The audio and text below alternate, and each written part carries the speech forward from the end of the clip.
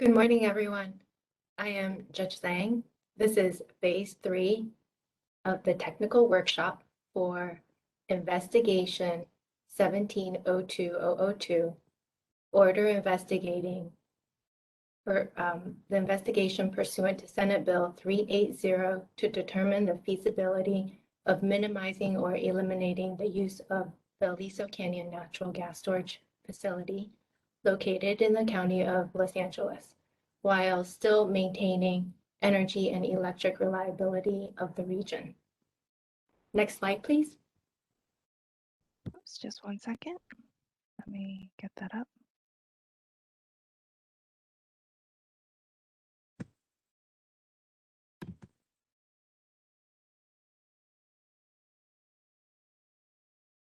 Okay. Today's presentation is recorded. Please take note of the phone number, the access code, and the passcode if you lose your internet connection. Our hosts today are Commissioner Guzman Aceves, FTI Consulting, and Gas Supply Consulting. Please make sure your work area is safe, do an ergonomic check, and note the emergency exit. Next slide, please.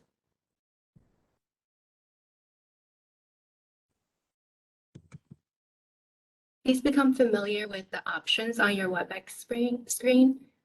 Note the mute button and the unmute button, and the raise your hand button. There is also an audio option that allows you to switch over to your phone if you have bandwidth problems. Next slide, please. During this WebEx event, everyone is muted at the beginning. The chat box can be used for Q&A on a rolling basis, but we will not address them until the Q&A portion of the presentation. During the Q&A portion, you can raise your hand and the moderator will call on you to speak. Speakers need to state their name and organization before speaking. Do not use the chat box for sidebar conversations. Please only use the chat box for questions regarding the presentation. WebEx records all exchanges that happen in the chat feature, even if you select only one person to chat with. One option is to email your questions to the moderator, and her email is right there. It is Aliso Canyon, OII, @cpuc.ca.gov.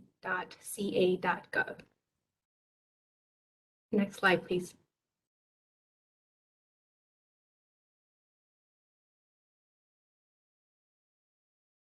The Commission opened this investigation pursuant to Senate Bill 380. We've been working on this since 2017. In 2019, the Commission published a final scenarios framework describing the overall sequence and process of studies for this proceeding. In phase 2, we conducted modeling and issued 2 modeling reports that reviewed system reliability and electric and gas rates related to reducing or eliminating the use of Aliso Canyon. This workshop is in phase 3, which seeks to determine the services, how the services presently provided by Aliso Canyon can be met if the field were to be eliminated. The presenters will review the different portfolios, and we will hope that everyone will be engaged and submit questions so that this is a productive workshop. I will turn it over to our host commissioner, Commissioner Guzman Aceves. Thank you, Judge Zhang. It is a pleasure to be here today. I want to thank everyone for joining us. I'm very glad to finally be at this point, and I really wanted to take a moment to acknowledge really the steadfast participation of the public on this issue, and in particular the parties to this proceeding. We spent a lot of time, as Judge Zhang outlined, really defining our current dependency And today it's very exciting because we're talking about what those alternatives look like for us to have a transition off of our dependency on Aliso. We're going to focus today on those investments that provide us a pathway to alleviate that dependency, and FTI's portfolios. I want to thank FTI for all the work they've done on this.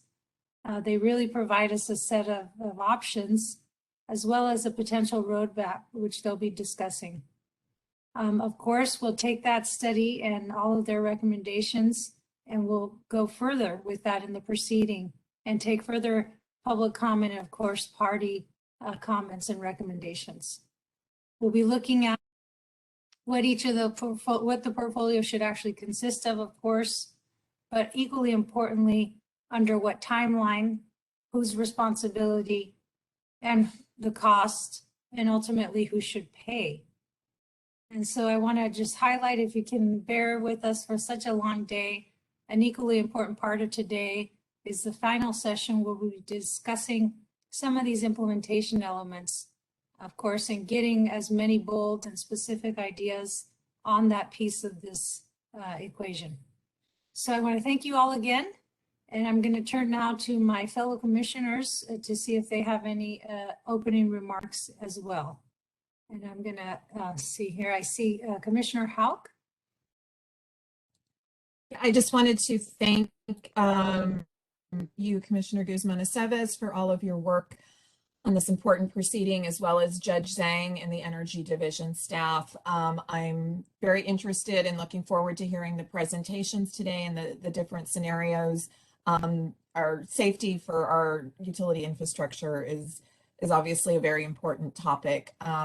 So again, I just am here to listen and learn. I will need to leave briefly just before 10 o'clock and should be back before 10:30. So if I pop in and out, that's why. But very much looking forward to the presentations today. Thank you. Thank you, Commissioner Shiroma. Yes, thank you, Commissioner Guzman-Aceves, Judge Zhang, the Energy Division staff, FTI and GSC teams for your hard work to get us here. I'm appreciative that it is no small feat to replace Aliso Canyon. It requires ensuring that both the gas and electric systems remain resilient and reliable. But I'm confident that through the assessment of the combination of technologies and infrastructure, what investments we will need to look at, what is a reasonable cost to the customers, that the process will really help us assess what the various portfolios and possible solutions present to us. And I look forward to hearing about them and to hear the input from the stakeholders and all of the interested parties who may be participating today. In terms of my schedule also, I will need to leave a few minutes before 2 o'clock this afternoon, but I have staff who will be monitoring all of this. And of course, this is being recorded as well. So thank you. And back to you, Commissioner Guzman-Aceves. Thank you. Thank you, Commissioner Shiroma. Commissioner Rechtschaffen. I don't have any comments, Commissioner Guzman-Aceves. I look forward to the discussion, and I'll also have to be leaving somewhat early this afternoon, but I look forward to the discussion today. Thank you very much. Okay, I think I'm handing it back over to Judge Zhang, but Karen, you can correct me if I'm wrong here. Is it over to Ken now? Yeah, I think so. Yes, it is. Okay, take it away. Thank you. Thanks, Commissioner. I'm Hello, uploading everyone. My the name is Ken Ditzel. I'm a Senior Managing Director at FTI Consulting, and I'm leading the Phase 3 effort for the FTI GSC team. We appreciate everyone joining today. As Commissioner mentioned, we have a very long day ahead of us. Skipping to the next slide. And Karen, for some reason, I'm unable to move forward. So if you're able to advance the slide, that would be great. Yep, I just advanced it. Okay. I see there's a delay. Great. So we're on the agenda slide, and we have a very long day, as the Commissioner mentioned. but the highlights of today will be completed within the first hour. So if you only have an hour, that's great. You'll get the highlights. We thought it would be great to begin with a recap, just so everyone remembers what we've done in the last year or so on this analysis, and where the shortfall is right now, and how we're proceeding in the cost benefit analysis. So to begin, let's discuss the recap. The format of this slide may be familiar to many, but some of the numbers have changed. The reason is that since November of last year, two important updates have been made. We replaced the new builds in the 2019 IRP data set with the transmission planning portfolio, or TPP data set, from around January, February of this year. And we also added in the CPUC's 11.5 gigawatt procurement order around June of this year. In other words, we updated our power model to capture the latest views on additions and retirements and regulatory conditions. In determining the shortfall, core demand and non-electric, non-core demand were kept the same as before. Also, enhanced oil recovery, or EOR, electric, and refinery electric were kept the same as before. What did change is the electric generation, or EG demand, for gas on the peak 1 in 10 day. We used Plexos, which is a power market model, for this exercise. It was rerun with the TPP data set and the 11.5 gigawatt procurement order added in. So we included the additions and retirements from those two pieces of assumptions. The result was a decrease in the electric generation, or EG demand, in gas to 621 million cubic feet per day in 2027 and 682 million cubic feet per day in 2035. Previously, these values were 840 in 2027 and 839 in 2035. So the result is that the shortfall values for the 1 in 10 peak day decreased to 395 million cubic feet per day in 2027 and 323 million cubic feet per day in 2035. Later in the presentation, slide 20, we provide a little bit more detail on these numbers.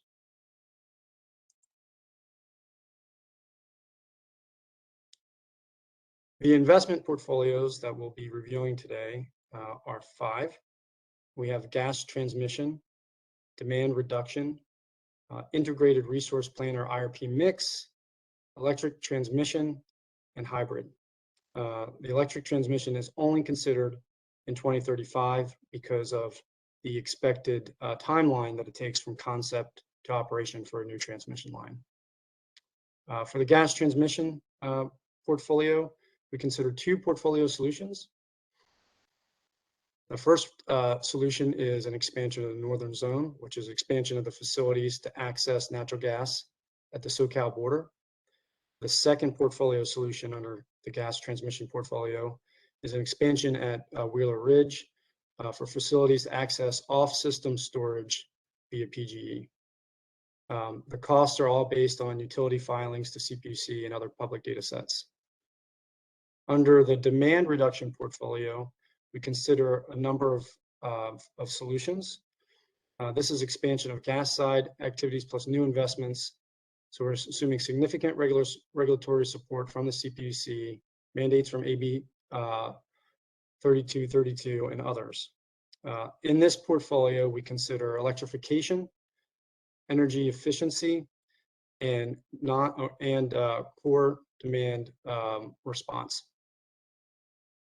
Thirdly, we have integrated resource planning mix, which is incremental demand response, storage, and renewables added, as shown in the current IRP. We exclude solar as we get into later. The peak hour condition is later in the day, so solar is excluded as part of this additions for generators.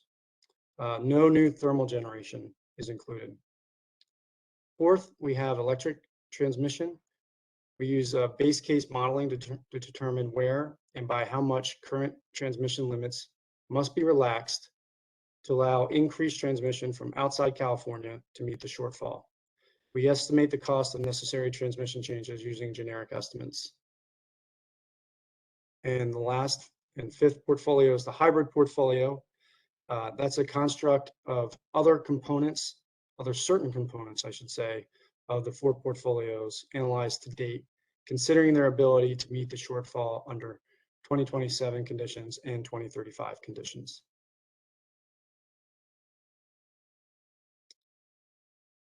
Recap of the analytical overview.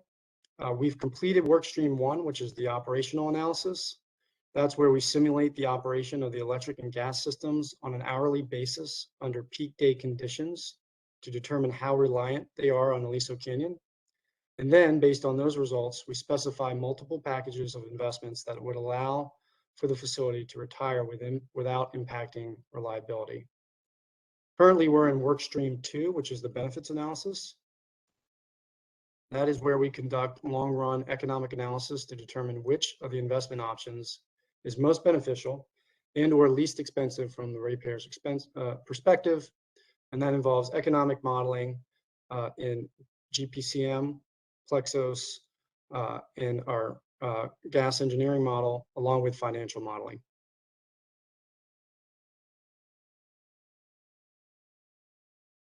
So just an overview of workstream 2, a little bit more detail here. The investment portfolios are each scaled to close the shortfall. So we don't have excess or shortage in any of the portfolios. They're scaled to exactly meet the shortfall. We then simulate the gas hydraulic model along with power and gas market models to estimate impacts. Second, we research and analyze the financial costs to build new infrastructure, and we do the financial modeling to calculate the cost benefit of each option. And then third, we do a comparison or ranking of the portfolio costs and benefits. The models we use on the market side for power and gas, power we use Plexos, and for gas we use GPCM. Both models are industry accepted modeling tools for power and gas markets, often used by utilities, investors, regulators, system operators, and researchers. FTI and GSC populated these models using public and proprietary databases compiled by the project team and calibrated to observe markets. Just a quick review of Plexos and GPCM. With Plexos, it is the power model we used. It's stochastic in the sense of forced outages. It has an hourly time step. We did the analysis for 2027 and 2035. It's a model that's licensed from Energy Exemplar. GPCM, or the gas model, is licensed from RBAC. It includes existing and planned pipelines, storage, and LNG facilities. It is not stochastic. Its time step is monthly as opposed to hourly. We analyzed the gas market with GPCM for both 2027 and 2035. For the gas transmission solutions, we use the hydraulic model, which is the Greg Engineering Next Gen hydraulic modeling software. It supports steady state and transient simulations. The input facility data is based upon CPUC phase 2 modeling. It's used by natural gas and liquid pipelines worldwide, including the majority of US interstate pipelines.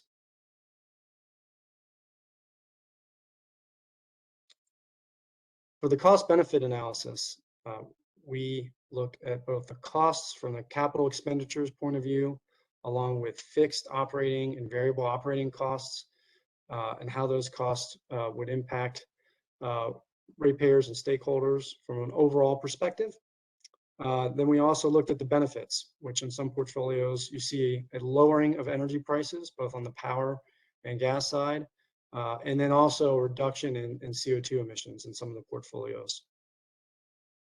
We simulated the gas and electric markets again using Plexos and GPCM to estimate the benefits from reduced energy prices. The benefits are all compared in a levelized annual fashion to the costs. Again, the capital costs are levelized, and then we also add in annual operating costs and emissions increases if applicable. As we present each of the portfolios today, we will go through generally a 5-step process. First, we'll begin with an overall description of the portfolio. Next, we'll move into the technical solution. So for example, we present 2 potential technical solutions for the gas transmission portfolio and also for the electric transmission portfolio, then several solutions for the gas demand response portfolio. Then we discuss some of the modeling inputs that were used from a technical side and a cost side. Then we move into the modeling results that we see in each of the portfolio solutions.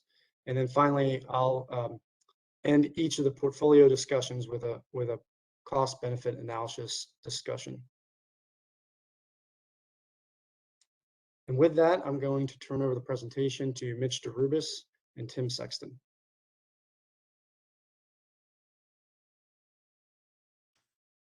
Hi, I am Mitch DeRubis. I'm a director at FTI Consulting, and I'm going to start on the power system modeling side of things, and then Tim Sexton will address everything gas system modeling related. So, advance the slide. The biggest change in the power system modeling is to the collection of generators modeled in Plexos. So you may or may not recall from the previous workshop, especially in workshop number 1, that the base case generators came from 2 different data sets or 2 different sources. The first is the existing and planned generators data set. It was constructed from a variety of sources, most notably the EIA 860 data set, the 2026 TEPC common case, and the CAISO master generating capabilities list. And if you need a refresher or you're interested in learning more about that, I would refer you back to the workshop 1 slides where they're covered in more detail. The second data set used to construct the previous base case are the resolve selected builds from the 2019 IRP data set, which shows what incremental capacity was built and selected to meet the various objectives of the IRP planning process, such as to meet reliability, to meet CO2 emissions targets, among others. So of these 2 data sets, the first group, the existing and planned generators, remains the same in the updated base case. So you can see that same dark blue box on the right-hand side. However, the 2019 IRP data set, the resolve selected builds have been replaced by the transmission planning portfolio, which we'll refer to a lot as the TPP, a newer data set that wasn't available at the time of workshop number 1. In addition, and importantly, the updated base case incorporates the requirements of a recent CPUC procurement order for 11.5 gigawatts of net qualifying capacity, or NQC as we'll often refer to it, by 2026, and we'll talk more about these requirements in the next few slides.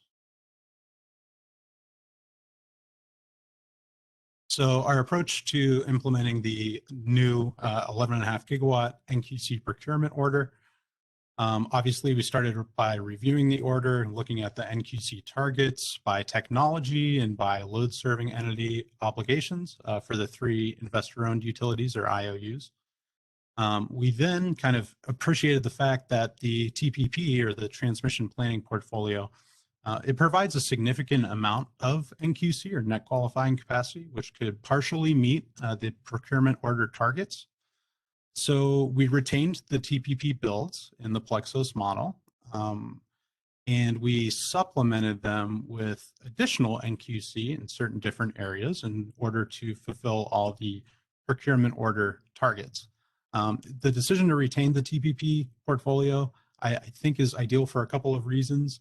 It's been shown to be a reliable portfolio based on the CPUC's modeling, showing it solving to an acceptable LOLP. It's been shown to generate emissions below the target level, and it has an optimized mix of different technologies built in different balancing authorities in order to achieve this goal. So rather than scrap it, we decided to retain it. It's a good, useful data set, and then supplement it with additional builds to meet that 11.5 gigawatt order.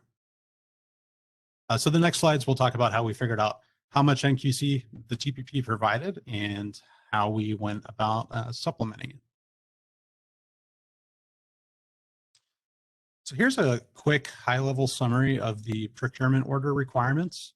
The first requirement is for zero emissions generation paired with storage or demand response resources required by 2025, not necessarily in 2025.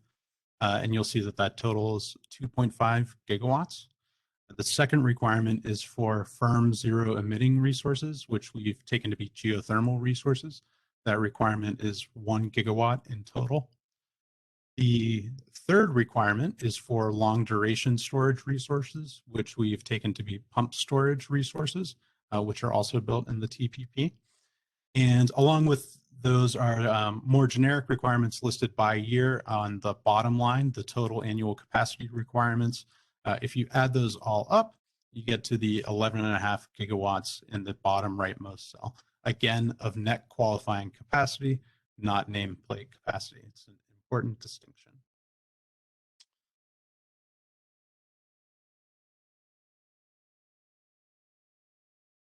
So first, we needed to figure out how much NQC the TPP provides overall and by specific resources. So this slide shows a summary of how much NQC the TPP provides. Because the resolve selected technologies and the data set we received from the TPP are presented as nameplate capacities, we had to convert to net qualifying capacity using the effective load carrying capability, or ELCC as we'll reference it. And we obtained those values from analysis done by the CPUC Energy Division. And you can see when converted to NQC, the TPP provides 7,438 megawatts, or shy of the 11.5 gigawatts required in the procurement order. It also falls short of some of the carve-outs or specific categories that we saw on the last slide, and we'll look at that on the next.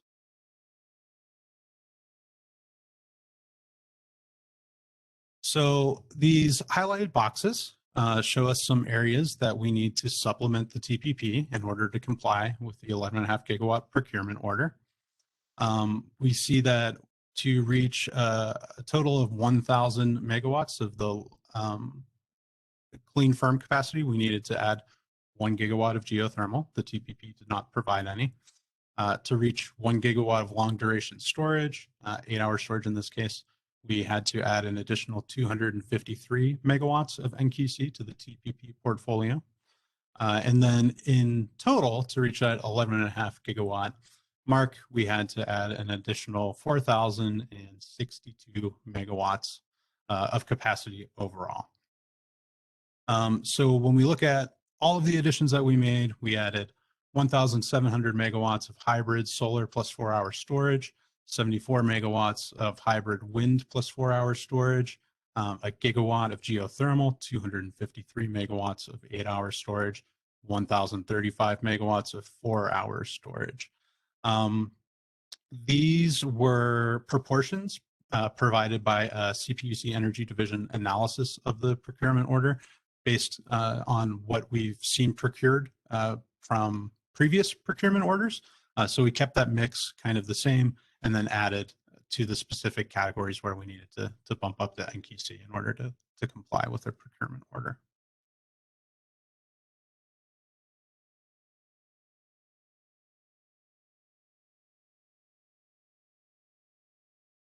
So the one effect, I should say, of adding all this additional capacity is a substantial decrease in gas generation on the peak winter day. This top line here shows our previous estimates of gas demand from the electric generation sector on the peak winter day in 2027 at 840 million cubic feet and 2035 at 839 million cubic feet. With the addition of all these resources and the change from the 2019 IRP to the TPP dataset, we see that when we rerun the base case, gas demand from the electric generator section or sector has fallen to 621 million cubic feet in 2027 and 682 million cubic feet in 2035. Now, gas demand falls more in 27 compared to 35 because of the specific hourly shape of the generation we've added. Most notably, because a significant amount of solar was already assumed in the previous base case for 2035. The additional solar that we add does little to kind of curb gas demand in 35 as compared to 2027. Now we see that before, when gas demand from the electric generation sector was effectively flat from 27 to 35, now we see it slightly increasing. Again, that's just because the resources displaced more gas in 27 than 2035. It's 61 million cubic feet increase. And just for big picture, to think in context, it's important to note that although this increases slightly from 27 to 35, it's more than offset by declines in core gas demand. And then just one other note, these totals exclude gas demand for cogeneration by refineries and enhanced oil recovery, or EOR, which is consistent with what we've been doing all along. These volumes are accounted for elsewhere in our analysis. They're just not part of the Plexos piece of the analysis. So now I'd like to hand over control to Tim Sexton. Okay. I'm Tim Sexton with Gas Supply Consulting, and I'm going to kind of jump in at this point. We at Gas Supply Consulting did a lot of the hydraulic modeling of the pipeline system to determine the shortfall, and later on we'll get into some expansion capabilities. But with respect to the shortfall, the first thing I'm going to jump into is, as Ken and Mitch stated, we have changed a few assumptions since the workshop 2. For those of you that participated and recall the slides, we had developed a shortfall in advance of workshop 2, but 2 significant assumptions have changed since that time that resulted in our updates to the shortfall. And the first is we've changed the storage availability assumption that's embedded within the hydraulic models. As those of you that participated in the last workshop would recall, we originally developed our models assuming that storage levels would be at a 90% inventory level, which created quite a bit of withdrawal capacity. The 90% inventory level was consistent with the number used in the phase 2 hydraulic modeling process. But we did some analysis of storage capacities and seasonal storage needs in the year 2027 and 2035 based on demand at that time, and found that the storage inventories would likely be quite a bit lower than 90% towards the end of the winter. So what you're seeing here is based on the new storage assumptions that storage would be available at about 54% of maximum inventory towards the end of the winter in 2027, and at 82% of inventory based on the year 2035 gas demand. So those assumptions have changed, which has reduced the amount of withdrawal capacity available to support our shortfall models. And the second big change in our assumptions is the one that Ken and Mitch just went through, that the demand for generation has declined based on the new TPP data set and procurement order. Assumptions that we haven't changed since we originally ran the shortfall analysis is that with respect to the shortfall analysis, we're still using an 85% pipeline utilization, or RPU, assumption in the northern and southern zones, as well as 100% in Wheeler Ridge. The models are set up that in order to determine the shortfall, we reduced generation demand from that is required until the model balanced. And so those were the demand numbers that we would minimize in order to allow the deliverability to meet demand in the hydraulic model. Next, Honor Rancho is used to support demand fluctuations in the model. So Honor Rancho does go up and down a little bit in the model, not significantly, but somewhat during the day. And of course, withdrawals from Aliso Canyon are not available as Aliso Canyon is removed from service in all of these shortfall models. And finally, the gas demand other than the electric generation demand, the rest of it is all sourced from the California Gas Report, the 2020 California Gas Report. So we use that for core and non-core gas demand throughout the study. So I'm going to jump to the next page. One last set of assumptions is that as those of you, once again, that participated in the first workshop, our hydraulic models are not just steady state models. These are transient models that effectively replicate the demand during the day on the pipeline system. So what we do is the demand requirements will move up and down. Peak periods early in the morning, late in the evening, and then lower periods in the middle of the night and midday. So we have those demand fluctuations embedded in our model. And with respect to how we profile that during the day, we are using hourly profiles that have traditionally been used by SoCalGas in their models, that CPUC adopted in the phase 2 models, and we've adopted those hourly profiles in our models also for consistency. And CPUC in its phase 2 study had done a detailed evaluation of those hourly profiles and determined that those hourly profiles that were used in the SoCalGas models did result with consistent results as if the modeling had gone down to a localized hourly profile for each delivery point, each zip code. These generic hourly profiles resulted in similar results, and so they're valid and useful, and so we've used them going forward in our models. Next page. Okay, and these are the hydraulic model results for the portfolio shortfall. And the results on the right, the updated results, are the ones that Ken showed earlier and walked through. And you can see in 2027 and 2035, the red line towards the bottom is the shortfall that we're showing in this model.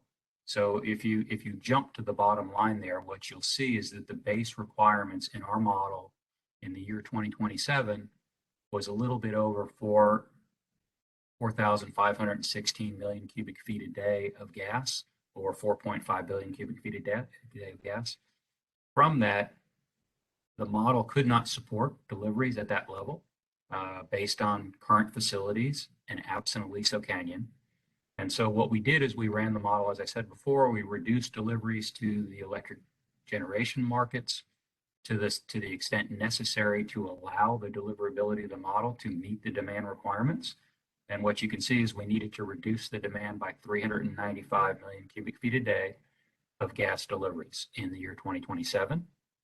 As we went on to the year 2035, that portfolio shortfall reduction also went down to 323 million cubic feet a day of demand requirements, the shortfall. So those are the shortfall numbers that we've generated based on the hydraulic models, and those are the shortfall numbers that are going to be used as effectively the target that we're trying to solve. So effectively what we're saying is once you take Aliso Canyon out of service, that in the year 2027, the system is 395 million cubic feet a day of deliverability short to meet demand requirements. And in the year 2035, it's 323 million cubic feet a day short of deliverability requirements.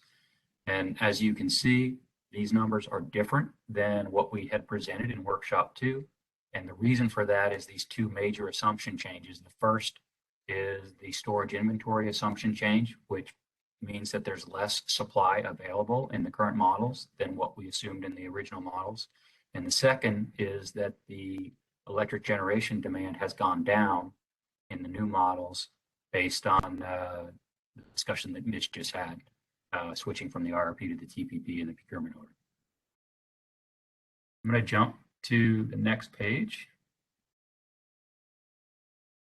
Now, effectively, what we're showing here is these are some charts that come out of the model and kind of demonstrate that the models that we've run in 2027 and 2035 were successful models. And what you see here is the blue line shows the system deliveries during a day. You can see this chart is effectively one day, a 24-hour period from 6 a.m. to 6 a.m. And the blue line shows deliveries at any point during the day. And this is kind of illustrative of the hourly profiles we were talking about in the aggregate. So you can see the blue line is deliveries changing during the day. The red line is changes in line pack on the system. That's effectively means how much gas is in the pipe on the system at any given time. And so that line pack is pulled down during periods of high demand, and then it's packed back up during periods of low demand during the day. And so that's the red line. And finally, the black line are the storage withdrawals, or I'm sorry, the system supplies during the day, which consists of both storage and receipts from the supply receipt points. So you can see most of the fluctuation is supported by changes in line pack, with a little bit changes in supply, and the only change in supply that occurs during the day is at Honor Rancho storage. And the important thing to read off this chart is that line pack does recover from 6 a.m. the first day to 6 a.m. the second day, and we get back to the same point on the system.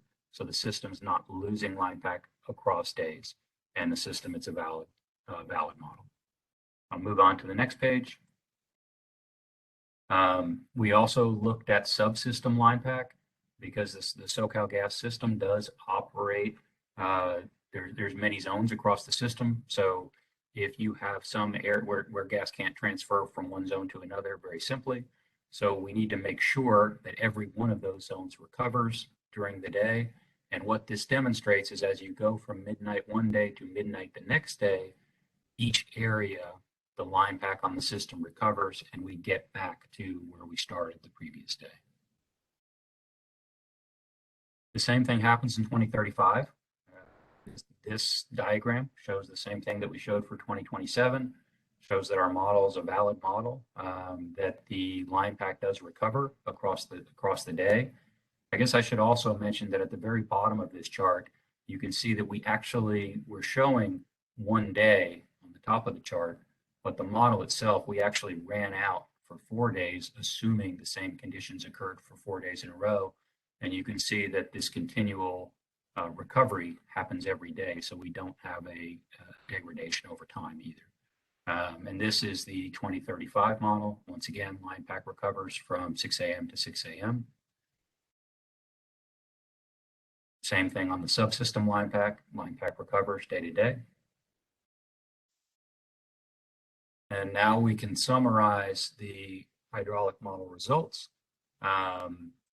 See, in our models, we were able to, once we reduced the EG deliveries by the 395 in 2027 and 323 in 2035, we were all able to maintain all core and non-core deliveries across the system. The system pressures are maintained below the MAOP and above minimum operating pressures across the day. There were some isolated instances of minimum pressures that got a little bit below the projected minimum pressures, but that occurred in very isolated places in the San Joaquin Valley on the system, and that's consistent with some results that were showing up in phase 2 when they ran their models. The line pack does recover, as I said, over a 24-hour period, and the supplies on a ranch of storage and line pack were successfully used to balance demand variations during the day, and everywhere else, pipeline and storage receipt points are held constant at planned levels across the day. So I think I'm going to jump out, and Ken, I'm going to pass the baton back to you at this point. Thanks, Tim. Sure. So at this point, we're going to talk about the cost benefits summary. So this is the highlights before we get into the detail of each of the portfolios. Let's begin with discussing how the cost and benefit cost ratios played out in the analysis that we did. So in conducting the cost and benefit cost ratio analyses, we looked at each portfolio solution on an annualized cost and benefit basis. That is, on the cost side, we determine the capital cost for each portfolio, and then we levelized those costs on an annual basis using a capital recovery factor that we kept consistent for each portfolio. We then added other annual costs such as variable and fixed operating costs. Additionally, we added any greenhouse gas cost emissions, if that was applicable, using the federal social cost of carbon placeholder value of $51 per metric ton. Then on the benefits side, we ran Plexos and GPCM to understand the annual savings or cost savings resulting from the portfolio solutions. The gas infrastructure solutions that you see on this page, they do not deliver any benefits because they are mainly replacing Aliso Canyon on the peak 1 in 10 day. The other solutions provide year-round benefits, however, in reducing wholesale power prices or reducing gas prices. So for portfolio 2, 3, and 4, all provide GHG reduction benefits as well, and those are accounted for, again, at the social cost of carbon. As you can see, in 2027, only 3 portfolios are presented. Again, the transmission portfolio solution, because of its long lead times between concept and operation, are soon to be available only in 2035. I do want to note that the gas demand reduction includes, again, a non-core demand response. I think earlier I may have said core. I just wanted to correct that. For 2027, the gas portfolio solutions offer the lowest cost solution. However, they offer no benefits, as I stated before. Therefore, they have no cost benefit ratio, and their net benefits are negative. In fact, portfolio 1A, which includes the northern zone expansion, may also require estimated annual firm transportation payments for upstream capacity of around 54 million, as noted in the footnote below. The generator portfolio in 2027 offers the best benefit cost ratio. However, its costs are the highest by several factors. This portfolio solution includes the assumption that the federal wind production tax credit is extended. Currently, it is not extended to 2027. But we do assume that extension. Without that credit, the costs would be about $100 million higher for that portfolio, and it would have a negative net benefits around the same range as the other portfolio solutions in 2027. In 2035, the generator additions and transmission expansion portfolio solutions offer the only solutions with positive net benefits, while the transmission solutions have a lower net benefit than the generator additions. Their benefit cost ratios are the highest. They are also lower cost solutions than the generator additions portfolio. Again, the gas infrastructure solutions have negative net benefits, and the gas demand reduction portfolio's net benefits improve from 2027. And we think it could improve further with the reduction of electrification market penetration as part of that solution.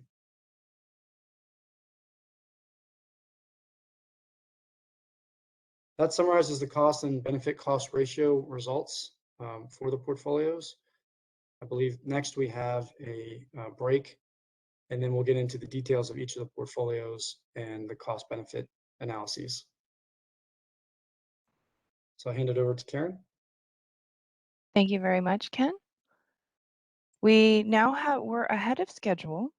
We have a scheduled break from 10:35 to 10:40. So I wonder if you want to take questions for the next 10 minutes, or if we want to just do a longer break. I think if we have any clarifying questions, we could address them now. Any other questions we could address later in the presentation. Okay. Let's see. We do have some raised hands. So first is Jason Egan. I will unmute you. Jason, you are unmuted. Can you hear me? Yes. Okay. I actually had a couple questions. I included them in the Q&A, so I'll just look through and let me know if these are qualify as clarifying. I was curious for the ELCC assumptions. Are you assuming the same ELCC for your portfolios in 2027 and 2035, or are they declining? Mitch, would you like to answer that? I would. So the ELCC values that we're using are simply to convert the TPP resolve selected builds from nameplate into NQC for purposes of supplementing them to meet the 11.5 gigawatt order. the 11.5 gigawatt procurement order requires all the resources to be procured or in service by 2026. So because that's the case, we don't actually need the ELCC values for 2035 because we're building all of these resources beforehand. Thank you. And then another question, I think these are also to you, Mitch. When you're modeling these portfolios, are you also assessing LOLE? And do your portfolios meet the LOLE requirements?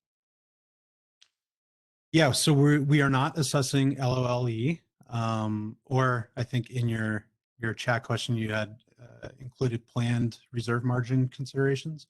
Yeah. So we're not doing that because we're not performing capacity expansion planning. We're using a fixed set of generators. That's the existing ones plus the generators from the TPP, which is shown to be a reliable portfolio through the SERV-M modeling. So we start with a reliable portfolio and then we add a lot of additional capacity to it. So the thought is that it will remain a reliable portfolio when you have one and then you add a lot of additional resources. And then I think also you on slide 17, you mentioned limitations on how much gas-fired generation can be displaced. What are those limitations and what are you assuming there? I think it's slide 17. Let me take a quick look. Yeah. Oh yeah, okay. So that's regarding why 2027 falls more than 2035. When you look at the base case runs of Plexos, you can look at gas demand throughout the course of the day. And what happens is in 2027, there's still some amount of gas demand during the daylight hours or the peak solar production hours. In 2035, that is not really the case. There's so much solar on the system that adding incremental solar to the system does nothing to displace gas generation during the daylight hours because it's already all been displaced. That's all I was trying to get at there. Got it. And I apologize. I had quite a few questions in here. So on the next slide, I just want to make sure I was following assumption 4. Is that assumed unserved load? Is that the unserved load that you are identifying as your shortfall, or is there some other assumed level of curtailed demand? Sorry, on which slide are you looking? Slide 18, it was the line item for assumption 4. Oh, sorry, I think that's for you, Tim. Yeah, can we get to slide 18 so I can make sure that we're. Yeah, and it's the assumption 4 down in the middle. I just wanted to make sure I was following this relative to your other slides. Is this the unserved load that is the shortfall, or is this some other unserved load that you're identifying? No, that is the shortfall. So effectively what we do is, we start taking off the electric generation demand at the least efficient units first and just kind of work our way through until we've taken off enough that the model can support the deliverability. So this is the shortfall. And I have two more slides I had questions on. Sure. On the hydraulics, I was curious if you double check the values. San Diego appeared low, and then it looked like Coast and Valley might have been switched. And then I noticed that you switched between midnight to midnight instead of 6 a.m. to 6 a.m. and was curious if there was a reason for that, why sometimes it's displayed 6 a.m. to 6 a.m. and sometimes. Yeah, I think both of those, I don't think there's much of an issue there. The midnight to midnight, as I showed on those, there you go, on the line pack chart, you can see we actually ran our models for a period of like 4 days on each of these. So, I could have showed you midnight to midnight or 6 a.m. to 6 a.m., but either way, we get back to the same place. So, I just showed 6 a.m. to 6 a.m. as kind of a day starting with the peak and ending with the peak at the other end. So I don't see that one as being an issue. The other, as to the line pack and the zones, frankly, we covered every bit of the system with our zones. But when we developed those zones, we were looking at the map and doing our best to pluck off the map where the zones actually are. So our breaks might be slightly different than what you might see in a different presentation. That might be what you're seeing here is, San Diego looks a little bit low. Maybe we have a little bit more in southern zone than you have in a different study. But, you know, the model recovers and the model recovers in these different areas that we've isolated and identified. So I'm comfortable that, you know, we're covering ourselves every day. Okay. And then my last, and maybe this is one that is something we can get into more detail when we get into the portfolios. And I did see that more detailed work papers were provided on the cost and benefit analysis. But, you know, my read was it still seemed like there was inconsistent details across the portfolio. Some portfolios had more information than others. Some things weren't considered. For example, I would assume there would be benefits to narrowing the basis spread between the border and city gate. So that would, you know, result in some reduced gas cost and electric cost when you would expand capacity, transmission capacity, gas transmission capacity.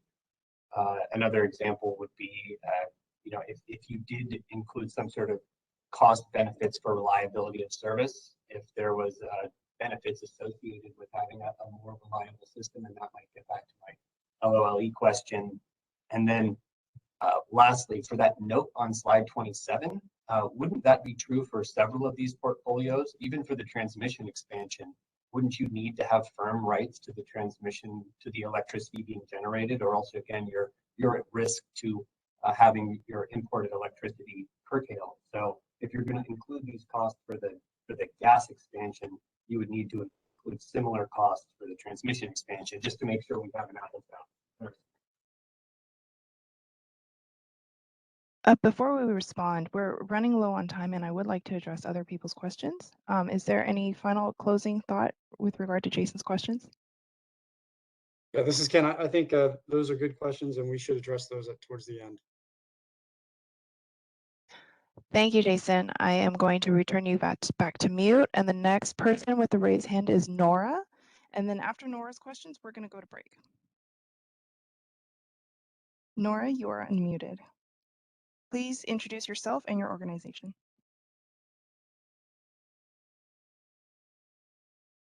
Nora?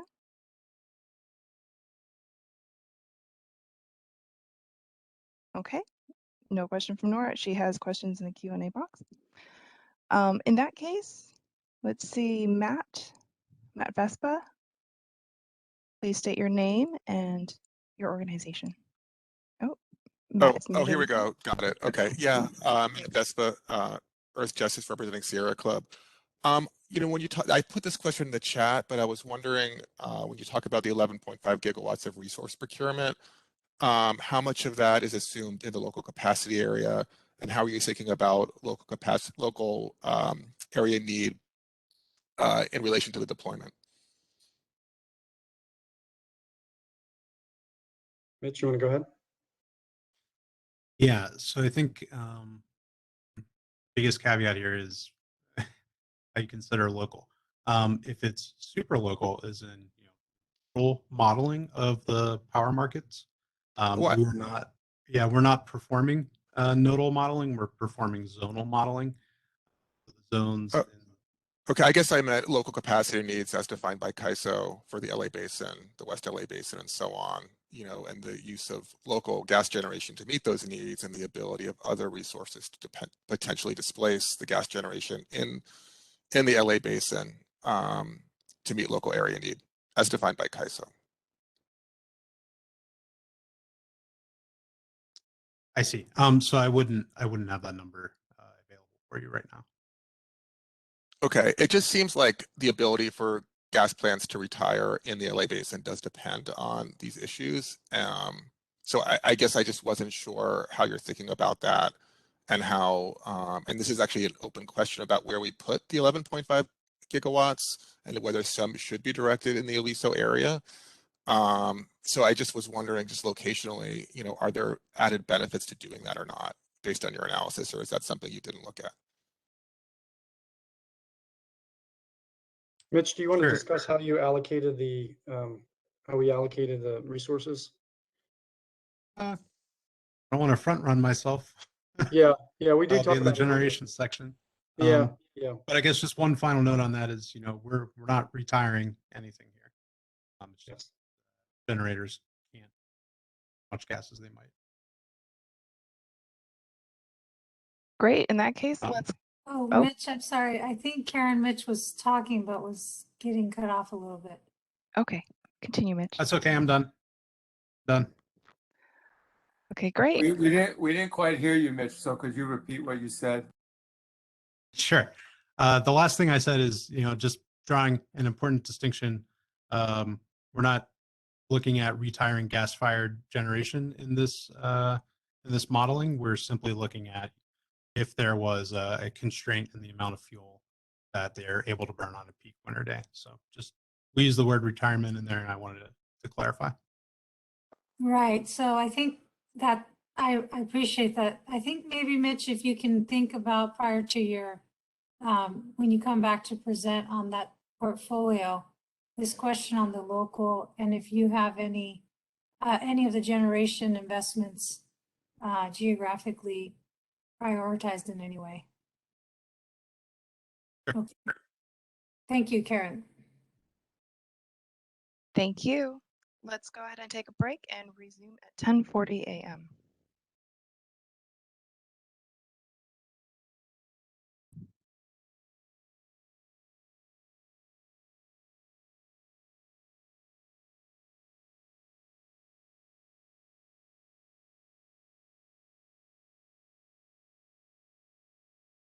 Okay, welcome back, everyone. Tim is our next presenter.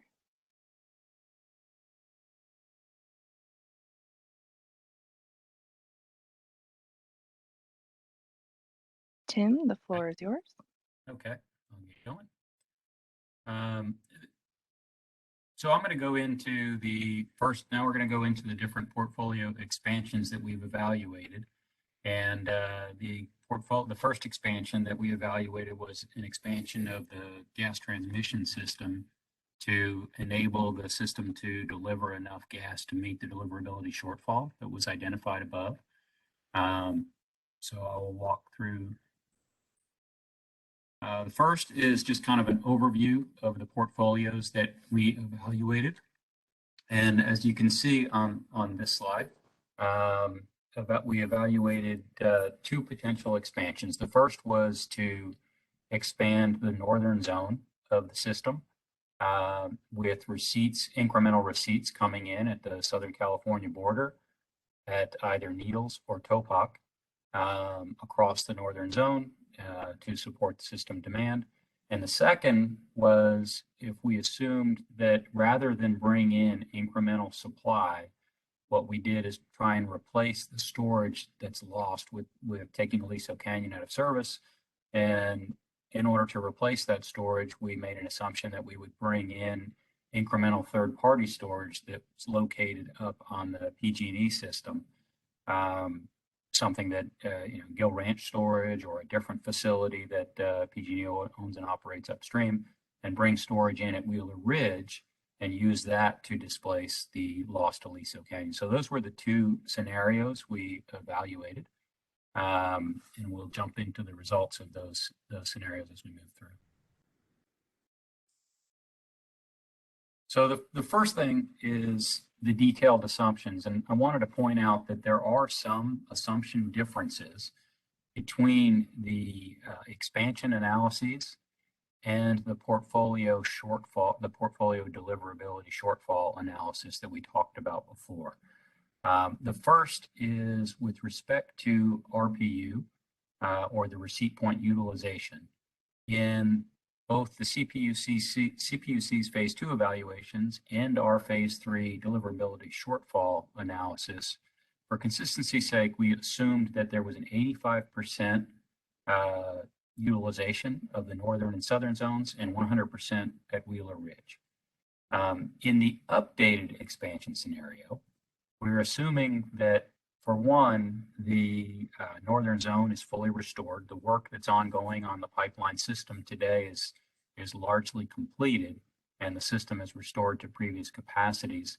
So we see a more resilient system at that time. And we brought this up in workshop 2, took feedback from the parties, and decided that the appropriate thing to do with respect to the portfolio expansions is to look at a little bit higher RPU And so what we're doing is we're using a 95% receipt point utilization at each of the zones, the northern zone, the southern zone, and the Wheeler Ridge zone. But what we also took from the input that we received in workshop 2 was it was also appropriate to include one pipeline outage. So it's almost an N-1 type study where we've got a 95% RPU into the system and one pipeline outage assumed on the system. And so, and in order to develop the one pipeline outage and how might that affect the deliverability of the SoCalGas system, what we did is we looked at all of the outages and from the maintenance reports that have been published on the SoCalGas Envoy system since 2015. We looked at all of those events and tallied every unique event that occurred on the pipeline system. We ignored storage outages. We're concentrating on pipeline outages here. And the average outage across the universe of disruptions that have occurred since 2015 was about 212 million cubic feet a day. So we assume one outage of 212 million cubic feet a day occurs on the system. And the way we represented that outage is we looked at the storage withdrawal facilities. And specifically, we looked at the Playa del Rey facility, and we took the withdrawal capacity that would otherwise be available at Playa del Rey, and we reduced it by 212 million cubic feet a day. And what that does is it reduces deliverability right in the LA basin where the demand is highest. And Playa del Rey is located nearby. So it reduces deliverability in that area, which would be reflective of a reduction anywhere on the pipeline system to bring gas to that location. So we thought that was appropriate. So within our models, there's a 95% assumption, and there's a 212 million a day outage assumption on the pipeline system. And I'm glad I put this other bullet on here on the storage assumptions, because I see I got a lot of questions on that from the portfolio deliverability shortfall. But we're using the same storage assumption of 54% inventory assumption in the 2027 model and 82% inventory assumption in the 2035 model. And for those that had questions on that, those inventory assumptions were developed using a seasonal storage analysis that we put together and shared with the stakeholders in workshop 2 back in March. We were looking for input at that time as to whether we should retain the 90% storage inventory assumption that was used previously or adjust to this lower inventory assumption in 2027 and 2035. And we developed that based on a look at how much of the demand in the year 2027 could be served by flowing supply with the capacity of the system as it is today, and how much of the demand could be served in 2035 by flowing supply based on the demand that's projected for 2035. And then everything else besides that on a seasonal basis needs to be served out of storage in the winter season. So as the winter season goes on and storage is meeting demand requirements, the inventory is going down. And you can see what happens in 2027 is that the demand is higher than what's projected for the demand in 2035 as demand is declining in the California Gas Report. So there's effectively less storage needed on a seasonal basis in 2035 versus 2027. And so the inventory stays higher through the season.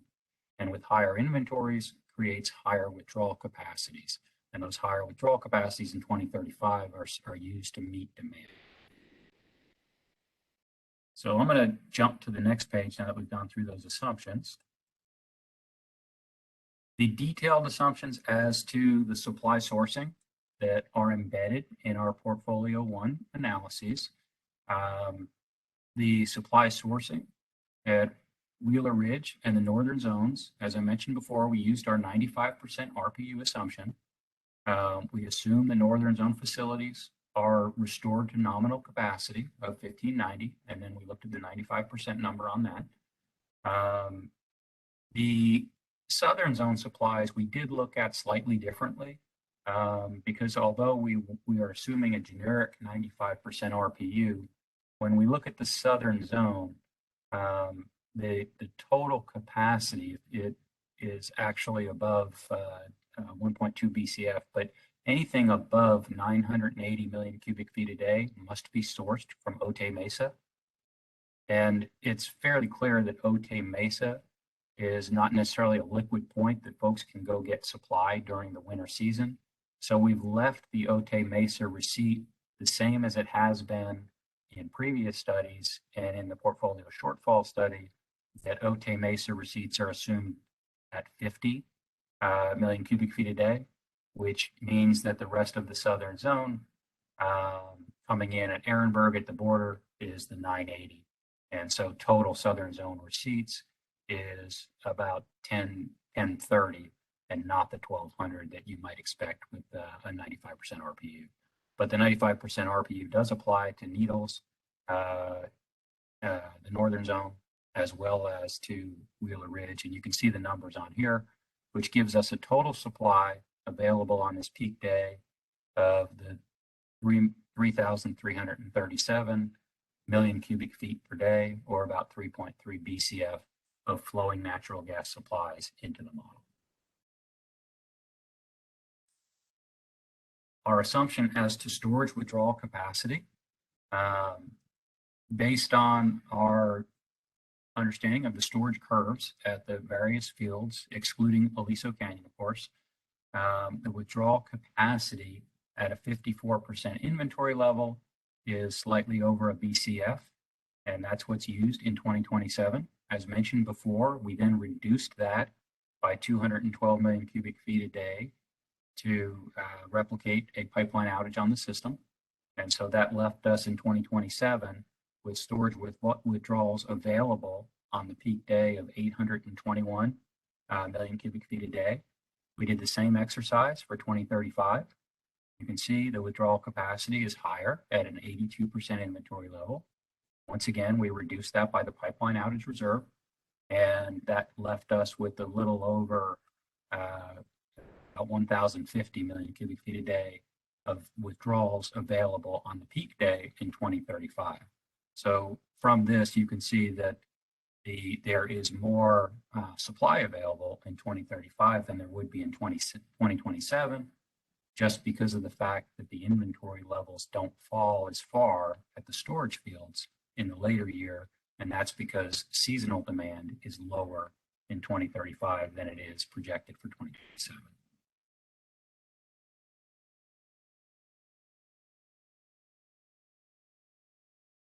Our hourly demand profiles, once again, this is just a reminder, we talked about this morning.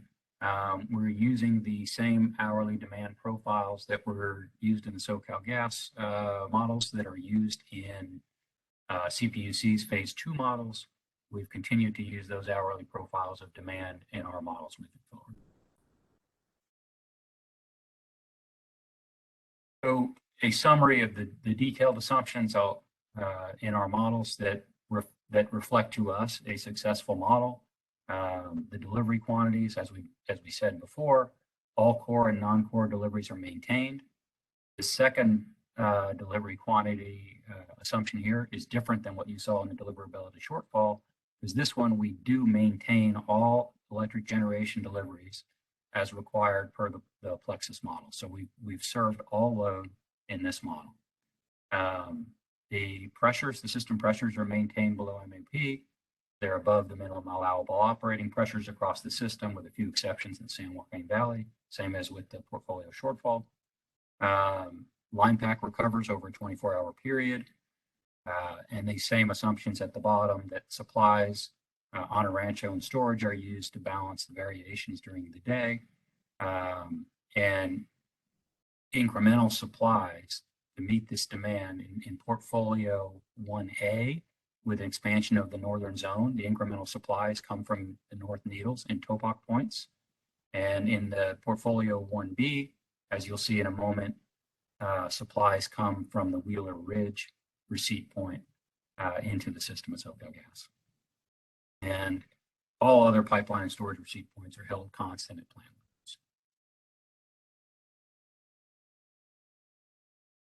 now we will get to the results here that tell where we landed with this. And you can see this, the first study that we looked at, we're calling portfolio 1A, and this is the northern zone supply expansion. And as you can see from this model, we're primarily bringing excess supplies in at Needles, a little bit at Topak, but primarily it's all coming in at Needles. The incremental receipts in 2027, so we have incremental receipts of the 395. That comes into the system, and in order to support the deliverability requirements, we added pipeline looping to the system. And the pipeline looping that was added to the system, you can see coming from Transwest from Needles, we added about 20 miles of 36-inch loop.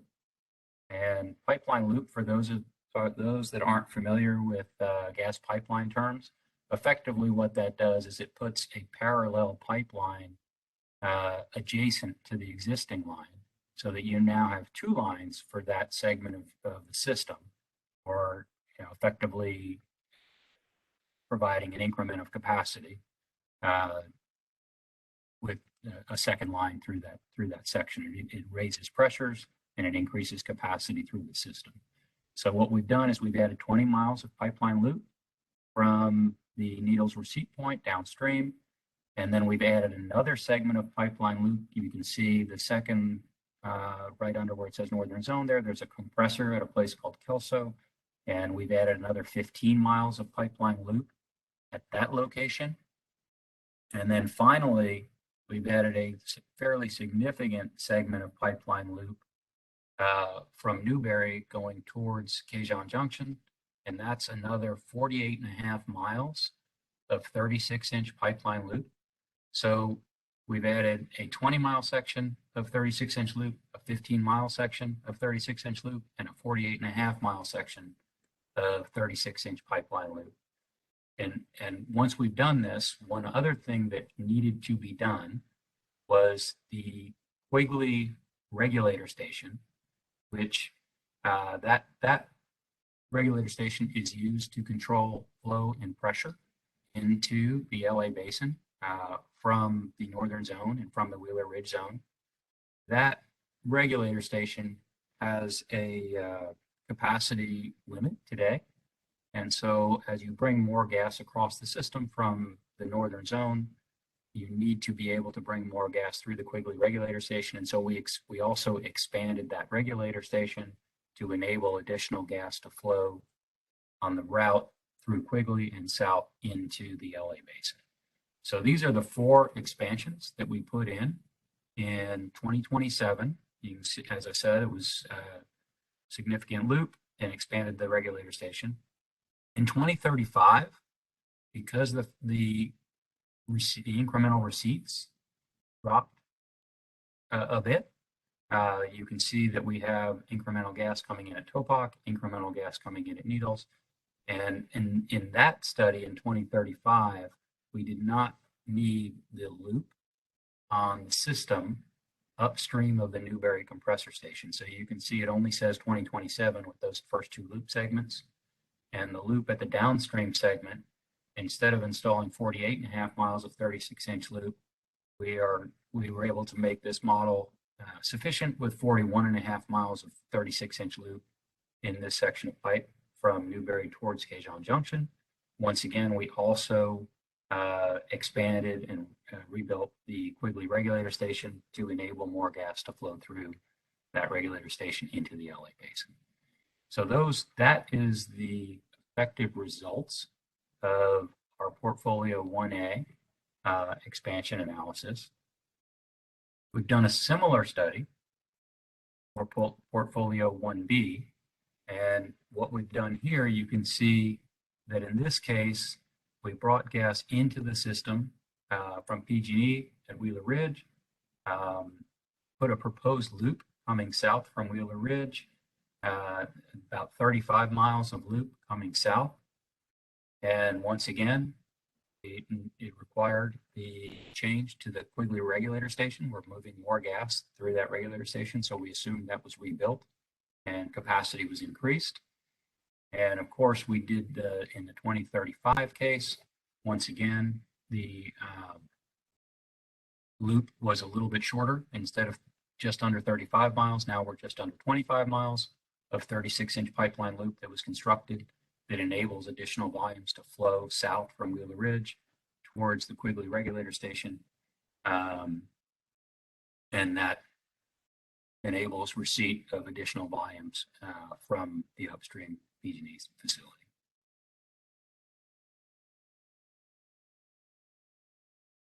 Now, with respect to Portfolio 1B, since we were looking at bringing incremental supplies from the PG&E system and from the upstream storage locations, we did take a look at the capacity on the PG&E system to move gas south into SoCalGas. And when you looked at PG&E's bulletin board, the Pipe Ranger bulletin board for the California Gas Transmission System owned and operated by PG&E, you can see that there is about just under 650 million cubic feet a day of capacity to deliver to SoCalGas. Compared to that, you can see the green segments of pipe, or the green segments on the chart that shows actual deliveries from California Gas Transmission, or PG&E affiliate, to SoCalGas. And you can see generally those numbers never get above 400 million cubic feet a day, which is quite a bit below the 647 of capacity. And even more illustrative is that during the winter seasons, that number drops down considerably. So from a capacity perspective, just from a 10,000 foot overview, it does appear that this is something that would be worth exploring to look at how that gas would come from PG&E, that there might be some capacity available during the winter months to meet the demand requirements on the system. The other thing that we've put on this diagram to kind of show where things work is that on the map on the left, you can see locations of some storage facilities on the PG&E system. So there is illustrative at the bottom of the PG&E system, you can see where the third-party Gill Ranch facility is located. And you can see the Kern River and Wheeler Ridge areas just south of there on PG&E. And then there's also storage facilities up north of there on the PG&E system at many other locations at, as you can see towards the north end, these dots are storage facilities. So there is potential for transactions to be done for storage capacity on the PG&E system, coupled with capacity on the California Gas Transmission System to bring gas to the SoCalGas system at Wheeler Ridge.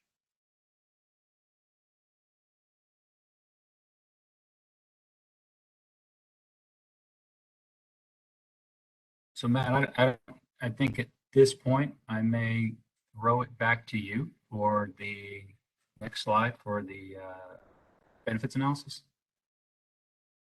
Hey, Tim. Yes, if we could move forward one slide. Good. I'm going to cover the cost benefit analysis for each of the two portfolio solutions that Tim presented. Just want to note that all the cost benefit analysis is in 2019 real dollars. And we've discounted the 2035 solution back to 2027, just so that we could have everything on an even keel basis. So the portfolio 1A is the northern zone supply expansion. We developed costs, as Tim has discussed. We then levelized those costs on an annual basis using a capital recovery factor from NREL, or the National Renewable Energy Laboratory, that it uses in its annual technology baseline, or ATB. We then added in fixed and variable operating costs. We also added in the pressure limiting station improvement that would be needed. In both of 2027 and 2035, we see the net benefit is negative. It may be even more negative if you include annual firm transportation payments for upstream capacity of around 53.9 million in 2027 and 44.1 million in 2035. So this portfolio, though, its annual costs are the lowest among all portfolios, excluding the annual firm transportation payments.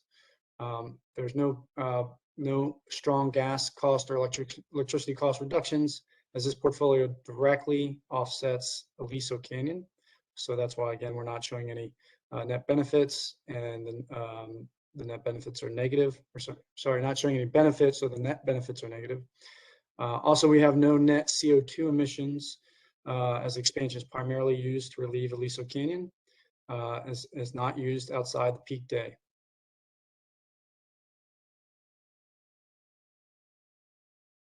Moving on to portfolio 1B, again, that's the Wheeler Ridge expansion to access CGT. This portfolio's annual costs are among the lowest of all the portfolios, second lowest. If you take a look at the annual levelized cost, you'll see that it includes both the pipelines and pressure limiting station. And then also there are costs for accessing the storage and building out the storage needed for the supply, and then also the PG&E tariff. In total, the net benefit is much more negative than portfolio 1A. There are no gas cost or electricity cost reductions, again, as this portfolio directly offsets Aliso Canyon. Also, there are no net CO2 emissions, as the expansion is primarily used to relieve Aliso Canyon and not utilized outside the peak day. And then finally, we consistently use this capital recovery factor over a 20-year period of about 6.4% for the annualized cost analysis.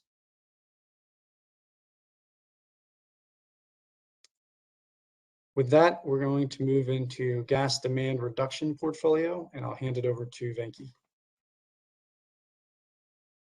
Hi, can everybody hear me?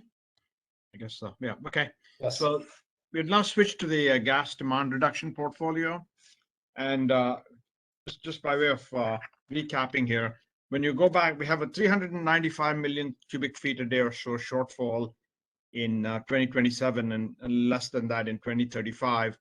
Now, what the gas demand reduction portfolio is all about is finding various pieces in which gas demand can be reduced on those 5 peak days or that peak period in order to meet the shortfall.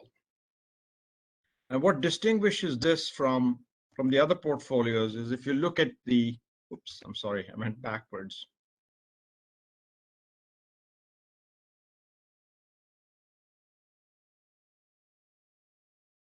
No. Okay, so what distinguishes this portfolio from the others is that if you look at TIMS 1A and 1B, they each individually were able to deal with the shortfall. The gas demand reduction portfolio is made up of 3 different components, and none of them by itself can deal with the shortfall, but we'll discuss each one of them and then look at them in combination. So the components are building electrification, which aims to reduce gas demand both on the winter peak day and on an annual basis, for water heating and space heating by converting those gas applications to electricity. It also includes gas and electric efficiency, energy efficiency programs that simply reduce electric and gas use. And it also addresses non-core demand response, which is basically looking at the non-core, non-electric generation customers, which includes industrial and refinery customers mainly, and see how they can reduce their peak contribution on the winter peak day, and whether that can address the shortfall. As I said before, and as we get into the numbers, you'll see that no single component can reliably address the entire shortfall. But when combined, this portfolio has the potential to reduce gas demand on the winter peak day by more than the shortfall, perhaps even much more than the shortfall. The second kind of distinctive feature about this portfolio is that the cost characteristics are also very different. For example, non-core gas demand response is for the winter peak day results in a is targeted only at the winter peak day, where building electrification is something that reduces gas share of building energy consumption across the year. And so their cost characteristics are very different. Non-core demand response may not require very high payments in order to achieve it, whereas building electrification may have a high cost because it's permanently taking out some gas demand. So because of these differences, we've looked at the cost benefit analyses by component, but we also present the totality of the portfolio. So with that, let's see what the impact of these various components are on the shortfall. Let's start with building electrification. So what we do here is we rely on the California Energy Commission's 2021 Building Decarbonization Assessment, which was released around August 2021. And we also construct hourly load shapes for the displaced gas and electric demand based on temperature data as well as AGA data on the electric technologies involved. And we combine that to look at what the shortfall might be on the winter peak day. And on the right-hand panel there, you can see what the impact is on the winter peak day. So just to discuss this in some detail, in 2027, as we've said before, the shortfall is 395 mmCFD. By electrifying building heat, and by that I mean 4 specific applications in building: residential water heating, residential HVAC, commercial water heating, commercial HVAC. We calculate, and we'll get into these numbers, the gas heating demand can be reduced by about 145 million cubic feet a day. However, because of the increase in electric generation, you'll see some increase in the electric demand generation, which in the same winter peak period amounts to about 30 mmCFD. So on a net basis, you get a contribution about of 115 mmCFD of gas demand reduction in 2027. That same number is higher in 2035, and it's 170 mmCFD. So if you can get 115 out of the 395 in 2027 from electrification, you're left with a shortfall of about 280 and that can be addressed by demand response. And on demand response, we have a potential to up to 670 mmCFD based on the demand numbers. So so you can see here that in total you can exceed the amount that you need. Another component of this portfolio is energy efficiency, and we break that into gas energy efficiency and electric energy efficiency. In both cases, we looked at the TRC high case from the 2021 Energy and Potential Goals Study, which was prepared by Guidehouse.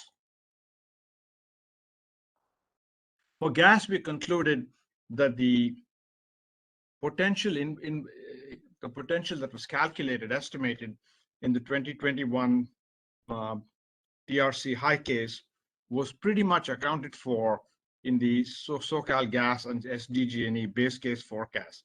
So we did not include any other specific adjustment to account for gas energy efficiency. On electric energy efficiency, we assumed that the base case, in fact reflects the 2019 IEPR. And we assumed here that the TRC high case incremental contribution to electric energy reduction is incorporated as an addition to that. And the numbers are there, and we'll discuss that to some extent. And finally, on the non-core demand response, we have over 650 mmCFD of non-core gas demand, which is, as I said before, mainly industrial and refinery loads. And so the question is, on a winter peak day, how much of that can you tap into for purposes of demand reduction? On the cost side, we've estimated at the end of the day, how much gas demand response you can get from the non-core demand response component can only be sort of verified with a reverse auction in the real world. But we've assumed here, for purposes of cost estimating, that the estimated cost of a standalone small-scale LNG plant can serve as a proxy for what the cost might be of achieving demand response. We're not saying here that every industrial facility will build a small-scale LNG facility. All we're saying is that that may establish a number for the cost. So that's the overview of the gas demand reduction portfolio. I'll now get into the details of each as we go along. So let's start with building electrification. So as I said before, we've relied on the 2021 study on building energy decarbonization. And what you see here on line 1 there is the total gas demand 2030 level in MM terms of gas demand under 3 scenarios which the study outlines: minimal electrification, moderate electrification, and aggressive electrification. And you can convert those. You can look at the total gas demand and say how much of it was converted to electricity. As you can see in each scenario, there's less and less gas demand. So more and more of it is being converted to electricity. So if you work the numbers, in 2030, under the minimal electrification, 980 million therms are converted to electricity. And if you state that in MMCFD, it's 261. Likewise, in the moderate electrification scenario, it's 1580 mm therms, which converts to 420 million cubic feet a day. This is on a California-wide basis.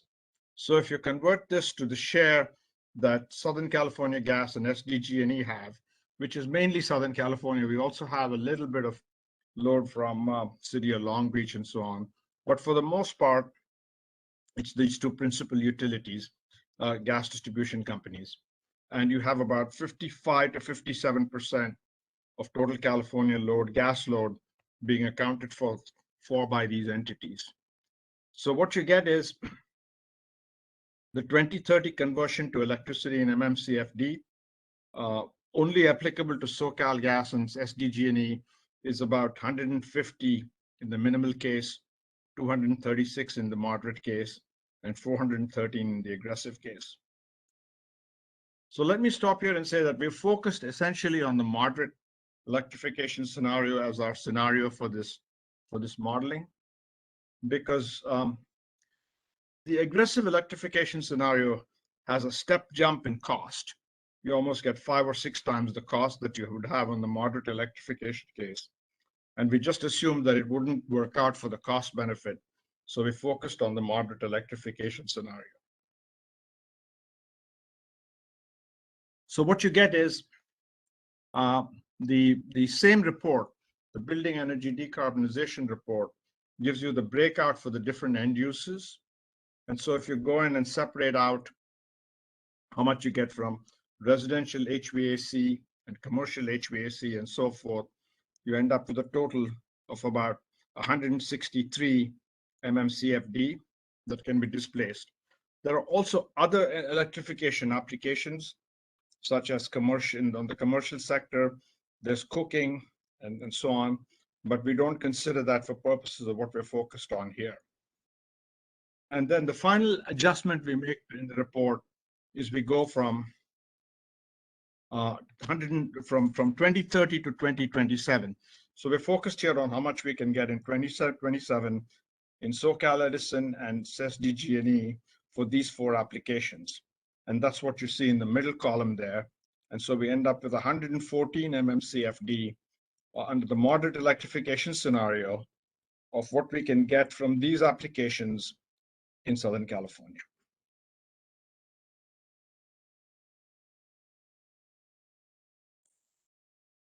Now, the same set of numbers, once you know how much gas has been displaced, you also get from the same building energy decarbonization study how much that means in terms of increase in California gigawatt hours.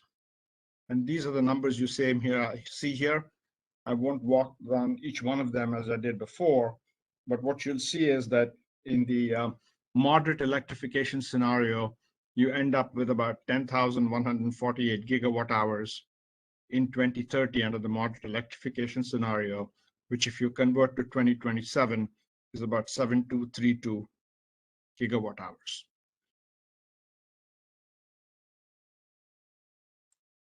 Before I switch to energy, so now I'm going to switch to energy efficiency. We explained the various components that went into building electrification. Now let's switch to energy efficiency, of which the first component is gas. Am I on the right page? Because I moved it to, is everyone seeing page 45? Yes. Yes. Okay. Yeah, okay, thank you. So this is just a picture from the California Gas Market Report, and it shows Southern California gas projections of energy efficiency that it has. And the purpose of showing this is mainly to say, we actually went into the work papers to get what was embedded in the forecast, but basically you have a sizable amount of gas energy efficiency in the California Gas Report. So SCG's projections, for instance, have about 56 BCF by 2035, which is about 13% of consumption, and it's fairly substantial. And what we did was we compared that to what the 2021 Guidehouse report had, and we focused on 22 to 2027, with 2027 being the year of interest for us. And we compared it both on an annual and a cumulative basis from 2022 to 2027. And what we saw and we further partitioned this to only energy efficiency incentive programs. So if I go back for a second, this is the total, of which only about half is accounted for by energy efficiency incentive programs, the rest coming from such components as codes and standards and so on. So likewise, if you do the same over here on an annual basis and you focus only on the energy efficiency incentive programs, the current projections that we have built into the base case show about 10 BCF between 2022 and 2027. And the Guidehouse TRC high case has about 8.8. So we concluded from that basically the gas energy efficiency that's built into the base case already covers what's in the TRC high case. And so we made no further adjustment to the gas energy efficiency. Electric energy efficiency, again, to put the numbers that we have there in perspective, we start with net energy for load base case of about 325,962 gigawatt hours. Of that, the base case itself reflects a certain electric energy efficiency, which is included in the IEPR, and those numbers are also presented there. What we assume here is that the TRC high case, incremental to that in the 2021 Guidehouse report, which came out after the IEPR was prepared, had an additional 3,952 or 7,000 gigawatt hours in 2035 of gas incremental electric energy efficiency. And so that's built into our forecast under the energy efficiency component.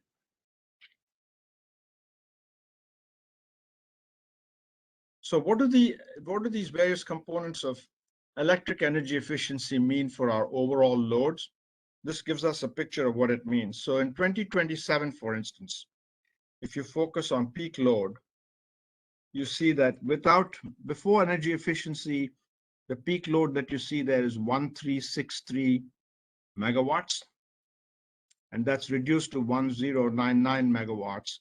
This is only the electric energy component in Southern California load. So you gain another 300 megawatts of electric peak reduction attributable to electric energy efficiency. So it's non-trivial, but it's not everything. The main component, of course, is coming from what the IEPR already had.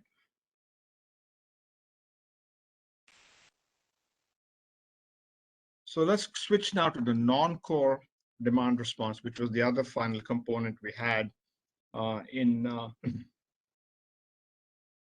the component. So what we have here is in 2027, it shows the average annual demand on a MMCFD basis, as well as the peak demand on a peak demand for gas, and this is non-core only. So this does not include the core gas demand. And what you see is you have 670 MMCFD on a peak day in demand, 1 in 10 peak day in winter. And that's the amount that's susceptible to being reduced in the gas demand portfolio. And that drops to 653 in 2035.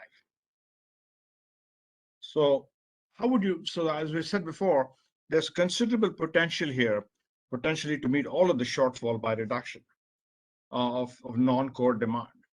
However, the only way to discover this in the real world would be through a reverse auction.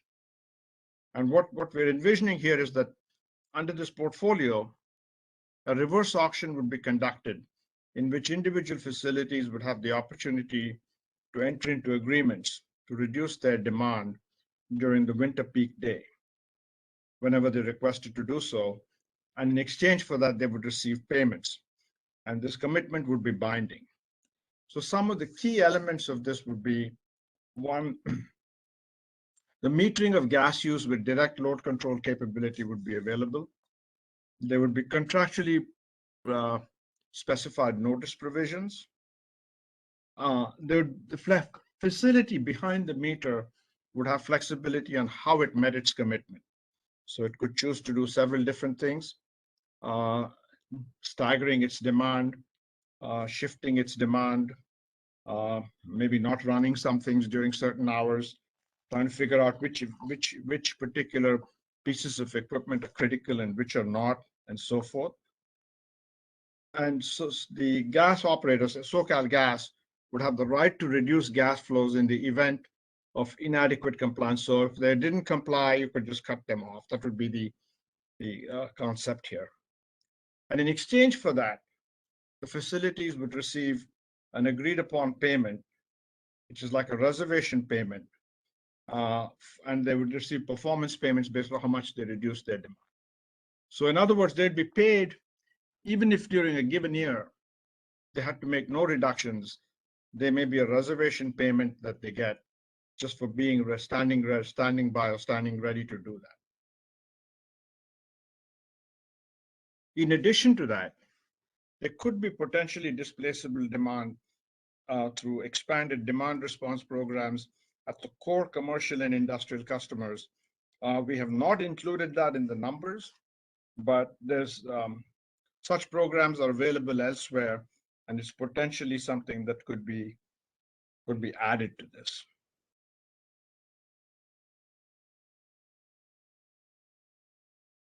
So now let's turn to costs. So on building electrification, under the moderate scenario, based on the CEC's building electrification report, the 2030 cost California-wide would be $6.16 billion. And if you adjust that to only SoCalGas and SDG&E, which is about 55 or 56%, that's about 3.5 billion, 3.44. And then you would go focus only on the space heating, cooling, and water heating applications that we discussed. That cost would be 2.76. It would be further reduced. And then if you interpolate it for 2027, it'd be something like 1.9 or close to 2 billion. And we assume the California Building Energy Report had only 2030 as the year. So we assume that 2035, you've sort of reached what you can reach, and 2035 is the same as 2030 in terms of penetration level. So those cost numbers that we have here flow into the cost benefit analysis. And the costs reflect several components. So the costs include the upfront capital costs, the decreased gas costs from not using gas, but the increased electric costs from using electricity. And in some cases for residential, the capital costs also include the so-called panel costs if you have to install a panel. So essentially all of the cost components are already reflected in the cost under the CEC methodology. And so we have not had to separately estimate the increased electric energy costs or the decreased gas gas consumption costs in this because it's all built into this cost number.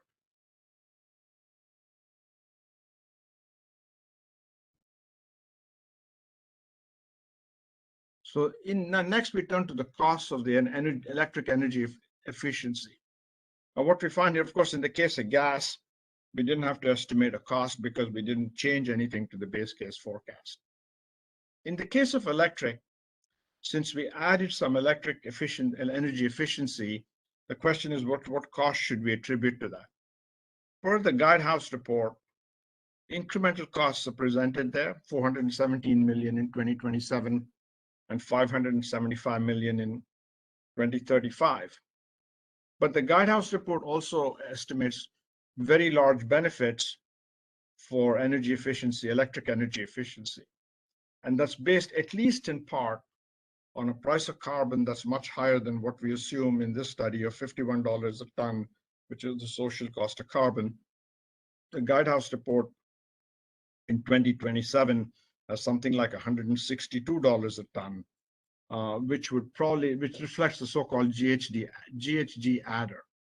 So we considered this closely and determined that since there were large benefits that were attributable based on these different costs of carbon, we would just treat the electric energy efficiency such that it had no cost or benefit. The cost would be zero, i.e. we wouldn't consider the net benefits of the costs and leave it there, because otherwise with differing costs of carbon, it could skew the analysis.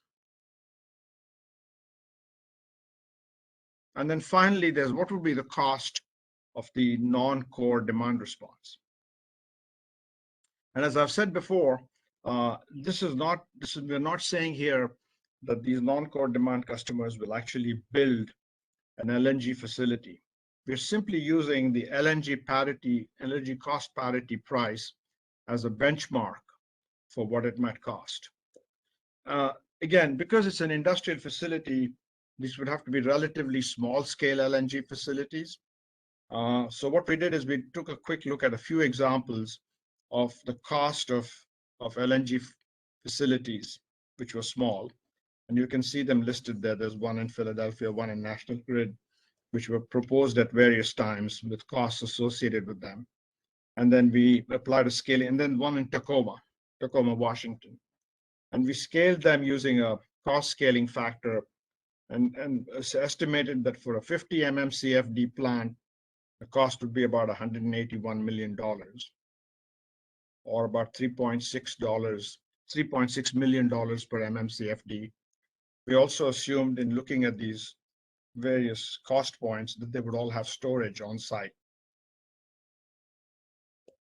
This just establishes a benchmark for costing for non-core demand response in the cost benefit analysis. So with that, I'll turn it over to Ken to walk through the cost benefit portion of this analysis.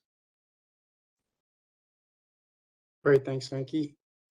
So we'll look at two portfolio solutions and then a combination of portfolio solutions for this for the gas demand reduction. Again, just a reminder, all of the cost benefit analysis is in 2019 real dollars and discounted back to 2027 for easy comparison.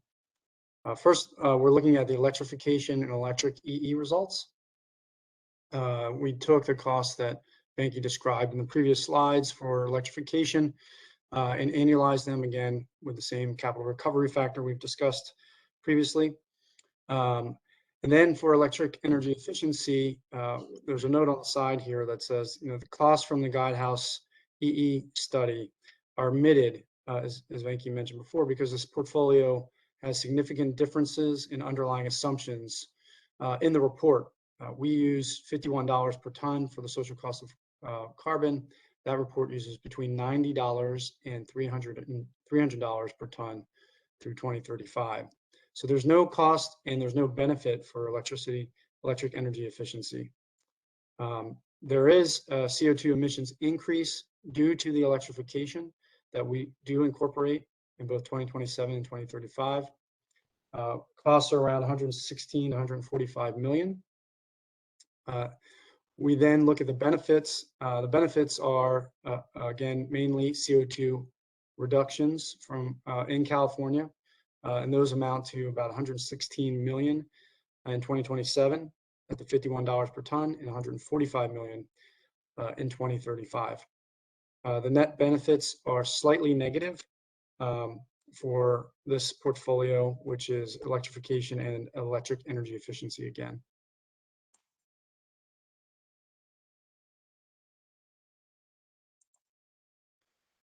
We then look at non-core demand response. So this is actually to meet the full 395 in 2027 and 323 MMCFD shortfall for the 1 in 10 peak day. We levelize the annual costs again using the capital recovery factor. We do not assume any benefits because this is only for addressing the shortfall on the peak day and not for extended benefits throughout the year. The total cost in 2027 is around 107 million. In 2035, it's around 77 million. The per unit cost estimates that we use are based on the hypothetical LNG facility. Again, we're not assuming an LNG peak shaving facility. We're assuming what would non-core demand response providers be willing to bid into a reverse auction. So we're trying to set some type of benchmark price, as Venki mentioned. Our analysis indicates that the approximate cost per unit of reduction would be around 240,000 million cubic feet per day, and between that and 270,000 million cubic feet per day. Just want to note that National Grid's expanded demand response implementation plan indicates that for a direct load control program targeted at large commercial and industrial customers, the approximate cost per unit reduction is between 230,000 million cubic feet per day and 275,000. So very close, according to our approximation. Next, we looked at the combination of electrification, energy efficiency, and non-core demand response. This is a combination of the tables that you've seen. The adjustment, though, is that we lower the amount of non-core demand response needed because a certain amount is already being provided by electrification and energy efficiency. This portfolio's annual costs are second highest among all portfolios, but we do see in combination benefits that accrue from this combined portfolio. The benefit cost ratio is around 0.46 in 2027 and about 0.69 in 2035. Again, we use the social cost of carbon of $51 per ton. We want to note that electricity costs do increase because of the electrification, but we do have on net a CO2 emissions reduction cost. We do have an increase from the power side, but a larger decrease from the gas side. So on net, around $50 to $60 million in 2027 and around $125 million in 2035 in CO2 emissions savings using the social cost of carbon. It's possible a minimal electrification, a larger demand response solution could be a cheaper alternative.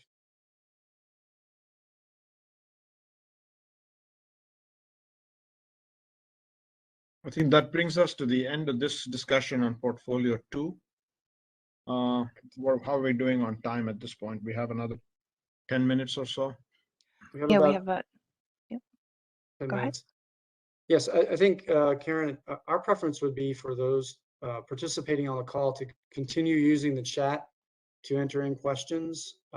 That's helpful for us because we can provide a better response. And any additional time that we kind of gain through this through the workshop that we added to the end, so we have more time for Q&A. So if those participating can continue to add in their questions, that'll certainly benefit us and them in terms of the responses and the quality of the responses that we can provide. So my suggestion would be to move to the lunch break. Ken, there is one problem with that, which we just realized that the rest of the public's not able to see the answers that you're replying. Oh, but we would address those answers during the Q&A session. So we would pull out the See. answers, and then we could also post them as we're answering them. Commissioner Ruxhaven, did you have a question? Well, yeah, I don't want to intrude on the flow of how you plan things, Commissioner, but I had a question for Mr. Vikeshwara, just about one item at the very end of one of your slides, where you alluded to other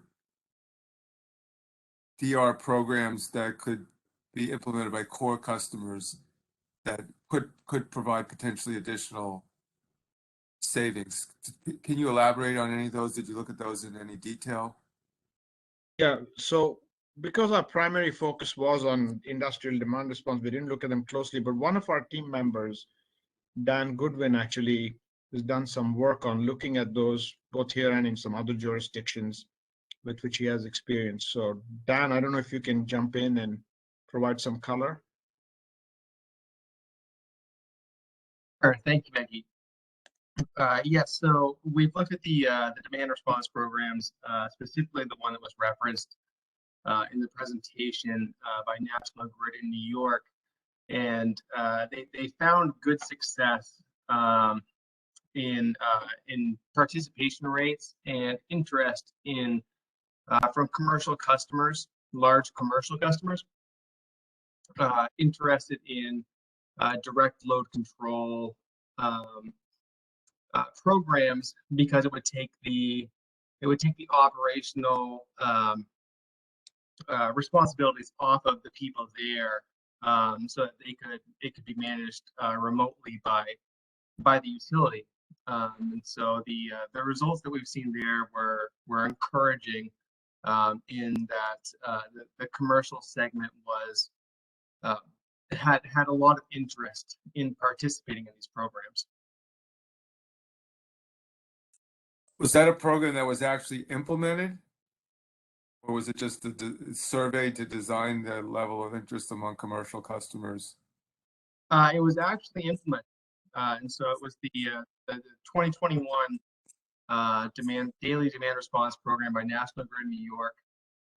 And they presented the results on it as far as the participation rates and those that signed up. And they did have a test event that was fairly successful, although with the caveat that they did not have the weather to actually have an actual event.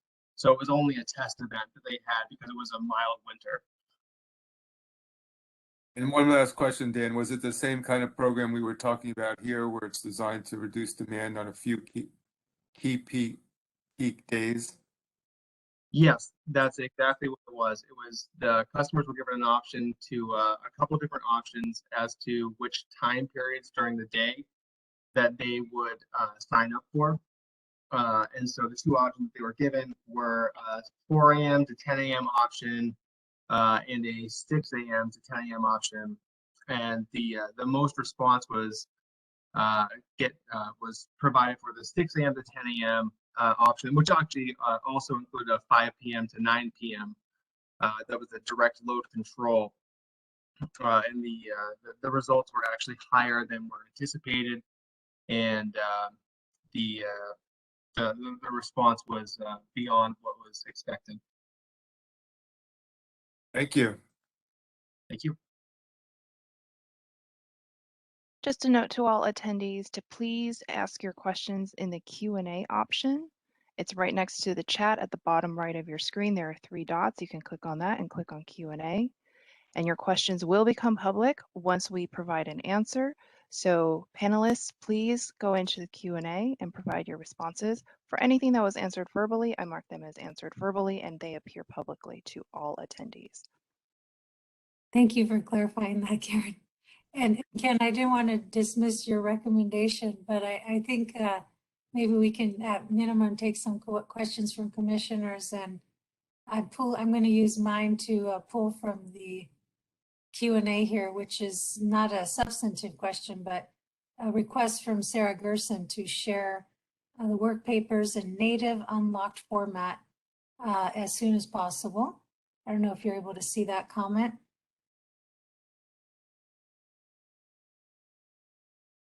I'm not seeing that comment yet, but we did supply some of our work papers. I don't know if I haven't checked whether they've been posted or not. Maybe someone from CPUC. They you are can- posted on our website. I will drop that link into the chat.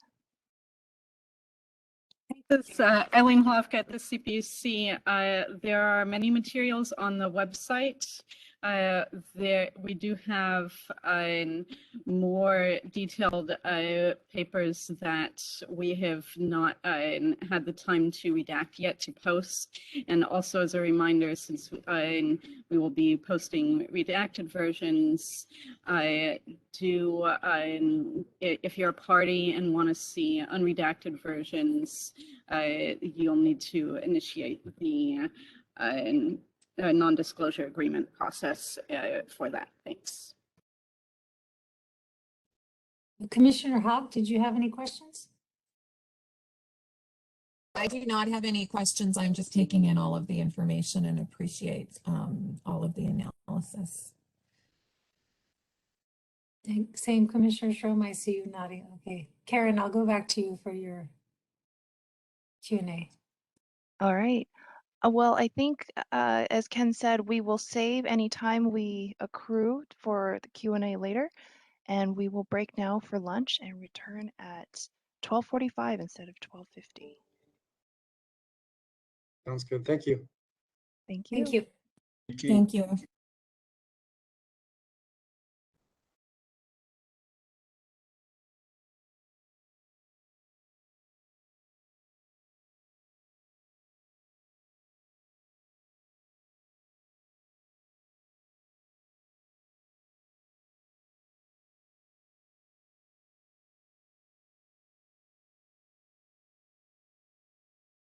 Okay, it's 12:45. Welcome back, everyone.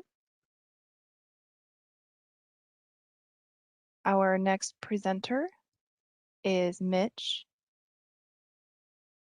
Mitch, if you are there, please turn on your camera.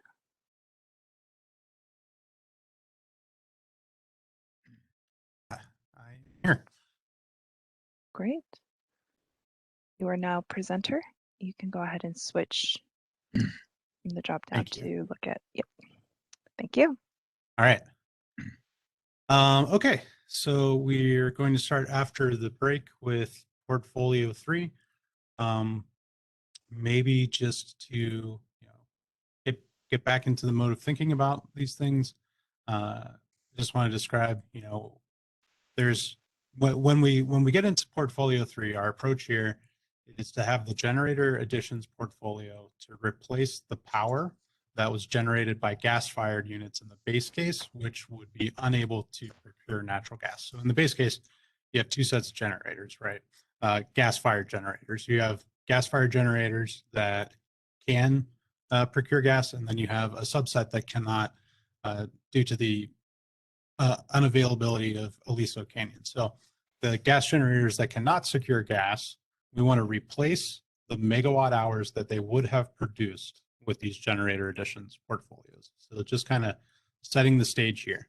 And in particular, we want to size these generation portfolios to deliver the same amount of power in the most constrained hours that would have been served by that gas-fired generation, absent the gas availability constraint. So our slides in this section are going to talk through how we determined the size of the most constrained hours on the electricity side, how we selected a resource mix in order to address that question or that problem and replace those lost megawatt hours, and how we sized that resource mix in order to deliver, precisely that amount of power which we are looking for. That's what we'll go through here.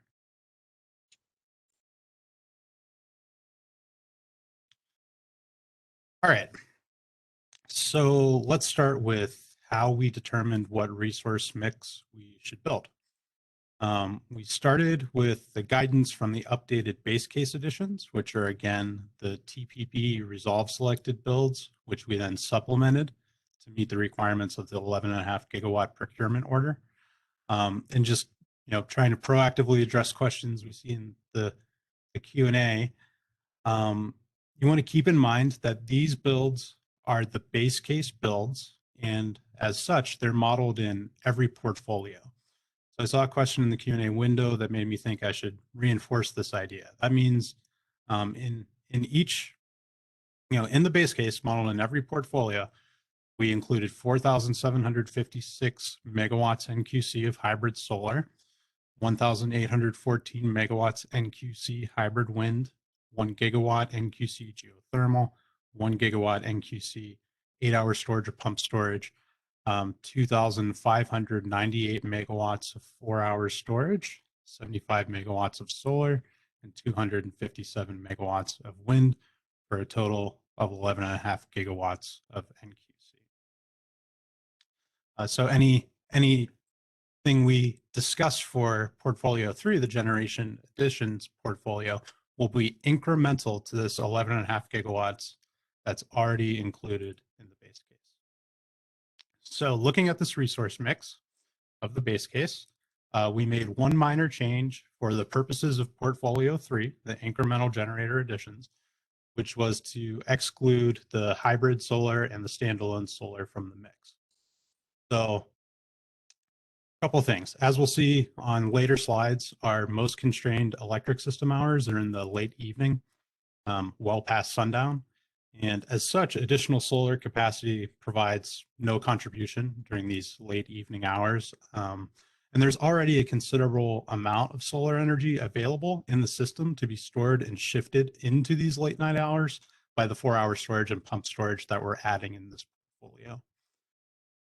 So after we exclude these solar resources from this, this mix here with the capacity shares you see along the right-hand column, we converted the NQC, the net qualifying capacity of the base case electric additions, into nameplate capacities, because we build things sized to nameplate capacities using the appropriate ELCC values from, again, the CPUC's energy division analysis, who assessed how the ELCs would change given an additional 11.5 gigawatts of NQC on the system. Because every time you add additional generating capacity, the ELCCs will change slightly or moderately, or a lot, depending on how much capacity you add. Then, after we converted this to nameplate, we calculated each resource's share of the overall nameplate capacity in the portfolio. So this isn't quite the same as what we're showing here on the slide in the right-hand column. This is the percent share of NQC. Percent share of nameplate is a little bit different. But you can see the composition of the NQC portfolio is 41.4% hybrid solar, 15.8% hybrid wind, 8.7% geothermal, the same for pump storage, 22.6% standalone 4-hour storage, 0.7% solar, and 2.2% wind. Then, once we have the resource mix in terms of nameplate capacity, we looked at the capacity factor in generating portfolio assumptions for each of the technologies. And what we did is we used these profiles in order to back solve the total nameplate portfolio size that would generate the right amount of power in our most constrained hours. And we'll get into this in more detail in the next slides.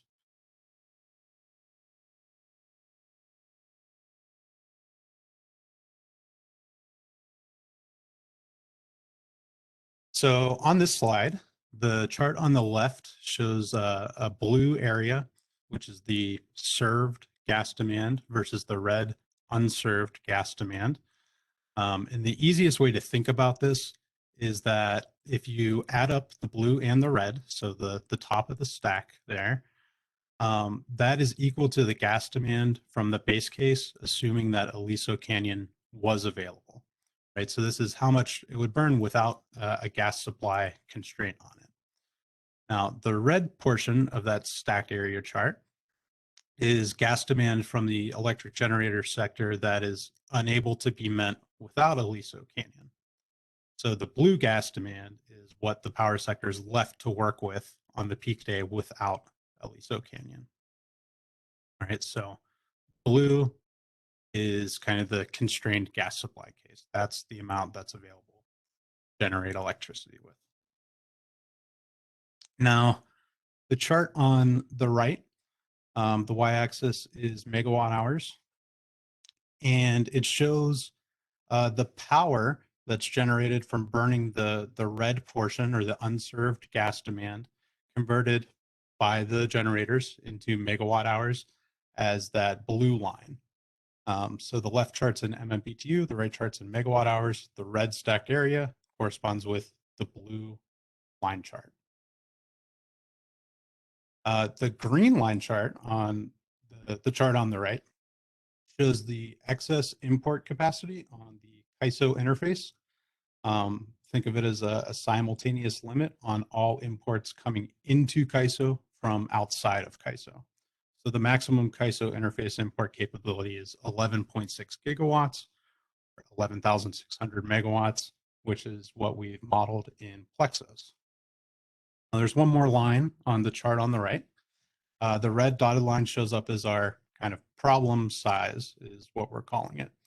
The problem size, you'll notice, is 0 when the lost kind of gas generation, that blue line, can be replaced by additional imports into CAISO, the green line. So whenever the green line is higher than the blue line, you don't have a problem hour per se. But you'll see in the last 3 hours of the day, the excess import capability into CAISO falls to 0, which means that our problem size is equal to the amount of generation that those gas generators would have been generating given access to gas supply. So here in our 2027 example, that's 3,176 megawatts. And that's the total that we're looking to replace with our generation portfolio in that time period. The same analysis was conducted for 2035, and it shows a peak problem hour of 2,875 megawatt hours, and that's a result of differing load and generators in 2035 compared to 27. So this is how we're figuring out how much capacity we need to add in order to produce this number of megawatt hours in these given hours.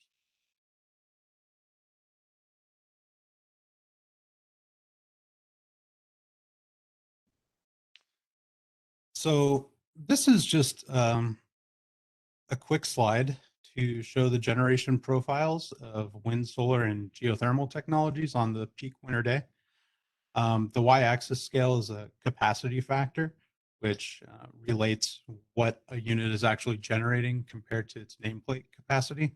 So if you assumed, a geothermal capacity, nameplate capacity of 100 megawatts, then what this production profile is telling you is that the resource would actually generate a constant 90 megawatts throughout the course of the peak day. And if you instead assumed it was 1,000 megawatts, it would generate 900 megawatts throughout the course of the day.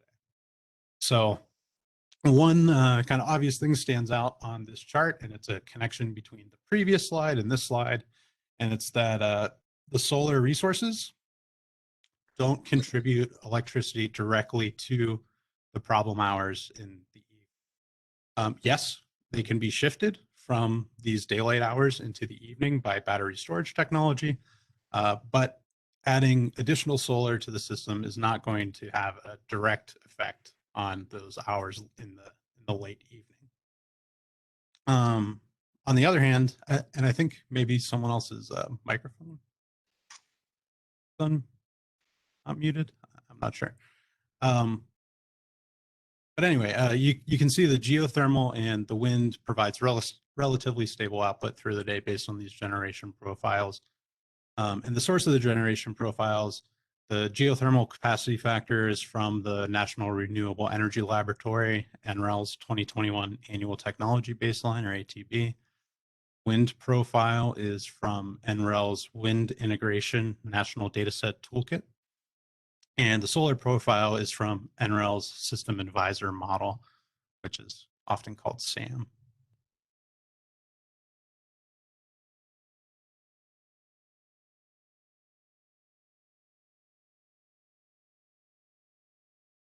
So on this slide, we're showing the results of the portfolio sizing exercise for 2027 and 2035. Again, just be mindful that these are nameplate numbers and not NQC. So we switch between the two sometimes in this presentation. Just be careful to follow. This is nameplate. And I should note here that we separated the hybrid wind resource into its component parts of wind plus 4-hour storage just for clarity. Just so it was all grouped together so you could see exactly what it was we're adding. So when we look at the 2027 portfolio, see that we had 460 megawatts of additional geothermal capacity. That's above the base case. These are all above the base case. 409 megawatts of 8-hour pump storage, 1,968 megawatts of 4-hour storage, and 1,497 megawatts of wind. And in the right-hand column, you can see each of these resources' contribution to the problem hours based on those generation profiles that we've been talking about, and assuming that these storage resources discharge fully into those hours. So geothermal contributes 368 megawatts or megawatt hours to the problem hours each hour. 409 megawatts, 8-hour storage. The 4-hour storage contributes 1,968 megawatts, and the wind resources contribute 431 megawatts. Now we can look at the same thing for 2035. First, kind of just note that you have to build less in 2035 because the most constrained hour analysis shows a smaller problem size or lost generation, which can't be replaced by imports.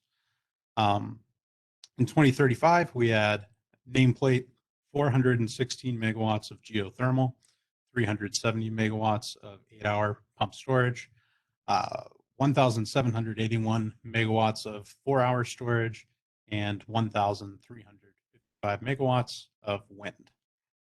And their contribution to the peak hour, same profiles, but 370 megawatts for geothermal, 370 for pump storage, 1,781 for the 4-hour storage, and 390 megawatts for wind, which totals 2,875 megawatts, which is equal to our problem size in 35.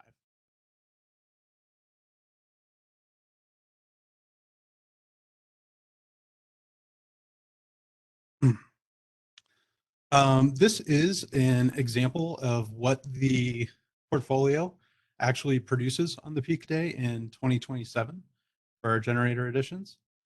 The chart for 2035 is very similar, though the levels change to reflect the smaller problem hour and the smaller portfolio size.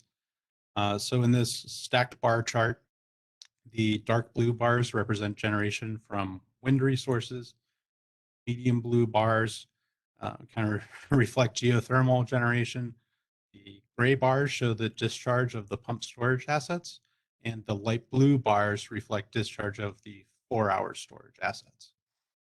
And we have two different regions kind of labeled here as direct effects on the extreme right in those problem hours and indirect effects on the left. It should also include that 1 hour at the top. I guess I didn't stretch it out enough. But what we're getting at here is the direct effect shows how these generating resources contribute to directly meeting the power needs in the most constrained electric hours. So providing the same amount of power as the gas generators would have if they were fully able to source fuel. Or in other words, if we had no gas shortfall due to the unavailability of Aliso. So you'll notice that we've reproduced that red dotted problem hour line from the previous slide to show that generation indeed is the problem hour. Excuse me. The wind and geothermal generated on the profiles we just looked at a couple of minutes ago, and the 4-hour and 8-hour storage fully discharge at capacity into these hours. The indirect effects kind of recognize that adding additional zero marginal cost wind and geothermal generation throughout the course of the day will economically result in less gas being burned during those hours as well. So during the non-problem hours, because we're forcing in zero marginal cost power, it is, the consequence is that you do generate less in gas-fired sources. So the indirect effect recognizes that, reduces gas burn during the rest of the day, freeing up the gas to be burned, in the most economic way in other hours of the day by the Plexus optimization routine. And important to note that while we're just considering the effects on the peak winter day here, you'll see that adding this capacity does have significant effects throughout the course of the year when we get to the cost benefit analysis. It has effects on power prices, it has effects on emissions. And just because we're only examining, the peak winter day here, these generation assets are around and would be utilized all year.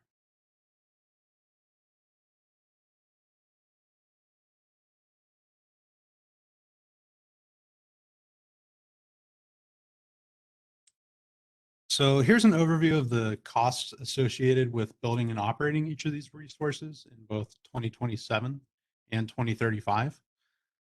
First, we have capital costs, or the cost to build the resources, expressed in dollars per kilowatt, a one-time cost. Here you'll see that wind is the cheapest technology to build on a kilowatt basis, followed by 4-hour storage, then pump storage, and finally geothermal. Next column, we have the fixed operating and maintenance charges expressed in dollars per kilowatt year, where we see that the two storage technologies are the cheapest or the lowest cost, followed by wind and then geothermal. And the next column, we have variable O&M costs expressed in dollars per megawatt hour, which are zero for all of these resources. In the table below, we have the 2035 costs. You'll notice that generally all the costs fall, and this is reflected by the source of the cost information, which for all of the resources except for pump storage is the NREL 2021 annual technology baseline. For pump storage, it's unavailable in the ATB. We used Pacific Northwest National Laboratories 2020 Grid Energy Storage Technology Cost and Performance Assessment Report. A long title. The last column here is capacity factor. It shows 35% for wind, 90% for geothermal. For the storage technologies, it showed modeled because the operation of the storage assets are optimized dynamically within Plexus itself. So it's not an input per se.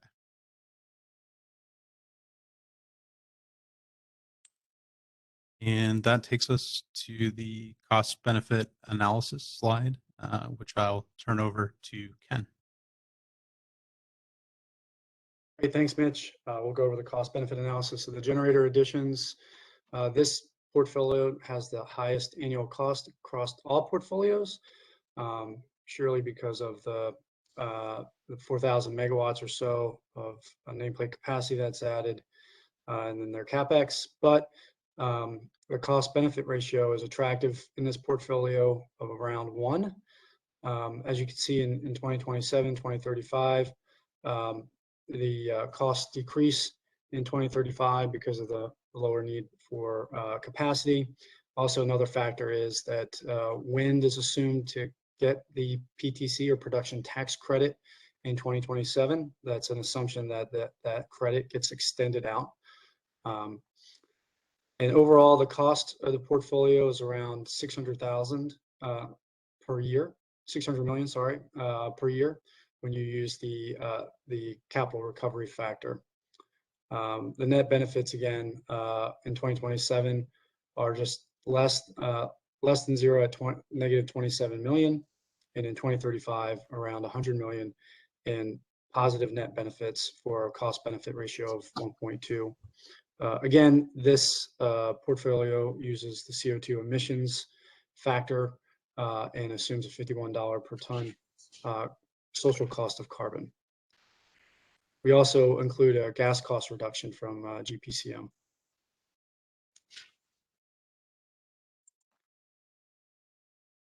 Next, we're going to discuss transmission additions, and I'll hand it over to Venki.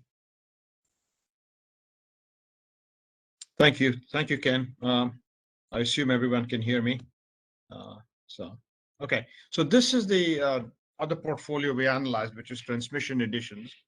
And it's worth pointing out again that this applies only to 2035. We determined, this was discussed in prior workshops as well, that given the lead times associated with transmission and the inherent siting and permitting hurdles, that we couldn't realistically assume that it'd be online by 2027. So we said 2035. The general concept of this portfolio is that we allow for an increase in transfers from outside California into California as a solution for the shortfall on that 1 in 10 winter peak day, right? But there are some distinctive features associated with this portfolio, as I'll discuss in a minute. So in terms of the modeling that we have in this study, the modeling inputs that are used in the IRP process are sort of mimicked. So the base case, which Mitch has discussed at some length, has specific BA to BA, BA being balancing authority to balancing authority transmission limits. And those are the same as used in the SERVM inputs in the IRP modeling. In addition, the modeling reflects a California ISO interface limit of 11.6 gigawatts, 11,600 megawatts. And that basically says that the total transmission from outside California into Cal ISO, I'm sorry, not California. The total transmission limit from outside Cal ISO into Cal ISO for all periods of the year, which people also call the maximum import capability limit, is 11,600 megawatts. And this too is consistent with what was in the IRP modeling. So the base case modeling showed that the CAISO, we'll call this the CAISO interface limit. The CAISO interface limit is binding on the winter peak days. So that means that it's using as much transmission as it can, and it's still, in the base case, as we know, there's a shortfall. This means that any transmission solution would have to increase the transmission CAISO limit. That is, you have to allow the transmission changes that you make would have to allow for more transmission to come in from outside Cal ISO into Cal ISO. But quantifying the impact of these transmission additions on the interface limit requires power flow modeling, and CAISO has confirmed to us that such a study is sort of a multi-year process to establish a revised interface limit. In other words, if you had a transmission addition X and you were actually able to specify it, let's say you say, I want to mimic this line and bring in 4,000 megawatts more from Arizona into Southern California, to say how much of a change that would make to the CAISO limit would require a power flow study, and before it was accepted within WEC, it would take several years. It was a multi-year process to get that accepted as the correct revision to the interface limit for that change. Because of that inherent analytic problem, what we should view this exercise, our solutions, as somewhat of a what if type of formulation. So we're saying, what if we could change the transmission system in such a way that there is an increase in the CAISO interface limit of so much? And then the next question would be, since this is not a specific transmission project, you can say this project X will increase the interface limit by such and such, how will you establish the cost? And therefore, we've relied on sort of generic cost estimates to say, if you could assume a cost estimate of X dollars per kW, and that results in an increase in the CAISO limit, interface limit of so much, then could you solve the problem on the winter peak day? And as I've said before, we're looking only at 2035. So that's the background to these solutions. And then we have two specific solutions that we've explored here. Before I go any further, I must stop and say there's a material typo in the versions that you may have on this. The line over here which says base case 2035 gas shortfall of 2875 megawatts might have appeared in an earlier version of this as 2849. So that's a typo, but this number is 2875. And the 2875, of course, is the same one that Mitch showed you when he was talking about the size of the problem. So there's two solutions here. One is to simply increase the CAISO interface limit by an amount in 2035 that's equal to the shortfall amount of 2875 megawatts. So in other words, you say, you go into the model and you say, whatever CAISO interface limit you have, increase it by 2875 megawatts. And then in addition, on 3 days, 24-hour cycles in winter, during the critical days, the allowed gas burn for affected Southern California plants. And the affected Southern California plants are the Aliso Canyon affected plants, is limited to 468 mmCF on a daily basis. That's the size of the problem again. And that is the base case shortfall. So you had a base case shortfall, which we calculated as some amount in mmCFD in 2035. You translate that into a 24-hour cycle, and you have 468 mmCF can be burned on a daily basis for those critical days. And then all the other modeling inputs are the same as the base case. The variant on this is 2. The variant is simply saying, instead of increasing the entire CAISO limit by 2875, can you get, what would you get if you increase the CAISO interface limit by only about 1,000 megawatts, and you brought in another 1,000 megawatts from outside California into the non-CAISO part of the state. So for instance, if you increase Arizona to LADWP by 1,000 megawatts, what would that do? Now remember that we don't have a definitive answer on, even if you did that, even if you increased even if you increased Arizona to, you had a line that increased Arizona to LADWP by 1,000 megawatts, without doing the power flow studies, you cannot be sure as to how much it would affect the interface limit. But as I said before, we're kind of in a what if world here of saying, if we make these changes, can we solve the problem? All of the modeling inputs again here are the same as before. One other thing to remember as we explore the results from this analysis is that the gas market, the gas concept is it's a daily market essentially. So as we said, we have the constraint we have placed is 468 mmCF on a daily basis. The electric market is an hourly market. And so if we have hourly specific changes that we track, and you'll see that brings out some interesting results when we actually look for the transmission solution. So let me spend a little bit of time on cost before we go into the actual results that we see. So as I said, we have this is somewhat in a what if world. We say, if we could increase the CAISO limit by X amount, would that be a solution? And then we can explore the answer to that question. Now, the next question is, because we don't have a specific project, how are you going to say what it's going to cost? So we looked at some projects in the West, a sample of projects that have been not too old, fairly recent. Some of them actually prospective, they've not yet been built, like the GreenLink concept in Nevada. And in each one of them, one complication, of course, is for a transmission project to say how much capacity is not a simple concept, because it depends on the loadings on everything else.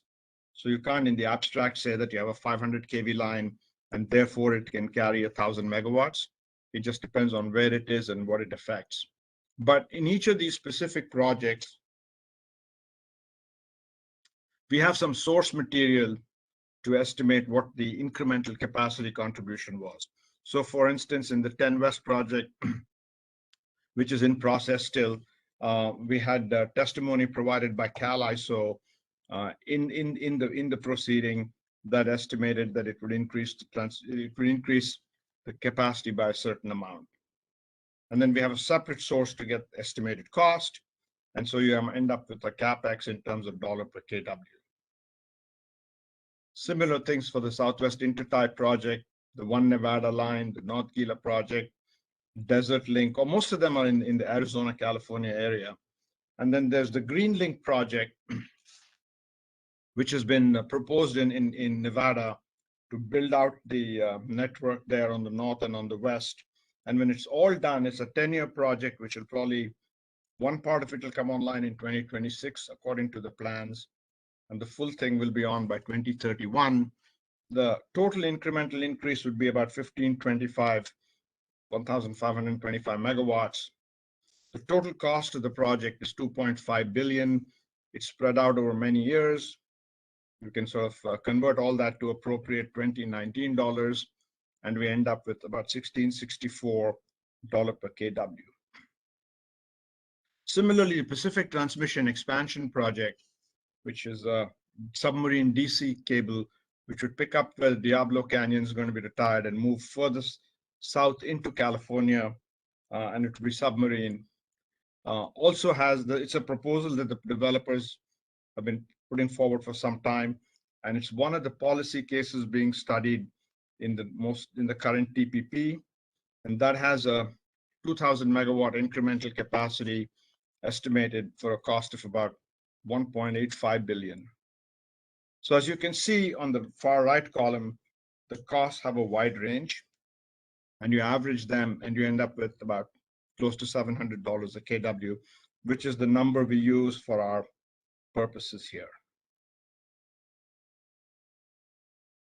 So what did the modeling results show? So first one was portfolio 4A.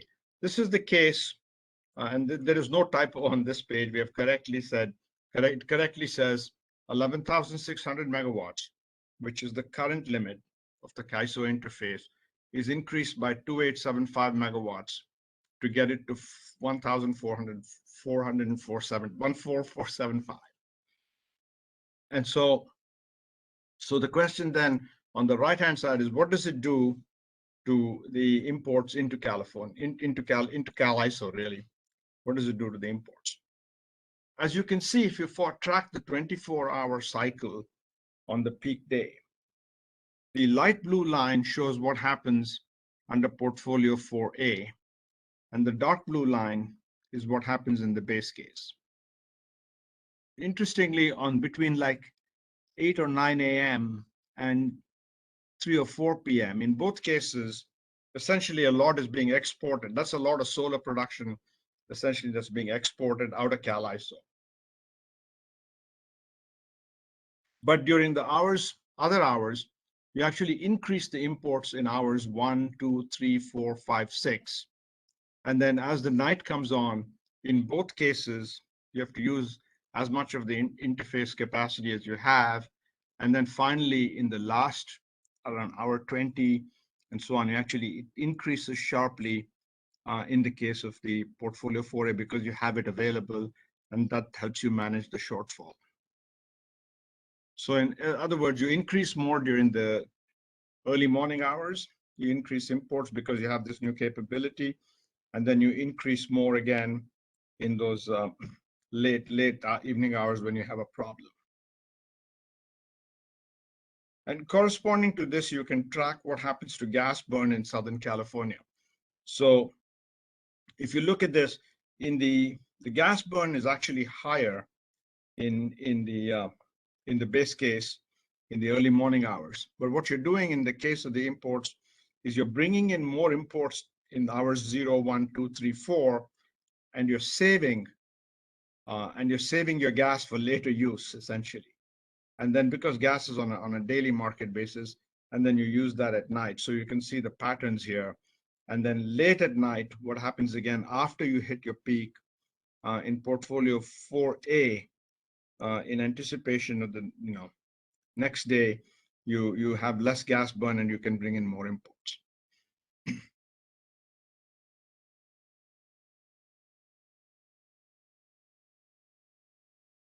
So then the next question is, where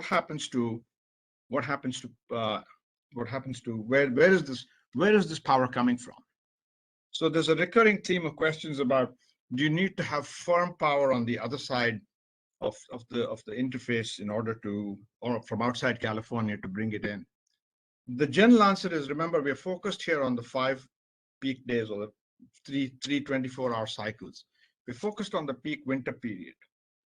And also in our modeling, as Mitch has pointed out, we model the whole WEC, we model the whole Western interconnection, which means that we have if we have excess power in the Northwest or somewhere else, it can flow in, and exactly what's available in the Northwest or the Southwest is something that's there in the model based on the base case assumption, which corresponds to the common case, which the 2026 Step C common case.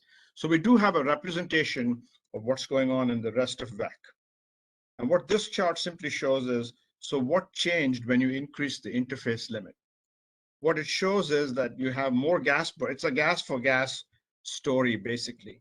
You burn less gas in Southern California, but you offset that by burning gas in the Northwest Power Pool, in the Southwest, and to an extent in PG&E, and you bring it in. The other side of the chart shows that basically you lose gas burn in Southern California and San Diego, which is what we want.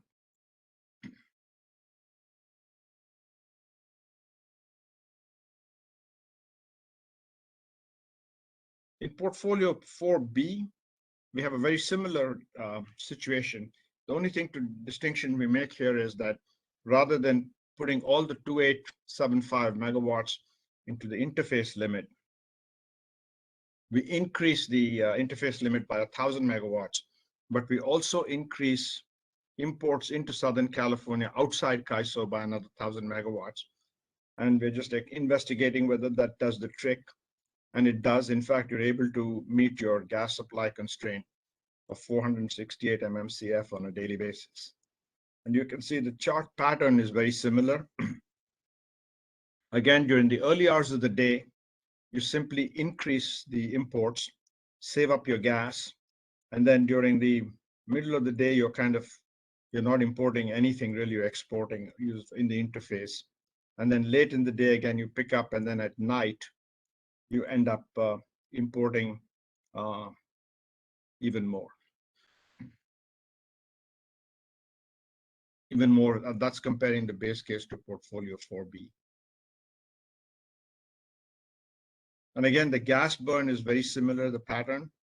You burn less during the day, you save it up for the night, and essentially you burn more during the night. And then again, in the wee hours of hours 21, 22, and 23, you burn less in portfolio 4B because you substitute that with imports. Again, you're saving up your gas to meet you're actually trying to meet your constraint for the day. So you're doing that relative to the base case. Here again, the dispatch patterns are very similar. You have increased imports. There's some increase in coal as well where it's available. It's mainly in the Southwest, but you get increased gas and some coal in outside Aliso, outside California, in fact.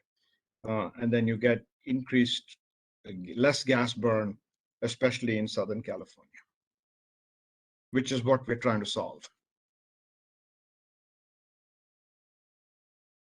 And then we have the cost, which we estimated earlier. So let me turn it back to Ken to talk a little bit here about the imports. I might just say as a preface and in anticipation of some of the questions that have come up before, as I said before, we're focused on a 5-day window. So we're concerned only about letting the dispatch do what it does to see whether you can displace gas burn in Southern California.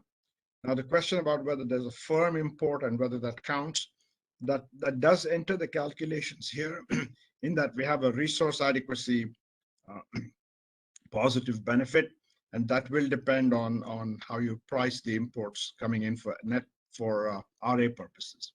So with that, let me turn it over to Ken. Thanks, Venki. So let's talk about the cost benefit analysis around portfolio 4A. That's increasing the interface limit, as Venki discussed. The cost on an annualized basis is around $100 $11 million. The benefits well offset that cost. There's a gas cost reduction of about $2 million. There's a sizable electricity cost reduction of about $106 million in 2035. There's a resource adequacy increase from the increased interface limit of around $57 million. There's also a CO2 emissions reduction of around $2.8 million that is a benefit. The net benefit here is around $57 million annually, giving a benefit cost ratio, a favorable one, of around 1.51.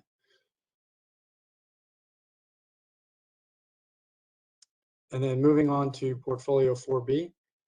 This one, again, is the increase of the interface limit by 1,000 and moving, and also an increase in the limit between Arizona and LADWP. The cost on an annualized basis for this portfolio solution is $79.6 million per year.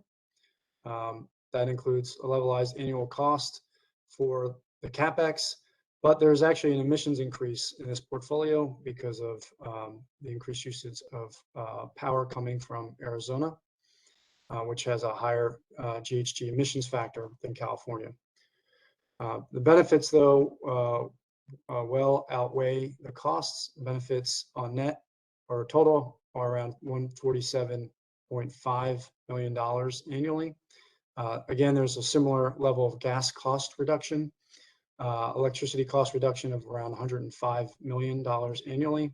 And then there is a resource adequacy increase, resulting in a net benefit of around $67.9 million annually, with actually a higher benefit cost ratio of 1.85.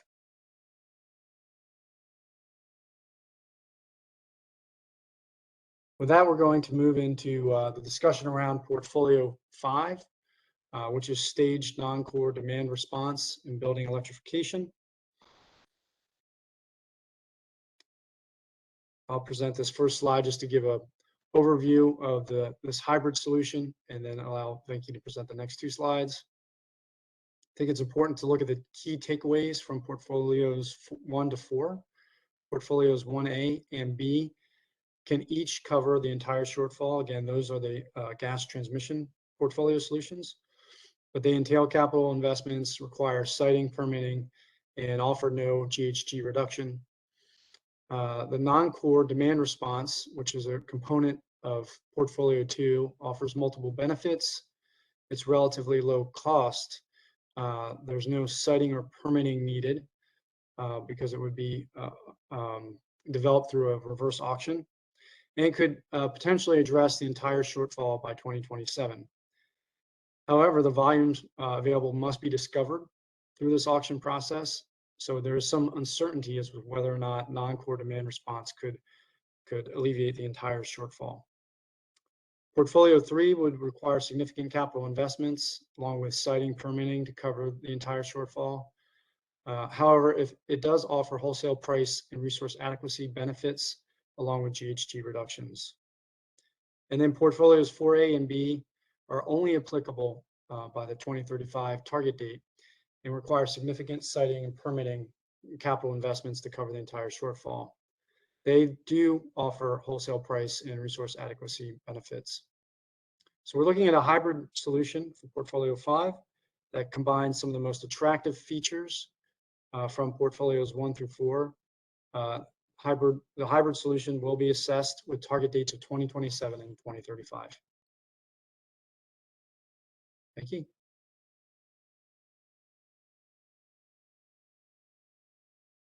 You're on mute, thank you.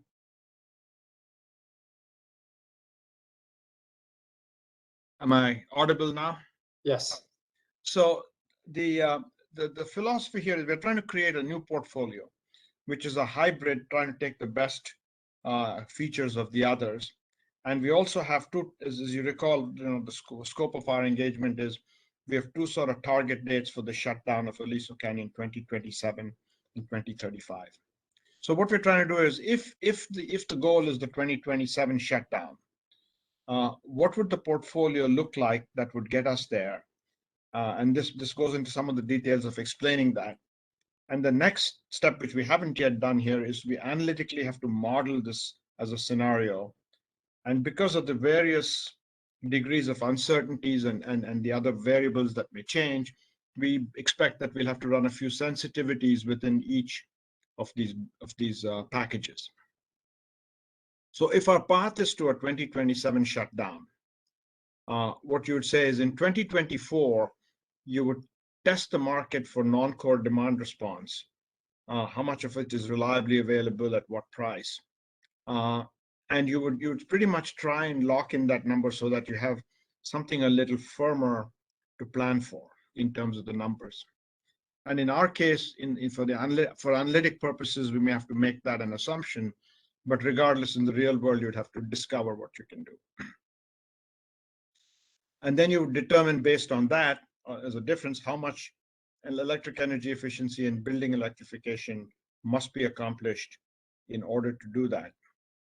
And you would also try to put in place detailed plans. If there is a gap that needs to be filled by additional electric generation, you'd say, what can you do to have firm approved plans that would do that? That's a sort of 2022 activities. So the 2020, and there may be 2 or 3 sensitivities here, but the 2022 activities would essentially say, this is the path we're marching down in order to do a 2027 shutdown. And from 2023 to 2026, you would monitor the progress on this detailed plan. You'd say non-core demand response, what's the firm estimate that's available, any changes to that. You would sort of watch the expected building electrification and EE levels, as well as your progress on any electric generation procurement that you need.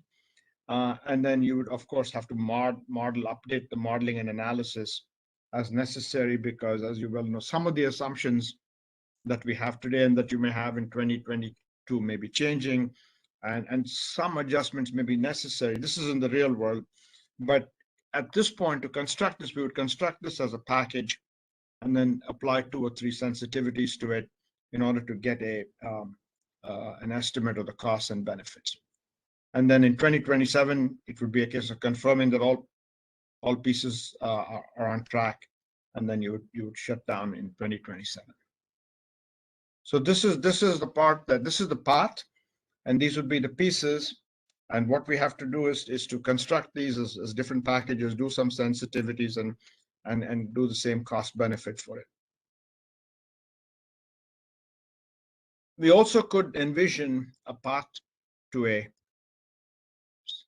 I'm still in 2027, to a 2035 shutdown. Here, transmission expansion can be the complementary solution. But again, let's go back and look at what the pieces might be. In 2022, again, non-core demand response, given that its cost and other characteristics, and given the potential volumes that are available, the first thing we need to discover how much of that you could reliably get by conducting the reverse auction and essentially fine-tuning it. And again, you would look at how much electric energy efficiency and building electrification you need to do. And you would also be looking, in this case, you'd be monitoring any changes in the generator additions and retirements, because that may affect your residual, how much you need to do. And then you would say, if you need to fill in an additional gap with new transmission, you would approve some detailed plans for procuring new transmission that could fill the gap, and that would be available by 2035. With the 2022 activities would be all about approvals and actions to implement it. And then from 2023 through 2034, which is a long period, you'd be monitoring progress because you have a 2035 shutdown date. Nevertheless, some of the key steps would have been approved in 2022. And then you would look at non-core demand response, what's really available. You would monitor building efficiency. Again, you'd be updating your modeling and analyses. And then you'd essentially plan for a 2035 shutdown. So that's the part to get there. And as I said before, what we have to do, what the analytic work is to characterize each of these packages in terms of the elements, run a few sensitivities and model them so that we can put them on the same cost benefit basis. Thanks, Venki. And I'll just add on the 2035 shutdown target date, transmission is looked upon as the solution after non-core demand response, electrification, and energy efficiency because it has the highest cost benefit ratio relative to other solutions that could fill the gap like generation. But it could be that in that 2023 to 2034 period, there might not be the progress that is needed on the transmission side. And so, examining potential generation additions will need to be done during that period as well. But the focus here is really on transmission for the 2035 as filling the gap, and then generation for 2027 shutdown for filling gap. The other important point to note is that the hybrid solution does not include a gas transmission or gas infrastructure solution.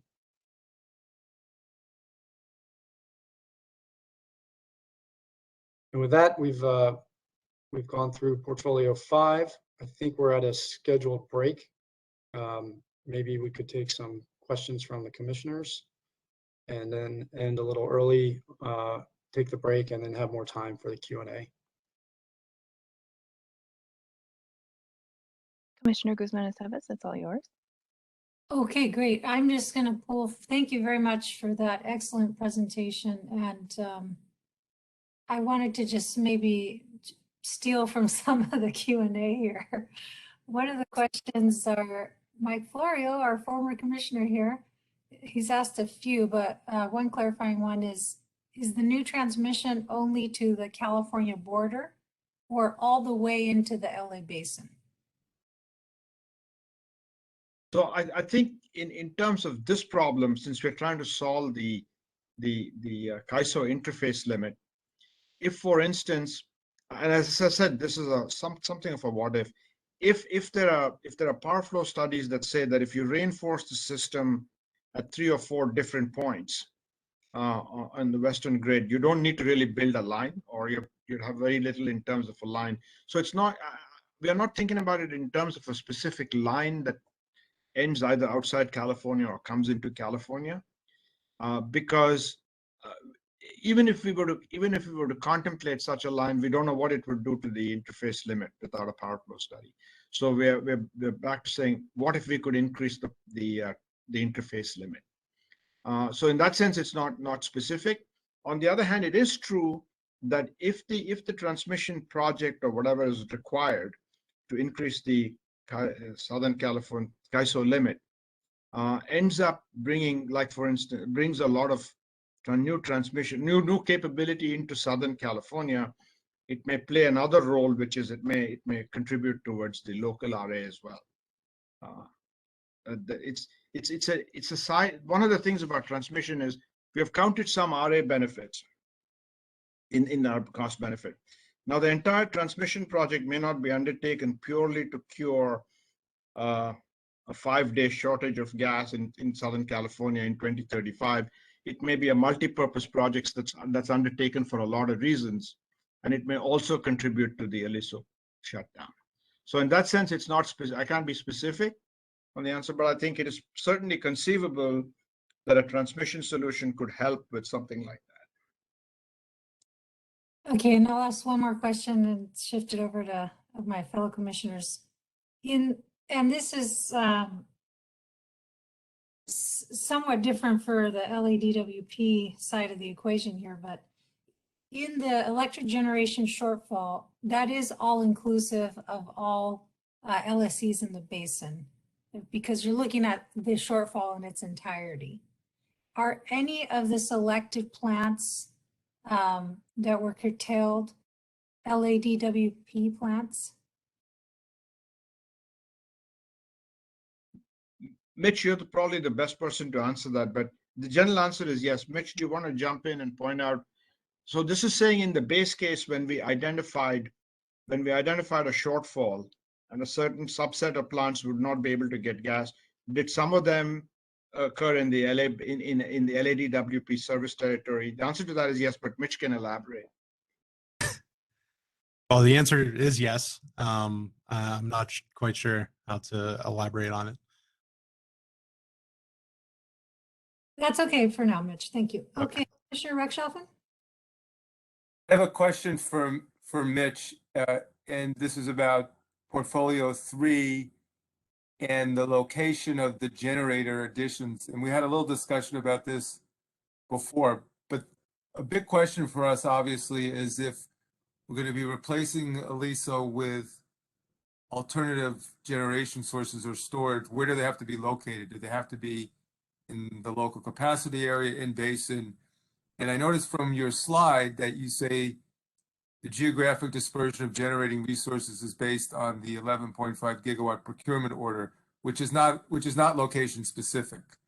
So maybe you could elaborate on that and explain the point that seems to be made is the storage and other resources in this portfolio do not have to be in basin in order to make up the shortfall, if I'm reading your presentation correctly.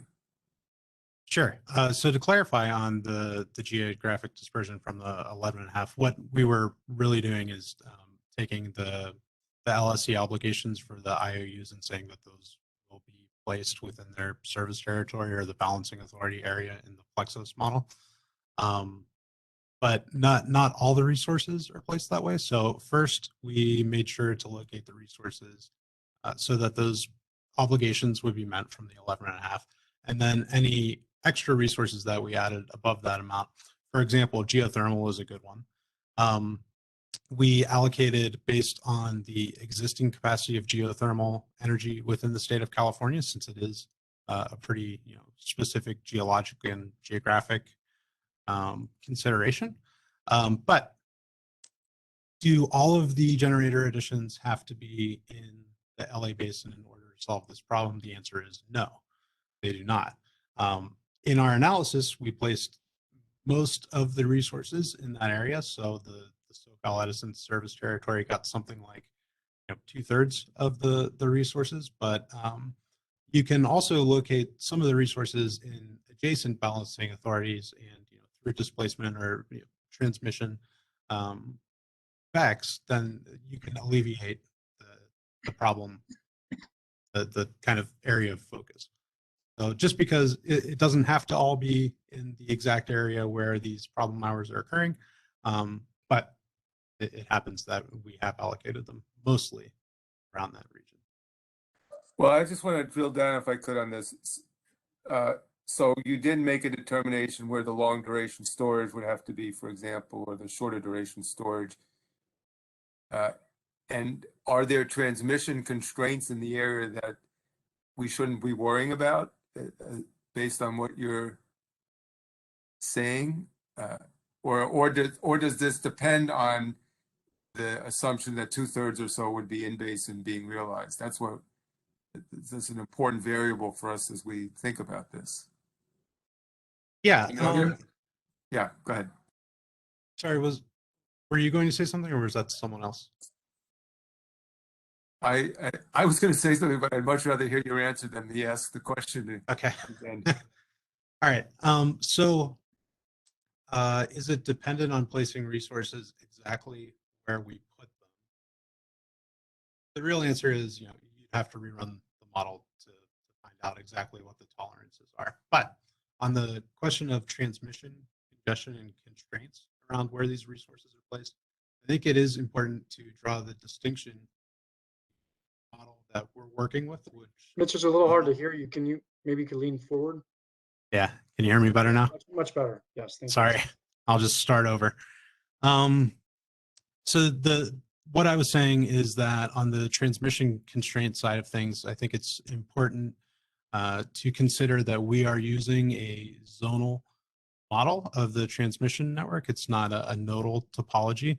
So it's not going to show like very specific transmission constraints on individual lines.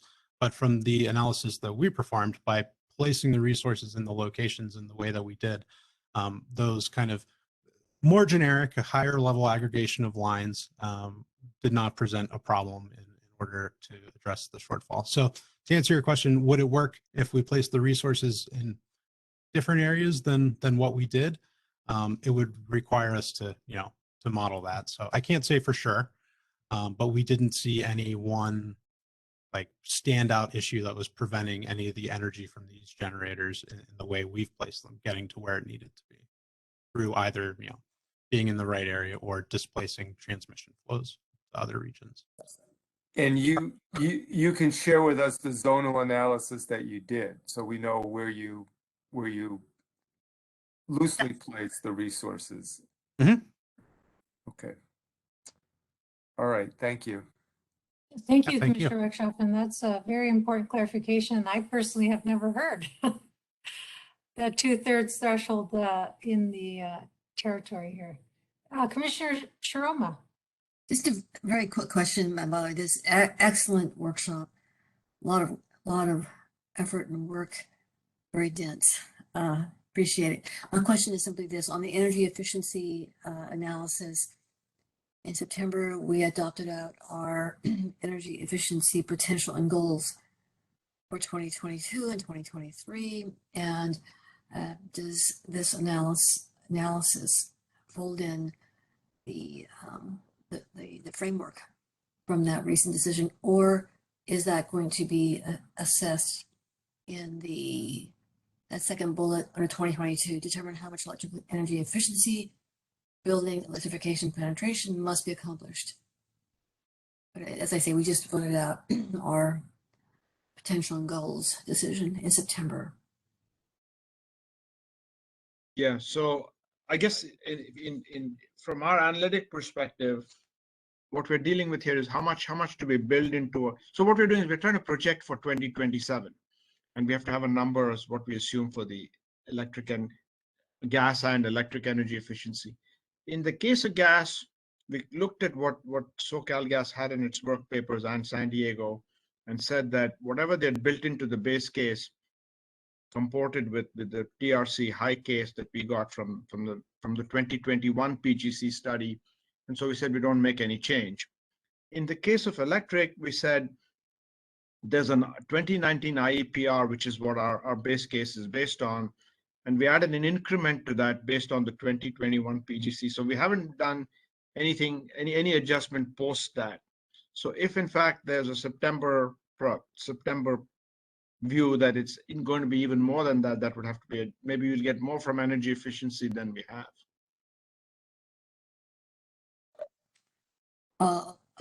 There's a view that we'd be pretty aggressive in achieving those goals. Okay, well, just want to make sure that you got that September effort. Thank you very much. Back to you, Commissioner Guzman-Zabas. Don't believe Commissioner Hawk has been able to rejoin yet. I don't see her on my screen. I don't see her either. Okay, so we do have, looks like close to 25 minutes before our scheduled break. Karen, did you think we should take maybe a 10-minute worth of questions from Sure. Q&A? FTI folks, are you okay with that? Doing 10 minutes now since we're so far ahead? I think it would be great if we took the 10-minute break, and then our plan was that we've been downloading the questions from the chat area, Okay. and kind of answering them internally. And so each of the folks that presented the portfolio would go through their portfolios and read off the questions and answer them, and then open up the floor. Does that make sense? That sounds great. That sounds great to me. Okay, so we're scheduled for is it a 5-minute or 10-minute here? 10-minute break. So we'll return at 2:02. Okay, great. Thank you, everyone. Sounds good. Thanks. Thank you.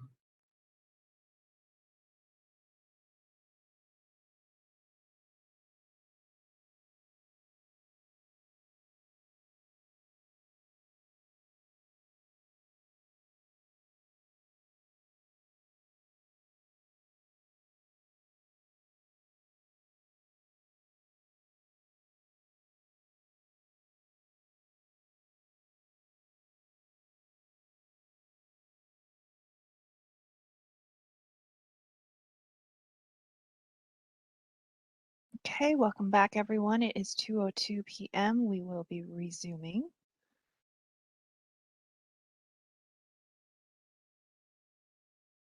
We are now in our Q&A portion of the agenda. And Ken, please take it away. Great. Thank you. So we'll go through the Q&A for each of the portfolios. What we'll do is we'll have the individuals who presented each of the portfolios walk through the Q&A that they've received, or the questions they've received, and begin answering them. We'll do that in order of each of the portfolios, and then at the end, we'll open it up for general questions. So with that, I'll hand it over to Tim Sexton at GSC to walk through Portfolio 1 questions.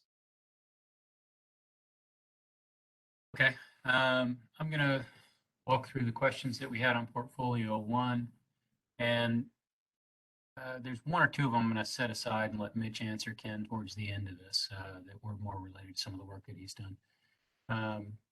But so one of the questions was related to a note on slide 20, the footnote on slide 27, and whether that footnote, I guess we could pop to slide 27 and look at that footnote so everyone knows what we're talking about here. And the question was whether that slide, let's see if I can get there.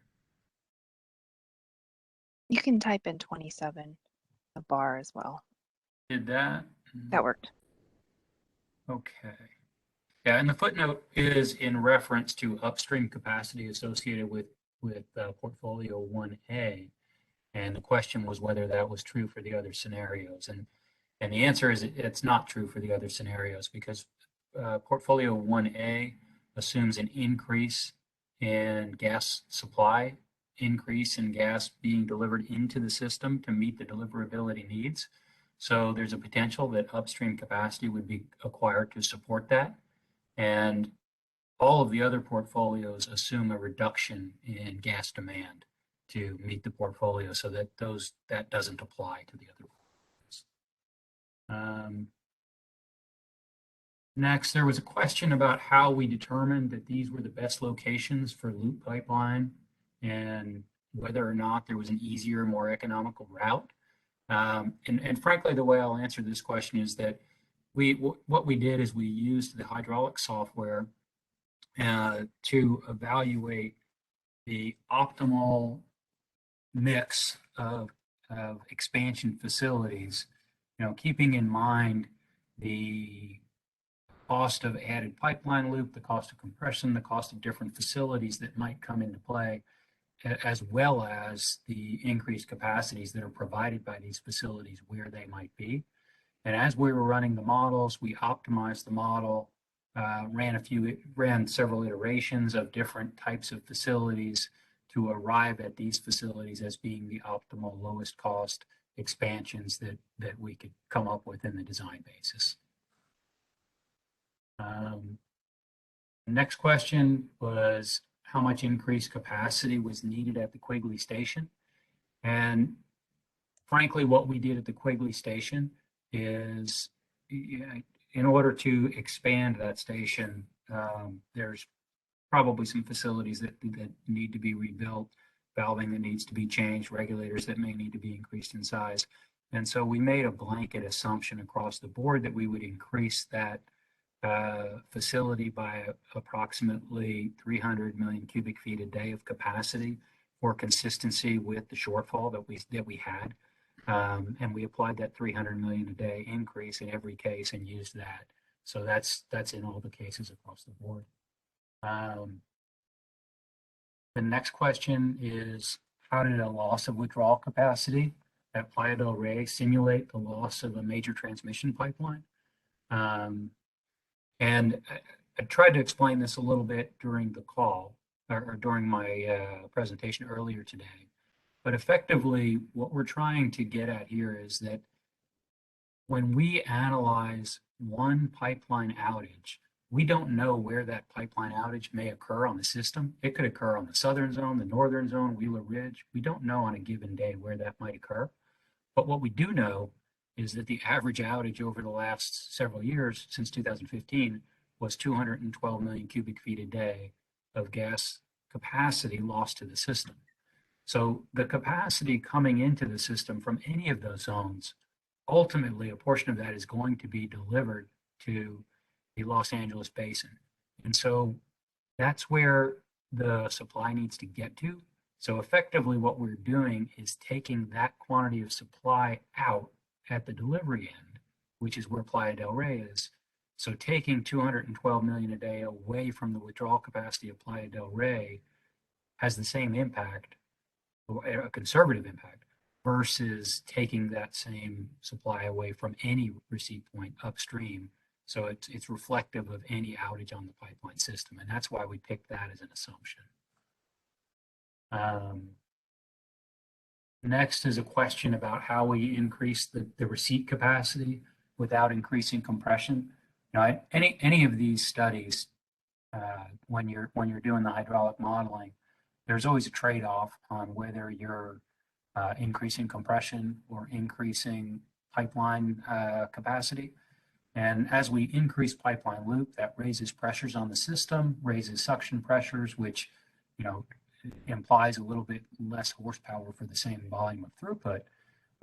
We also, in the base case, when we had our base portfolio that was, we were doing the shortfall analysis, we had some excess horsepower available that wasn't being used. So it's sort of a combination of two things. It's a combination of a little bit of excess horsepower that wasn't used in the portfolio shortfall analysis, plus we have increased pressures across the system associated with the pipeline loops that are being added. So we just did not come in a situation where we needed to add horsepower to move this gas. The next question is, I think we had several questions about the 54% and 82% storage inventory. I believe we answered all of those, and at the end of the day, we can circle back and discuss that some more if folks want to. But we have, I believe we've answered all those questions that came with that. There's a question about whether the 395 million cubic feet a day shortfall was based on the 85% utilization or on the updated 95% that we noted for the incremental expansion capacities. And the answer is the shortfall is based on the original 85% utilization assumption. So that assumption we did not change in any of the shortfall calculations, and it still maintains. The next, there was a question about the commission approving higher per mile costs for different pipeline projects, specifically line 1600, than the projects that we use to develop our benchmark cost in the appendices of the report. And the answer is the reason we used the two projects that we did, the North-South project and the original KCP project, was that those projects that we used were long line, large diameter, 36-inch line installations that were effectively loops of existing systems in the state. Whereas the project that was suggested here, we look at the line 1600, is replacement of a 16-inch line that's being installed in many segments. I think there's 19 or 20 segments that are small length segments being replaced. So we didn't see that as being a similar like economies of scale type project as the larger 36-inch diameter projects that we did use. And that's why we selected those to develop our benchmark to develop the estimates. Then there was a question about the fact that we only assumed there was 50 million cubic feet a day of receipts at Otay Mesa in the southern zone, and why we didn't use a larger number for receipts at Otay Mesa. And effectively, the reason we've limited that to 50 million cubic feet a day is because of the fact that the Otay Mesa market, from our understanding, is not a liquid market with numerous transactions occurring on a daily basis like you might find at the other border markets. The Otay Mesa market is, so what you'd be in a situation that you're relying upon the ability to go acquire supply to meet peak day demand in an illiquid market where there just frankly may not be supply available to meet the demand. So that's why we limited the Otay Mesa to 50 million cubic feet a day. And I think that's fairly consistent with some of the ways that's been treated in other analyses in the past. The next question was related to the fact, or there was a question about whether we were aware of any similar projects to line 235 and line 4000. That project has been out of service for about 5 years. And the question was whether we were aware of any other projects like that across the country that had taken that long to repair. And we really don't have an answer to that. We haven't researched that. We don't have an opinion on whether other pipeline ruptures had taken that long to repair. And I had a follow-up question of whether we were proposing a different owner and operator for the new gas infrastructure. And no, we are not. Not proposing that to be the case.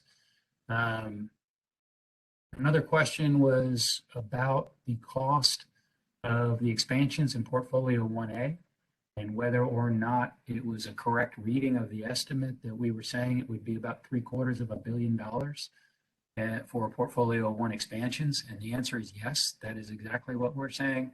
And that's one of the reasons that portfolio was not selected, is that for the 2027 expansion, we saw about $750 million of expansion costs.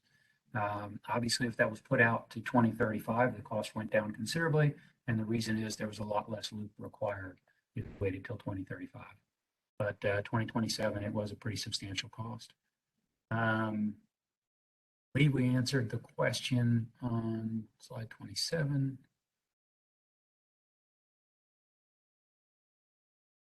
I think that might be all of the questions, Ken, that I had directly. We can recircle, but I think I've answered all the ones that I had correctly. And there may be one or two questions in our portfolio 1 section that Mitch might want to jump on GPCM questions. Thanks, Tim. And just one clarification point. You mentioned the 85% receipt point utilization was used for the shortfall analysis, but the 95% was used for just the expansions, correct? That is correct. That is correct. The 95% plus 1 outage is used for expansions. 85% is used for shortfall. Great, thank you. Okay, I will now pass it over to Venki to discuss Portfolio 2 questions. Okay. Again, I hope people can hear me. And let me just start by the questions that I have here from the Q&A. The first one was, can you provide more details on the reverse auction concept for non-core demand response? So what the reverse auction here means is that individual non-core, non-electric customers would be invited to participate in a process where they'd be asked to provide something like a supply curve, the volume of demand reduction in MMCFD that they'd be willing to offer at this specific winter peak period and at what compensation. So they could provide essentially a curve that says 10 MMCFD at 30 cents an MMCFD, 20 MMCFD at 35, and so on. And then you would try to use that and clear the market essentially and say, here's how much we can get at this price. The provisions of the contract that would result from the process would be known to the bidders ahead of time. So it would contain all the other features such as the notice provisions, the fact that it would be enforceable through direct load control. So if someone was called upon to reduce demand by X amount per the agreement on some date and they didn't do it, you have if it could be enforced through direct load control. All of those kinds of elements that would go into the contract would be specified before you invited bids. So that's the answer to that. Second question was, for energy efficiency, why did you use the TRC high case? The adopted version was the TRC reference case. To some extent, we wanted to, without overstretching it, we wanted a stretch case for energy efficiency. We consulted with the energy division and we decided that it would be appropriate to use the TRC high case. The next one asked for building energy, BE, building electrification. why did you throw out the all other category? We did not throw it out, but for our purposes, we're focused here on buildings. So we looked at HVAC, heating, cooling, and water heating for buildings, commercial and residential. We didn't want to focus on things which are outside that scope, which include stuff like cooking, commercial establishments where there's cooking and so on, which use gas. The next question is, for electric energy efficiency, did you factor in about the fact that about 30% of the goal is made up of fuel substitution, which is also building electrification? The answer to that is yes. What we did to establish the number that we used was we extracted it from the Guidehouse results viewer, which is something you can click on, go, and there's a results viewer where there are different filters, and you can filter out the fuel substitution. So what we have there is only the energy efficiency as it relates to the incentive programs. The next question was, why would the reverse auction only include demand response? Why would you also not look at building energy efficiency and energy efficiency? I think in the demand response, as we've formulated it here, is a very specific solution to the shortfall that we calculated. Building energy and energy efficiency in general would occur as part of a larger program. I suppose we're not conducting all of this building if you read the building electrification report, it's largely focused on how you can use it as a GHG emission reduction mechanism. So rather than say that we would go out and ask for building electrification in order to solve the Aliso issue, what we said is, let's make a scenario assumption on how much building and energy efficiency would be reasonable to assume, and they'd be part of a larger program being pursued for multiple reasons. So our approach here for building energy efficiency and EE is to establish a level of procurement and then calculate the associated cost. Why does the cost benefit analysis for building energy and EE not include other avoided costs in the standard practice manual? I assume that means that there's a GHG adder that is used for DER and other types of calculations in California. If we use that, that would be inconsistent with what we're otherwise assuming for the cost of carbon, which is the social cost of carbon, which is a federal concept, and we can elaborate a little bit on where exactly the $51 a ton comes from. Ken, do you want to add a word on that? Sure. The $51 per ton is from the Biden administration. I believe it was issued in February, and we can send around the link to the White House announcement / report on that. Yeah, thanks. The next question was, did the model for summer peak take into account the high efficiency of heat pumps, which could result in a lower summer peak? So I think the first part of that is we do account for the efficiency of heat pumps relating to temperature. The second part of it is lower the summer peak. I don't quite understand. It means lower the summer peak relative to what? What we know is that when you convert some amount of, say, water heating load in the summertime from gas to electricity, you'll increase the electric energy use. And that is factored in because we have the load shape for the increase in electric energy. What was the reasoning behind using AGA assumptions on efficiency for electric? It was something that's been established, proved. It's been published and readily available, and we wanted to have a public source for that, and that's why we focused on that for energy efficiencies. It's also recently been used in other studies that we can cite. How many days per year did you assume industrial gas demand reduction would be required? Just the peak day or additional days? So I think in specifying the auction, the option holders don't really know which day it will occur, so there have to be a period, like let's say during the months of January, February, and December, and the reverse auction contract would have to specify that it would be up to X number of days during the winter months, or 3 episodes of spread out over some number of days. There had to be some more specifics on that based on thinking through exactly where we think right now we think in the modeling that it's like a 3-day cycle where we would hit this 1 in 10-day peak, but it would have to be specified in the auction contract.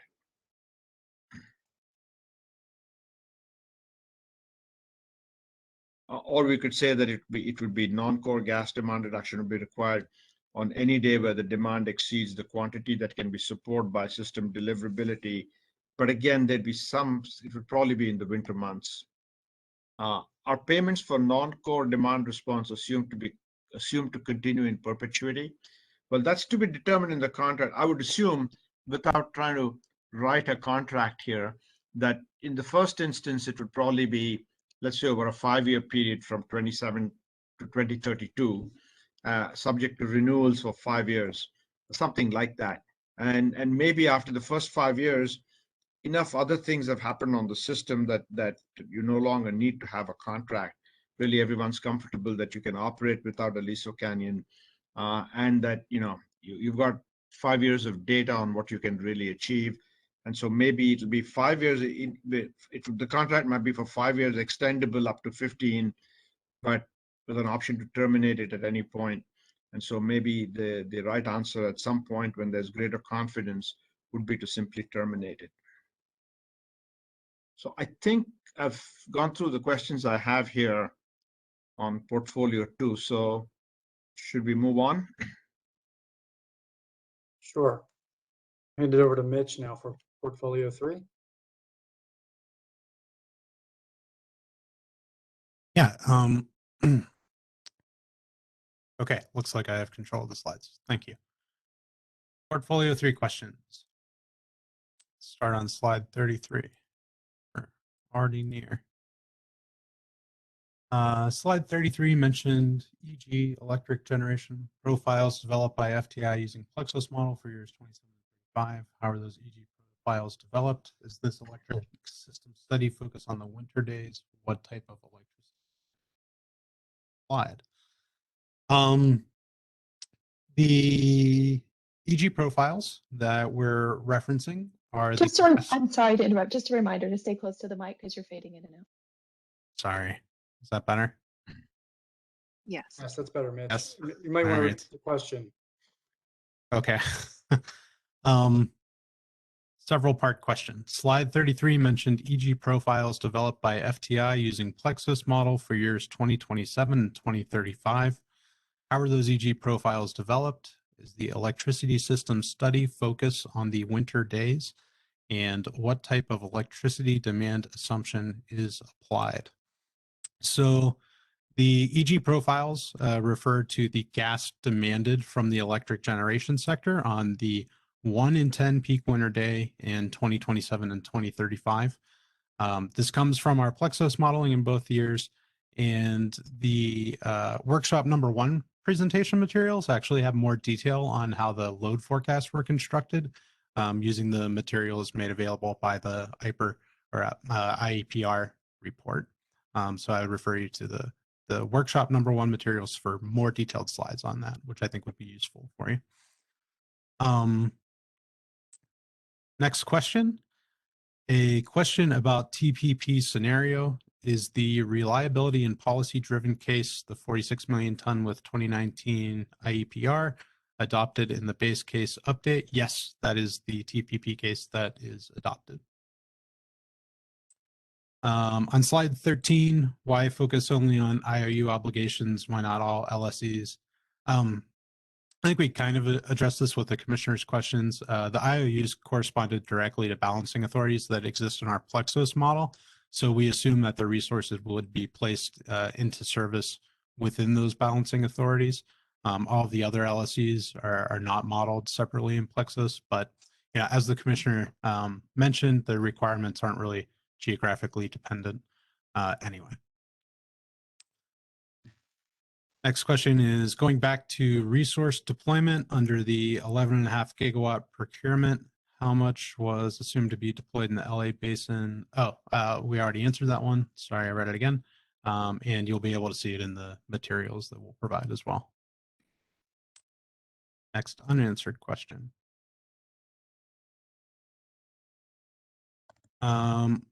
This one says that looking at the work papers, it looks like our assumed battery prices are approximately 40% higher than the IRP modeling inputs and assumptions for mid-cost 2030. Why does it exceed it by so much? I haven't had the time to look specifically at the numbers versus one another, but it would surprise me very much if it was 40% higher, the NREL estimate that we've used.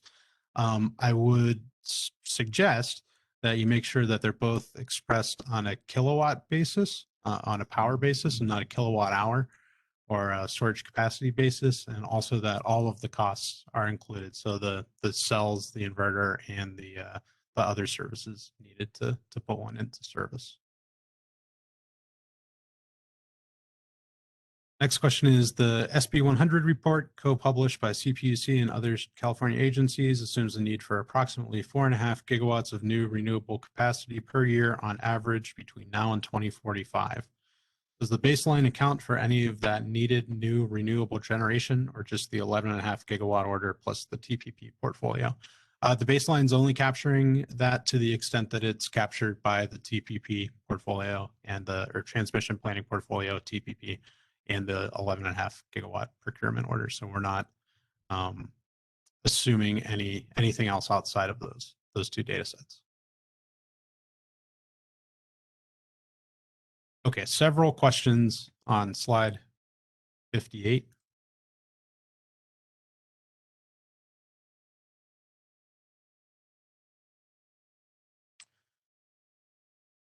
Slide 58, CAISO import capacity falls to 0 megawatts at night. How's this assumption made? Which peak day is focus on for this electricity system study, summer day or winter day? Okay, so most of the questions are related to this green line. This green line is the excess import capacity in megawatts. So the way it's calculated is to take the limit, which is 11.6 gigawatts, and then subtract the utilization in every single hour. So if we're at 8.6 gigawatts, then that means 3 gigawatts is being utilized for imports. So when this line falls to 0, that it means there's no excess import capacity, meaning that imports are already at a maximum capacity. So it's not that nothing can be imported, it's that everything is being imported up to the interface limit. And then to answer the second question, winter day, both the electricity and gas modeling are focused on the winter peak day, not the summer. And also it's not an assumption, it's the results of the Plexus modeling. So this isn't an input, this is an output. On slide 58, what happens between midnight and 1 a.m. that makes so much additional electric transmission available? The same slide. There's midnight and 1 a.m. They look very similar to me, so I'm wondering if maybe there was a typo in that question. If you were instead maybe comparing like 11 p.m. To midnight or 1 a.m. of the same day, then you'd have to compare this to midnight and 1 a.m. of the following day, not from 23 hours ago. What is the source for CAISO import capacity falling to 0 in the last 3 hours of the day? Again, not an assumption, it's modeled, and the import capacity is not 0. It's actually being fully utilized at 11.6 gigawatts.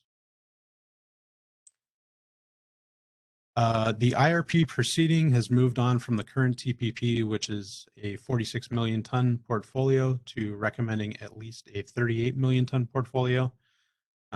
California Air Resources Board is only considering 30 million ton portfolio options. Does FTI consider the additional needed renewable capacity to achieve these latest GHG reduction or GHG requirements? No, we are using the TPP, that's the 46 million ton case. However, the TPP did not include the supplementary additions needed in order to reach that 11.5 gigawatt NQC requirement. So when we actually run the model, we're seeing emissions that are closer to a 38 million ton case than a 46 million ton case, but we're not actually putting anything in the model in order to target a 38 million ton case or a 30 million ton case.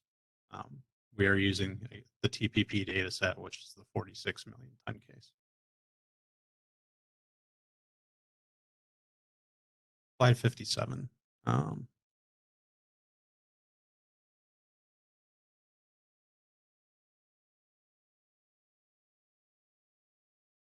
Slide 57 mentions exclude hybrid solar and standalone solar resources.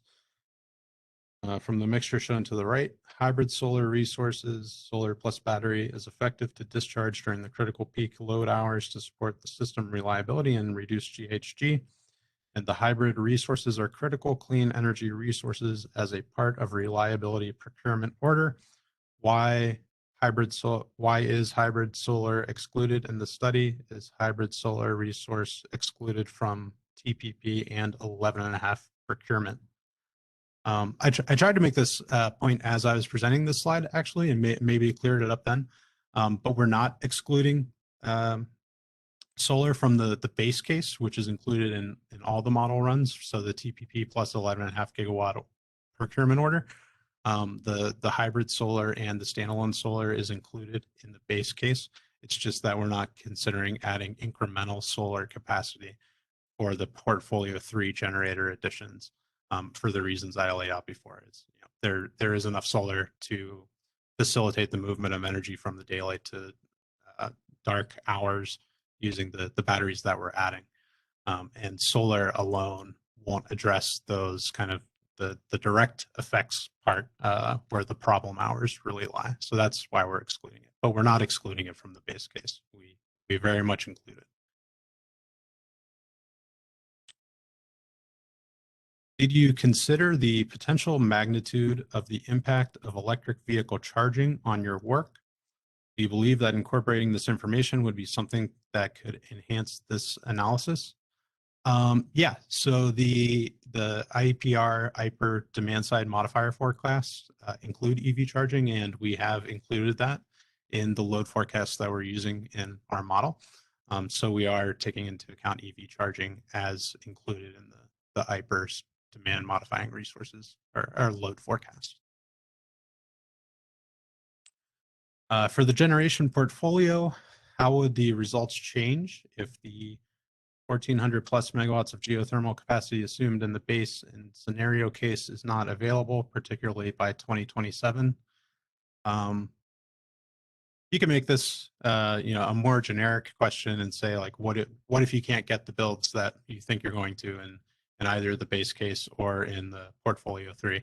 And the answer is that you'll just have to build more resources of a different type. The 11.5 gigawatt procurement order, orders that much geothermal capacity to be procured.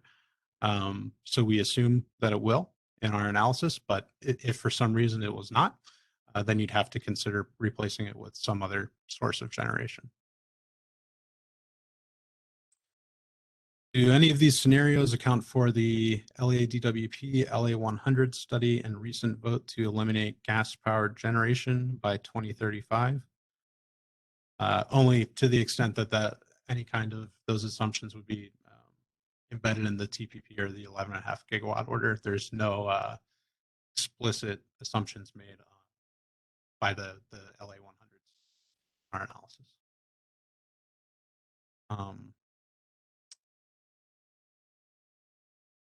I think this is really a transmission question, but I'm going to answer it.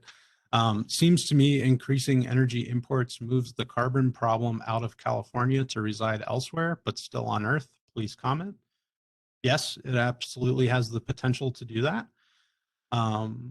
Increasing the energy imports can move some of the emissions outside of California to other states. However, we have taken that into consideration with our analysis, and we are including CO2 emissions from imported power based on the emissions intensity of power generation from wherever it came from. So what other whatever other balancing authority it's imported from. We're looking at the emissions intensity, and we're accounting for those CO2 emissions for the imported power into California. And I might add to that, if you look at it's not a global CO2 problem issue, because we're talking here about 5 days. We've increased the transmission so as to increase the limit. And for 5 days, you're essentially displacing gas use of 1 day, even the peak day, you're displacing gas use in Southern California with gas use somewhere else. That's not going to make a lot of difference to the total CO2 emissions. But as Mitch just pointed out, we have included it in the analysis in terms of the imports. And I think that was it for portfolio 3, at least the ones I've been able to review so far. So we want to move on to portfolio 4. Yeah, I think Go ahead. Yeah, you've already answered the one question, which is on the carbon issue that was just raised. The second question asks, for transmission expansion, wouldn't you need to have firm rights to electricity generated? So again, let's go back to the concept involved in the transmission solution, right? What we're saying is a transmission project or a set of transmission reinforcements are made that would increase the import limit into Aliso. That having been done, we're not particularly saying in the modeling that we have a resource in the Pacific Northwest or a resource in Arizona that's going to come in and help deal with the winter peak problem in Southern California. What we're saying is, let's dispatch the system based on economics, as it always does. And you also have this gas supply constraint in Southern California. When you add those two, the upshot is that you end up importing power from outside Aliso into Aliso, and that does address the Aliso problem. Now, there's a separate question when you consider the benefits on the transmission portfolio, whether you're taking any RA credit, and we are taking RA credit in the benefits. For that, you might say, what are the characteristics of the resources that are being imported? And we haven't got specific resources identified there, but we do use the current level of RA prices for imports as reported by the CPUC. And in part, at least, they reflect a haircut for resource adequacy that comes from imports. And also, we have a wheeling charge within the modeling framework, which incorporates some model, a marginal price of wholesale price for a burden on importing power.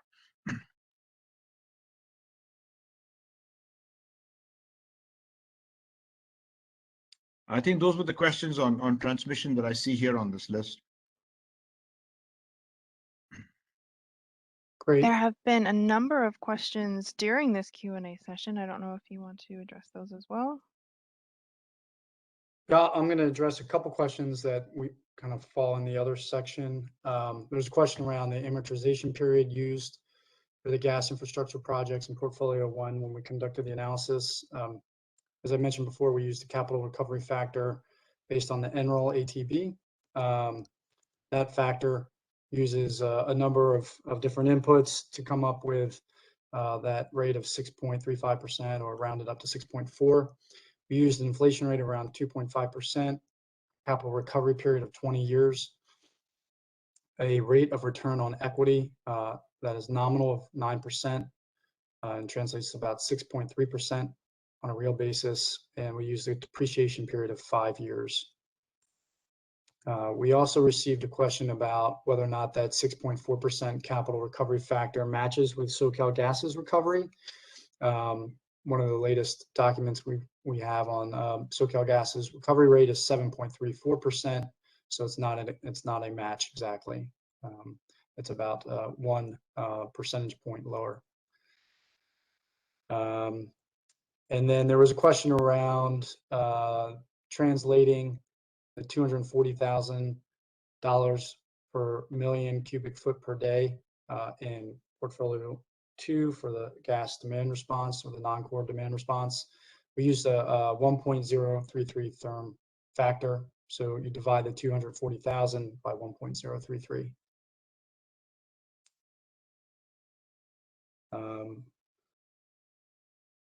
Then also want to answer the question around the temperature assumed for the 1 in 10 peak day. For the SoCal Gas work papers was 42.2 degrees Fahrenheit. And just want to mention that the source is from the California Gas Report. I don't have any other questions to answer at the moment. Yes, we can go into the questions that we have in the Q&A. Okay, the first person with his hand raised is Isam. Isam, please state your name and your organization. Thank you, Isam Nejm. I'm a branch party in the proceeding. Can you speak closer? It's a little difficult to hear you. Sorry. How about now? I'm on a headset, so. It's a little better. Okay. My name is Isam Nejm. I'm a resident of Porter Ranch and a party in the proceeding. I have a quick question here on the shortfall that you mentioned was done based on the 85%, but then you mentioned that the expansion calculations were based on the 95%. So, if the expansion is designed to close the shortfall, wouldn't the shortfall have to be under the same conditions of the expansion scenarios, and know what the change in shortfall would be under the updated numbers?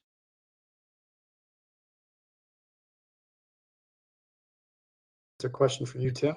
Yeah, I'll go ahead and answer that. You know, this goes back to the last workshop when we brought up this issue that the 85% had been used in the shortfall analysis, and we proposed using the 95% plus one outage going forward for expansions. And the difference is that in the expansion analysis, we're assuming that the work's being done on the pipeline to install the incremental facilities to increase the reliability of the system. So we determined that it was appropriate to switch over to a 95% RPU.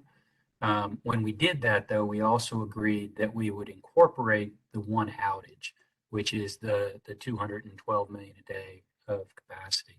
Now, interestingly enough, when we made that switch, the difference between 85% RPU on a standalone basis versus 95% plus the one outage at 212 million cubic feet a day, it ends up being just about the same number. We ended up reducing the available supply by about 10 million cubic feet a day. So it didn't really make a whole lot of difference, but it was something that we received lots of comments on after the last workshop. And so we thought it appropriate to make that switch for the expansion facilities going forward. And for that 395 shortfall, I'm curious, for those 5 days, if you based it on an EG consumption of 745 mmCFD in slide 20. So does that mean that if the EG demand for local generation decreases by 395 for those 5 days, then the matter is resolved? Well, yeah, you know, with any, I guess what we would be saying is that the EG demand, or the total demand, it's not just EG, we just happen to reduce EG demand, fixing the problem by adjusting these different portfolios accordingly. But the 395 is what occurs on that 1 in 10 peak day. Now, you would have to look at, it's not necessarily 2 or 3 days. It depends on what the weather is in any given year as to whenever you exceed the total capacity that can be served. And I think that slide 20 that you were referring to shows that in our hydraulic model, we're serving about 4.1 BCF or 4,121 million cubic feet a day of demand using the existing system. So I think what I would tell you is that any day that got above 4,121 million cubic feet a day, we would have a shortfall that would need to be addressed. Now, that doesn't occur very often on the system, but it's any day that occurs. I understand. I guess I'm asking if that 745 of the EG demand on those cold days decreases or is decreased by the 395 shortfall by the EG generators. Does that eliminate the issue? If the demand is decreased by 395 million cubic feet a day, then the demand we're serving is 4121, and yes, we can meet that demand at that. Okay, thank you. Sure. Okay, our next question is from Amy. Amy, you are unmuted. Please state your name and organization. This is Emily from Southern California, Edison. Can you hear me? Yes. Great, thank you. Yeah, we do have a couple of comments and a question related to the electric system study. So first, we did ask a question about why the hybrid solar and the standalone solar resources were excluded in the study. I think Mitch addressed the question about the solar, and we understand solar has limited contribution to the serve the load during the middle of the day. However, we believe there's a fundamentally different for the hybrid solar resources, because it can be used like a dispatchable resource, get the charging power from solar during middle of the day, and the discharge during the critical peak load evening hours to support the system reliability. So it shouldn't be excluded in the base case, and the for the portfolio other than the TBP and beyond 11.5. So that's first our comment. The second question is about what's the methodology used in the electricity system analysis to identify the shortage. Because as far as we know, the state is heading to meet 100% carbon neutrality for the year 2045. And there will be substantial clean zero emitting resource coming online from now to the later years to not only help reduce the GHG, but also support the system reliability and also reduce the reliance on the gas generation system. The result is a little bit counterintuitive. Why, with that substantial new resource coming online, still identify the shortage in the electricity system. So our question is about, would you please provide more detailed information, for example, how the existing and the planned resource are dispatched in your study? Are they fully utilized to serve the load and support the system reliability? And are you able to provide the Plexos case to us for examination? Yeah, that's my question about the electric system study. Thank you. Mitch, would you like to address those questions? Yeah. So on the hybrid solar, I get what you're saying. And the only point that I'm trying to make, I agree with you that solar and storage could work together to address a shortfall during outside of daylight hours. What I was suggesting is that there is a lot of solar already being generated in the model that could be moved to the later hours of the day through the addition of storage alone, because there's already a lot of solar capacity. So instead of adding more solar plus more storage, you could just add some storage and be able to shift some of that generation to the latter part of the day. On the dispatch question, yeah, we plan to provide something similar to what we provided for workshop number 1 for the peak winter day, which shows the dispatch of the resources over the 24-hour period. So hopefully that will help you there. And then, is there another question? And did you happen to get it? Yeah, another question is, besides the dispatch results, are you able to provide the Plexos case that to help us, to examine the resource assumptions and demand? No, we're not able to provide like the Plexos XML file. Okay, and another question we have is in the presentation you mentioned about adjust the resource nameplate capacity using the ELCC methodology to count for the 11.5 gigawatts of NQC. So can you elaborate a little bit more what type of the ELCC numbers you used? Is the average ELCC or marginal ELCC? It's a marginal ELCC, and it's not current ELCCs. The ELCCs were part of the CPUC Energy Division's kind of studying of what this 11.5 gigawatt procurement order could look like. So they added those to the model and then provided us an estimate of the marginal ELCCs for each of the technologies. I don't have the numbers offhand. All right. The last question we have is about the gas price elasticity. Can you talk about what type of the gas price you applied in the study? Do you consider increase of the gas price, given the forecast for the future and also the potential closure, consideration of the closure of Aliso Canyon?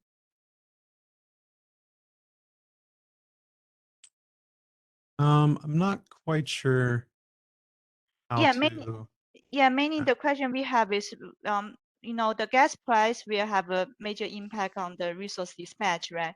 We want to make sure, when you consider the dispatch of the gas generation resource is not, kind of simply, consider the kind of the existing gas price, but also consider forecast the gas price impact by the Aliso Canyon. Sure. So I actually don't think that the gas price in this specific scenario is leading to much change in the operation of the system, because the system is already using as much gas as it possibly can. If you gave it a higher gas price, would that back off of the gas generation in the base case? I would say that's unlikely, because all of the kind of intermittent resources, like all the renewables, are already dispatching as much as they possibly could on the day, and there's not a lot of other kind of flexible generation around in the area to replace any of that gas generation. Got it. But have we put in features since gas prices have gone really high over the past month or two? No, we haven't. But again, I don't think it would make much of a difference for the dispatch on the 1 in 10 peak winter day. Yeah, and that's something just worth emphasizing again. When Mitch talks about the gas prices, we're focused here on a 324-hour cycles in winter, right? We're not looking at annual gas use, for instance. Sure. Yeah. Why we Amy, asked I'm this sorry. We need to give other people an opportunity to ask questions. If you don't mind, sure. please keep your hand raised. And if we have time, before we move on to the next segment, I'll come back to you. Okay, great. Thank you. Thank you for very your much. answer. Yeah. Okay, the next person is Alexandra Nagy. Please state your name and organization, even though I just said it. Hi, can you hear me? Yes, we can. Great. Yeah, Alexandra Nagy. I'm with Food and Water Watch. I have a question about the portfolio 4. What happens if you allow for a natural gas burn limit for the SoCal region, but don't do transmission additions for that winter peak demand over 3 days? So curious if that's been isolated and looked at, and what would happen if you combine that with other solutions in portfolio 5, assessing burn limits at various levels. That's my first question, and I can get to my second after the answer. Mitch, you might want to address this, right? Yeah, sure. So I would say that is not something that we've specifically modeled and looked at, so I wouldn't really be able to comment on that.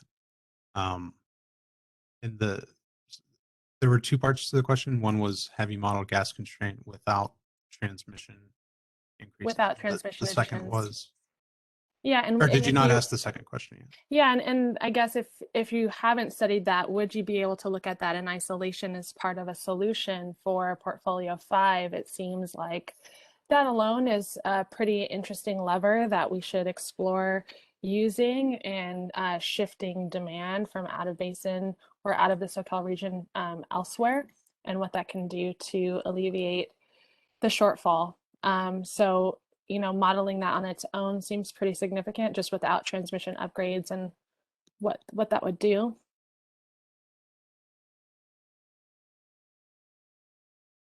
I'll have to think about that, I think.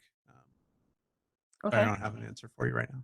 Okay, and then my other question is just on portfolio 1 and assuming 85 receipt point utilization of the northern zone. Just to clarify, that does not currently include outages that are still ongoing on line 235-2 and line 4000, correct? No, it does not. No, we're assuming that with these projects being dated 2027 and 2035, outages are corrected at that point. We should hope so, right? Because it's been 4 years since these pipelines have been out of service. So I guess this is more a question for the commissioners. What steps is the PUC doing to require a return to service date for these pipelines? They were delayed just yet again. I know a lot of the proposed decisions to increase storage limits, cited that these pipelines would return to service September 30th. And then again on the Envoy website, they were just kind of updated again with a return to service date of to be determined, and just like how long are we willing to let this go on for? We can have someone follow up with an email. I know 4000 is back up, and I'm not quite aware of what the issue is on 235. I'm sorry to say so. Can you just remind me who's speaking?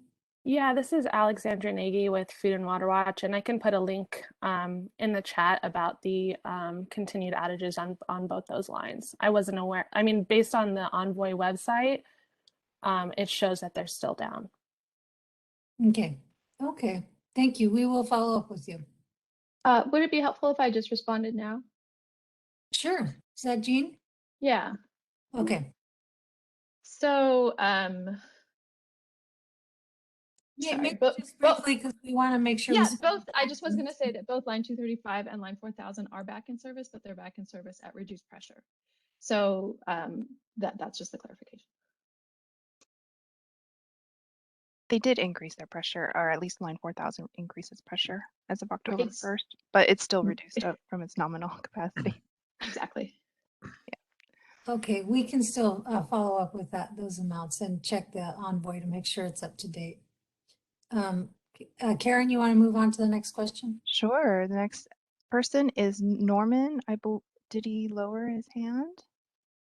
Norman Peterson? Yeah, he's no longer there with his hand raised. In that case, I will move on to Matt Vespa. Matt, you are unmuted. Please say your name and organization. Yeah, Matt Vespa with Earth Justice on behalf of Sierra Club. On slide 42, it says that the American Gas Association was the source of information on electric technology efficiency.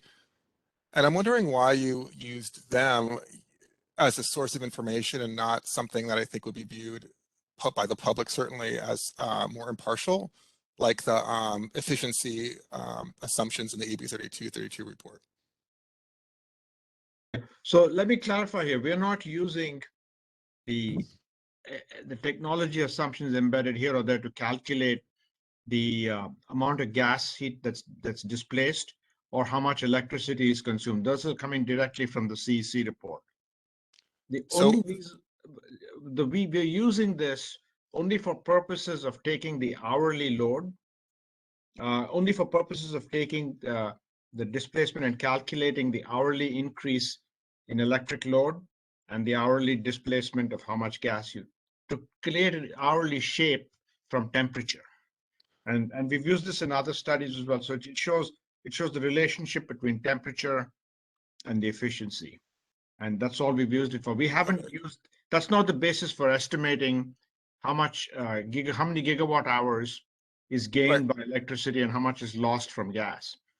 Okay, so just so we're clear, when you were looking at what the COP or the coefficient of performance is, for example, heat pump water heater, did you took the numbers from the CEC, from the AB 3232 report? So let me lead you back to one. Yes, I mean, but let me be very clear on which. So if you go to slide number, I'll give you the slide number in a second here. So if you go to slide number 43, which shows the building electrification gas demand reduction under alternate scenarios. Yeah.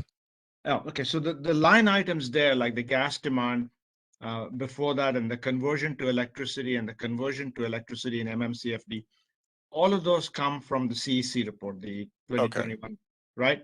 The only thing is having obtained this, if you take the next page talks about the electric increase in electricity that you gain from that in gigawatt hours. The next page. Yeah. That also comes from the CEC report. But then we take those gigawatt hours and convert that to an hourly load shape. In that process, we use the relationship between temperature and efficiency from the AGA report. Okay, so I just want to be 100% clear on this. Yeah. That AGA report, for example, for heat pump water heaters assumes a coefficient of 2. The CEC for their efficiency for heat pump water heaters is above 3, which I think is frankly much more accurate. So is there nowhere in this analysis where you used the AGA's assumptions on heat pump water heater efficiency, which are much lower than what the CEC assumed, and frankly, I think understated to make gas appliances look better by comparison? Yeah, all I'm saying is that we used it only for purposes of converting the gigawatt hours that are obtained, that are increase in gigawatt hours for electricity to an hourly load shape. Yeah, Venki, you're saying the annual gigawatt hours from the CEC, right? Used and apply the AGA report only for shaping those hours. Yes. So you still have the same total number of hours from the CEC report throughout the year. We just shape them hourly using the AGA report. Thanks. That's helpful clarification. The other question I had, this came up earlier around the location of the resources, and I think you had mentioned like 2/3 were in SE service territory, and that was sort of what was assumed. Some I think maybe were cited in LA Basin, some were outside the service territory, or just outside LA Basin in the service territory. I mean, the issue I guess I'm seeing, and I just love some clarification on, is the authorization the PUC gave for this procurement, its system capacity. It could be anywhere. It doesn't have to be in the service territory. It doesn't have to be in LA Basin. So I think the question on a lot of people's minds is like, you know, how much should be in LA Basin for this to all work? And, or should there be directed procurement in the LA Basin to help with this issue on Aliso Canyon retirement? And it seems like the model assumes a certain amount in there, but it's hard to know if that's determinative of outcomes. So is there an ability to run this in a way that can kind of suggest whether there should be targeted procurement within the LA Basin, and if so, how much?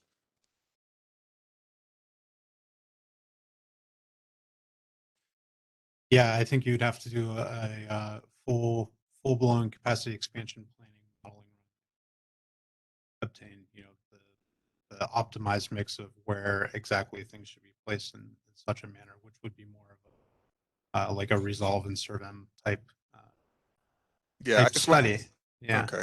My concern is I don't know how actionable this is going to end up being in terms of understanding whether or not resources should be directed in certain places, because absent that and absent, you know, direction on the utility to go ahead and do that and do this locationally, that will not happen.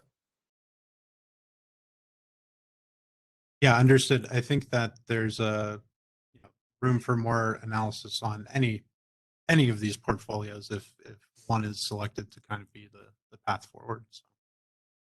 Okay. Yeah. Thank you. Thank you. Thank you, Matt. Our next, Norman has returned. So Norman Peterson, I am going to unmute you. Please state your name and organization. Thank you, Karen. My name is Norman Peterson. I'm here for the Southern California Generation Coalition. And I did attempt to type my questions in the Q&A, but Venki, you may not have seen them. First of all, you put a lot of emphasis on demand response, and on slide 49, you mentioned that large refineries offer over 670 MMCFD of potentially displaceable demand in 2027. Now, what was the source of the 670 MMCFD figure? which is very impressive. Okay, it's not large refineries only, it's non-core, non-electric demand, but refineries are a big part of it. That's one thing. But the second thing is in terms of where the 670 MMCFD comes from on that peak day, it comes from one of the tables in the California gas report. And that's been consistent with what's been used in the hydraulic modeling as well. So on that winter peak day, if you measure the non-core, non-electric demand as reported, I think it's table 20 or 30 in the California gas report, that's where it comes from. Okay. Thank you. Do you know what portion of that is associated with the refineries? Because our understanding is that for a short period of time, there is a limited amount by which they can actually reduce their demand due to their minimum demand level, which is provided to SoCalGas on a confidential basis. We don't know what it is. Yeah, I think the total, Tim, do you have a number for the total contribution of refineries only on that for that peak hour? I don't know. We cannot disclose any of that kind of number. What we have is the non-core number that comes out of the California gas report, and those are the numbers that you are showing on the slides. Mm-hmm. And that's the total non-core, and that's really what we're targeting here. We're not targeting any specific market, whether it be refineries or anybody else.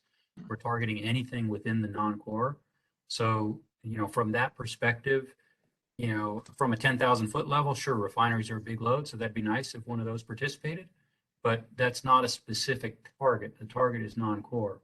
Now, obviously, in our hydraulic model, we do have confidential information that has the specific loads forecasted at specific locations, but that's not available to share at this time. You can see the redacted files on the website.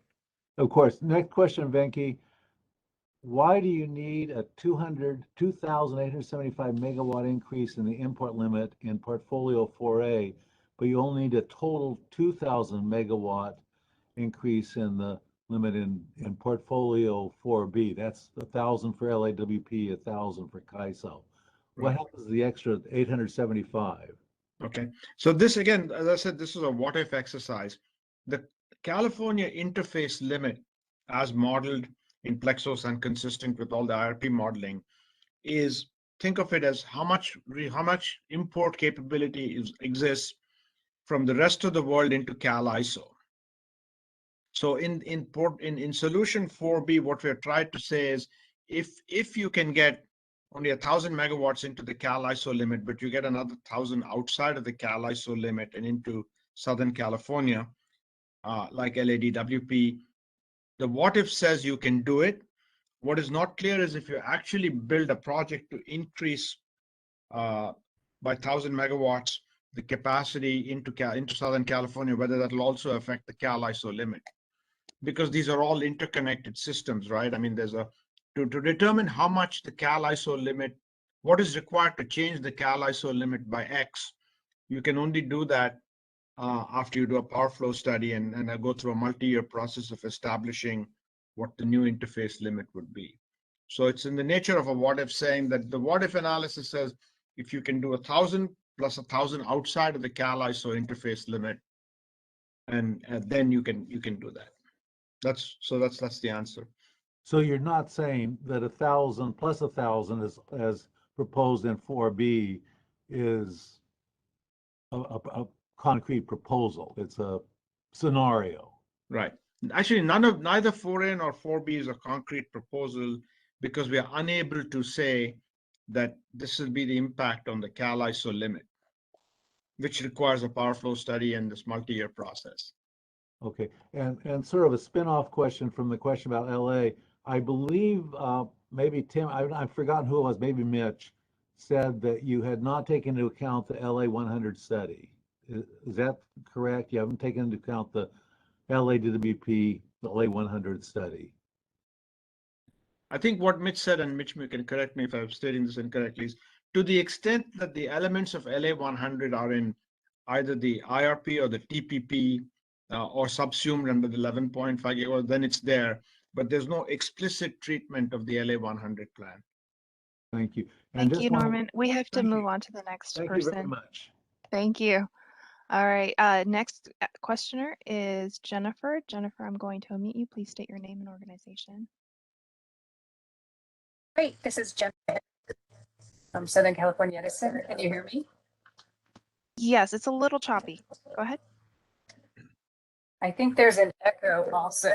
Do you hear that echo? Yes, I do. Panelists, can you please mute yourself? Go ahead. Okay. I actually called in, so I'm going to exit from the.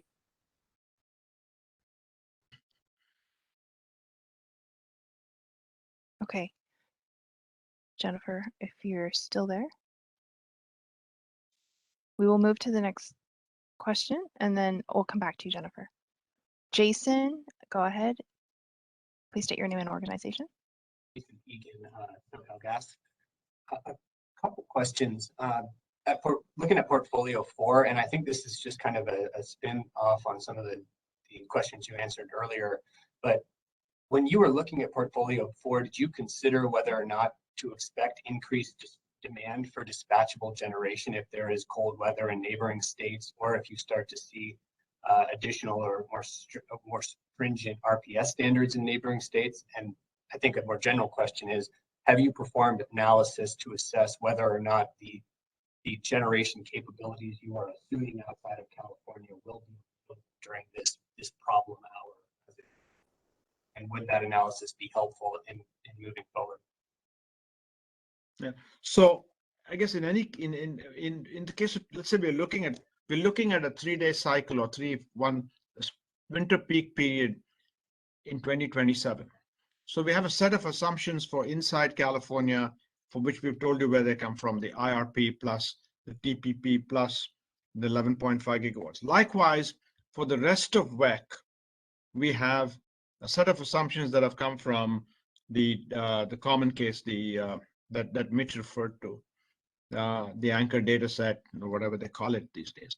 So that's where it comes from, and all of the resources that are available there are modeled. And in both cases, we are modeling the winter peak day. So other than that, we haven't done something explicitly to say, as a one-off, if we have these conditions in California and a colder than expected day in Wyoming or in Northwest, what would happen, right? What we're saying is we have a set of assumptions for 2027, and those are the sources, and that's what it reflects. Got it. So you're not assuming the same peak day conditions outside of California. We're assuming. So Mitch, you can elaborate on where the load comes from. Could you on outside for the rest of WEC? Yeah, it comes from the SERVM model from the integrated IRP and RA datasets. And it does actually assume elevated demand outside of the California footprint. And I think an important distinction to make is that we are actually running a model of WEC. So we are modeling other balancing authorities at the same time that we're modeling the balancing authorities inside of California. So when we put this in Plexus and we say, here's a new transmission line, what kind of flows do you get over that transmission line? We're not making an explicit assumption that there is excess energy available outside of California. We're actually seeing in the modeling results that there is excess energy outside of California and that it is being imported into California across the line. So it's not, we're not just assuming hey, there must be energy out there. We actually are modeling it, and that's the result of what we're seeing. Thank you. And then kind of a more general question on the work papers. I think I heard earlier that there were going to be more detailed work papers released on the cost benefit analysis. And I'm curious, will that provide additional details on the levelized annual cost that you've included? I noticed looking through the work papers that were released that sometimes the total capital cost were, some 10 to 14 times that levelized annual cost. And I didn't see that for all the portfolios, so I'd be curious to see what the total cost would be for portfolio 3 and 4. I saw it for 1 and 2, but not 3 and 4.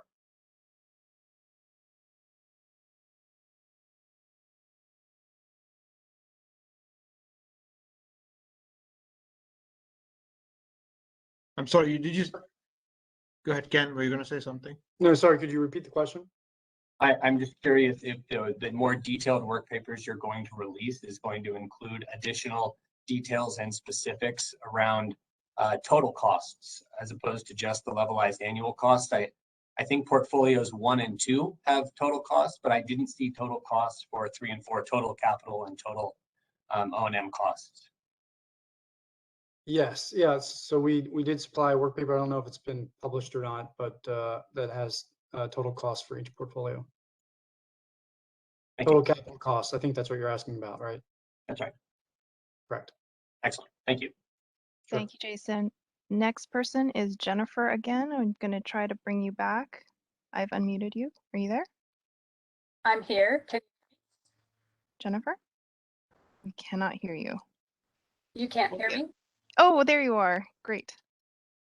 I think there's go, but I'll just be brief. So this is Jennifer, Southern California Edison.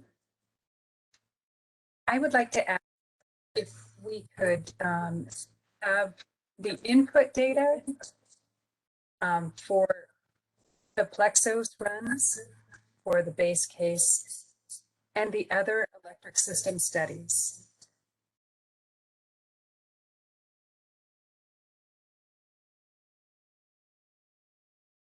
All right, Jennifer, I think you're asking for the inputs for the gas burns for Plexos. For Plexos, for the electric system studies. Mitch can answer this, but it's not an input. Go ahead, Mitch. Yeah. Are you familiar with the data that we released as part of the workshop 1 presentation? I have familiarity with that. Sorry, I couldn't tell if you said you do or you don't. No. But in either case, we did release some of this information in the workshop 1 study, and we're planning to release something similar for workshop 3. So I think that should cover your question. Okay. Still hear me? Kind of. Yes.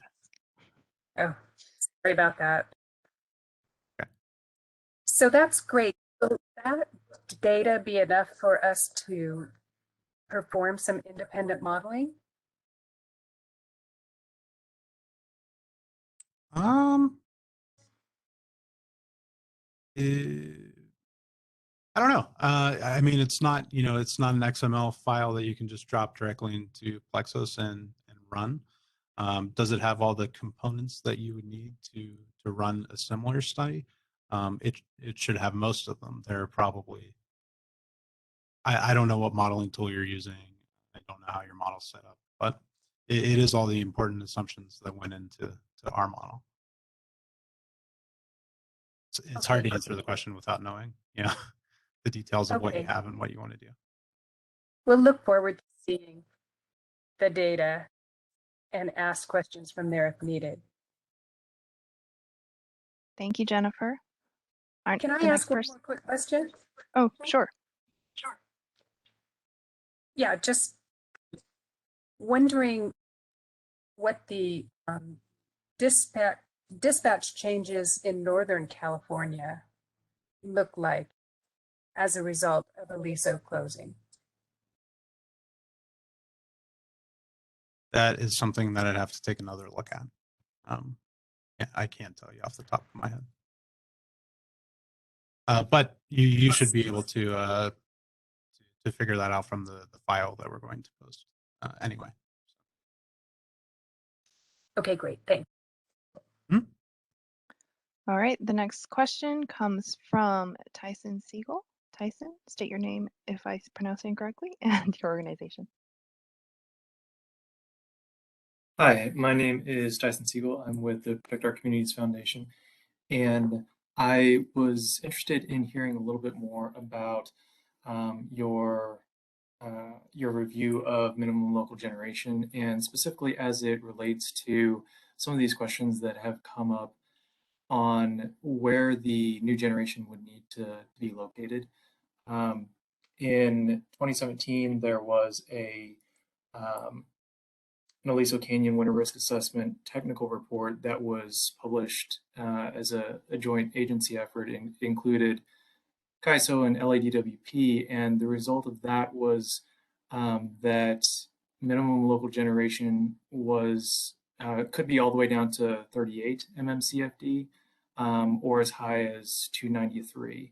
What that seems to indicate to me is that the location of new generation or existing generation can essentially be across the state or from outside of California, or I guess outside of the CAISO balancing area. Have you taken a look at that? And if so, is that is that your conclusion as well in terms of where generation needs to be located? So I actually think Venki or Tim might have more insight on that specific question. Yeah, so if I'm let me take a shot at this, assuming I've understood the question correctly. I think with regard to the shutdown of Aliso Canyon, we're not specifically trying to address local RA issues in Southern California, right? What we're trying to say is, as a system, if you have so much less gas, or do all of these solutions work? So like as Mitch said earlier, if you build so much generation, will the generation system be able to tolerate such a reduction in gas generation and so on? And as far as I know, we're looking here at 2027. I don't know of any study that's really forecast local RA requirements through 2027. In fact, every year when the technical report comes out, it's only a 1-year report, right? The technical analysis of RA. So I'm not sure how of local RA. So I'm not sure what we would do to say, here's how the local RA is changing, or what we would rely on to say local RA is changing between now and 2027 in this fashion, and therefore we're going to put more of these resources here or here. I mean, it's not really central to our work here. Is that, I don't know if that you understand what I'm saying. It's important as a separate question for the LA Basin, I think, but I don't know that it's central to what we're trying to address, which is if you have so much less gas available, can the system deal with it? Well, I'm sorry to interject here. This is a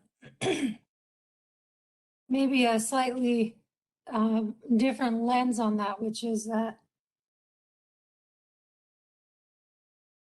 we do need to figure out this piece to have a viable path forward for local reliability.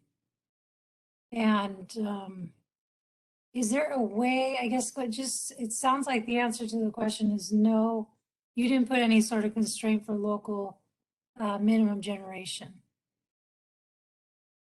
That's, and then maybe the follow-up is, can you put in a local minimum generation? Now, I don't know if it should be based on the 293 or which arguably would be met, or if it's something higher, and that might be a CAISO question. I see that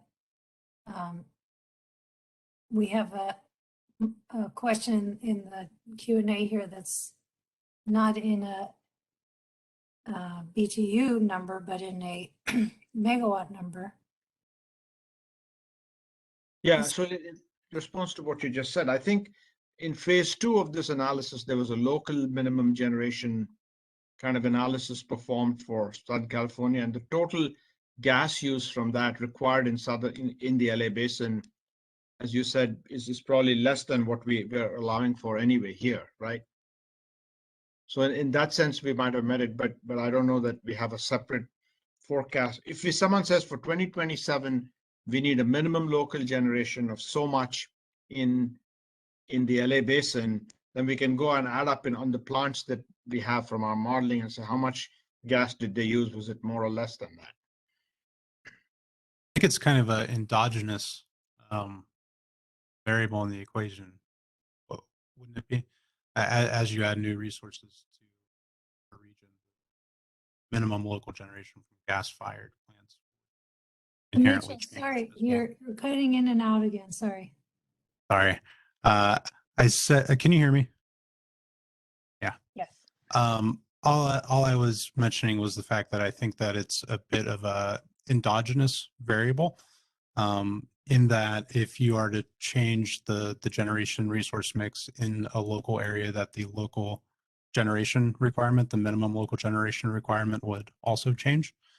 So if there were indeed a forecast of the minimum local generation for 2027 and 2035, if it wasn't using the same assumptions about the generation mix in that local area, I'm not sure that that number would be at least 100% relevant, right? It could be slightly different. So I guess as a follow-up, the way that I'm I'm sorry. I'm sorry. We have to move on to the next segment. It's 3:25. Please enter any further questions in the Q&A box, and we will move over to Ken. Thank you. Trying to find the what slide it is 80 or so. Close. I need to make you the presenter. Just give me 1 second. Okay. Well, there's no slide. It's just at the agenda. So this is the part where we talk about research report next steps. And I think this is pretty straightforward. Really kind of three major steps. One is to consider the feedback from this meeting, this workshop. So all the Q&A and the additional responses that come in and comments. We also need to conduct the Portfolio 5 modeling and the sensitivity analysis around Portfolio 5. And we'll do that soon after we get all the comments in. And then we need to draft and finalize the report with the objective of completing the final report by the end of the year. Those are kind of the three major next steps items that we have to complete.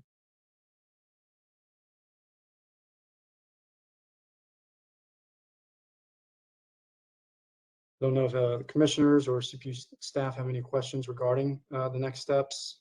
Otherwise, we can move into the party implementation discussion. Thanks, Ken. I did want to just respond. I saw a couple of questions for clarifying and requesting extension on comments.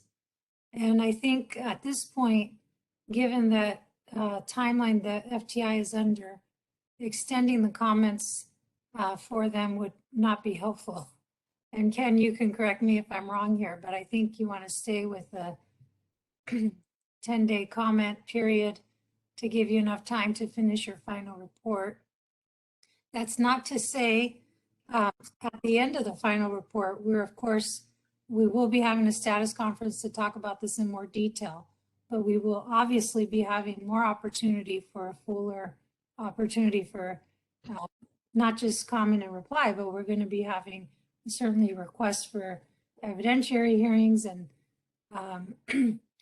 we are currently thinking through, I'm personally have some thoughts that I would like to share with the judge and certainly all of you at the status conference on how we can potentially combine some of these steps, not take away, but combine. So wanted to clarify that. And is there anything there, Ken, that you wanted to respond? Nothing else to add. No, I agree with you that we have a short timeline with delivering the report and the holidays coming up. So keeping the comment period to 10 days is important.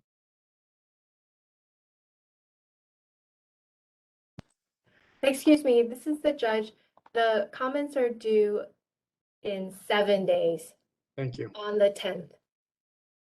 Thank you. Thank you, Judge Zhang. Sorry about that. Okay, I'm seeing Commissioner Houck, did you have any questions or you just?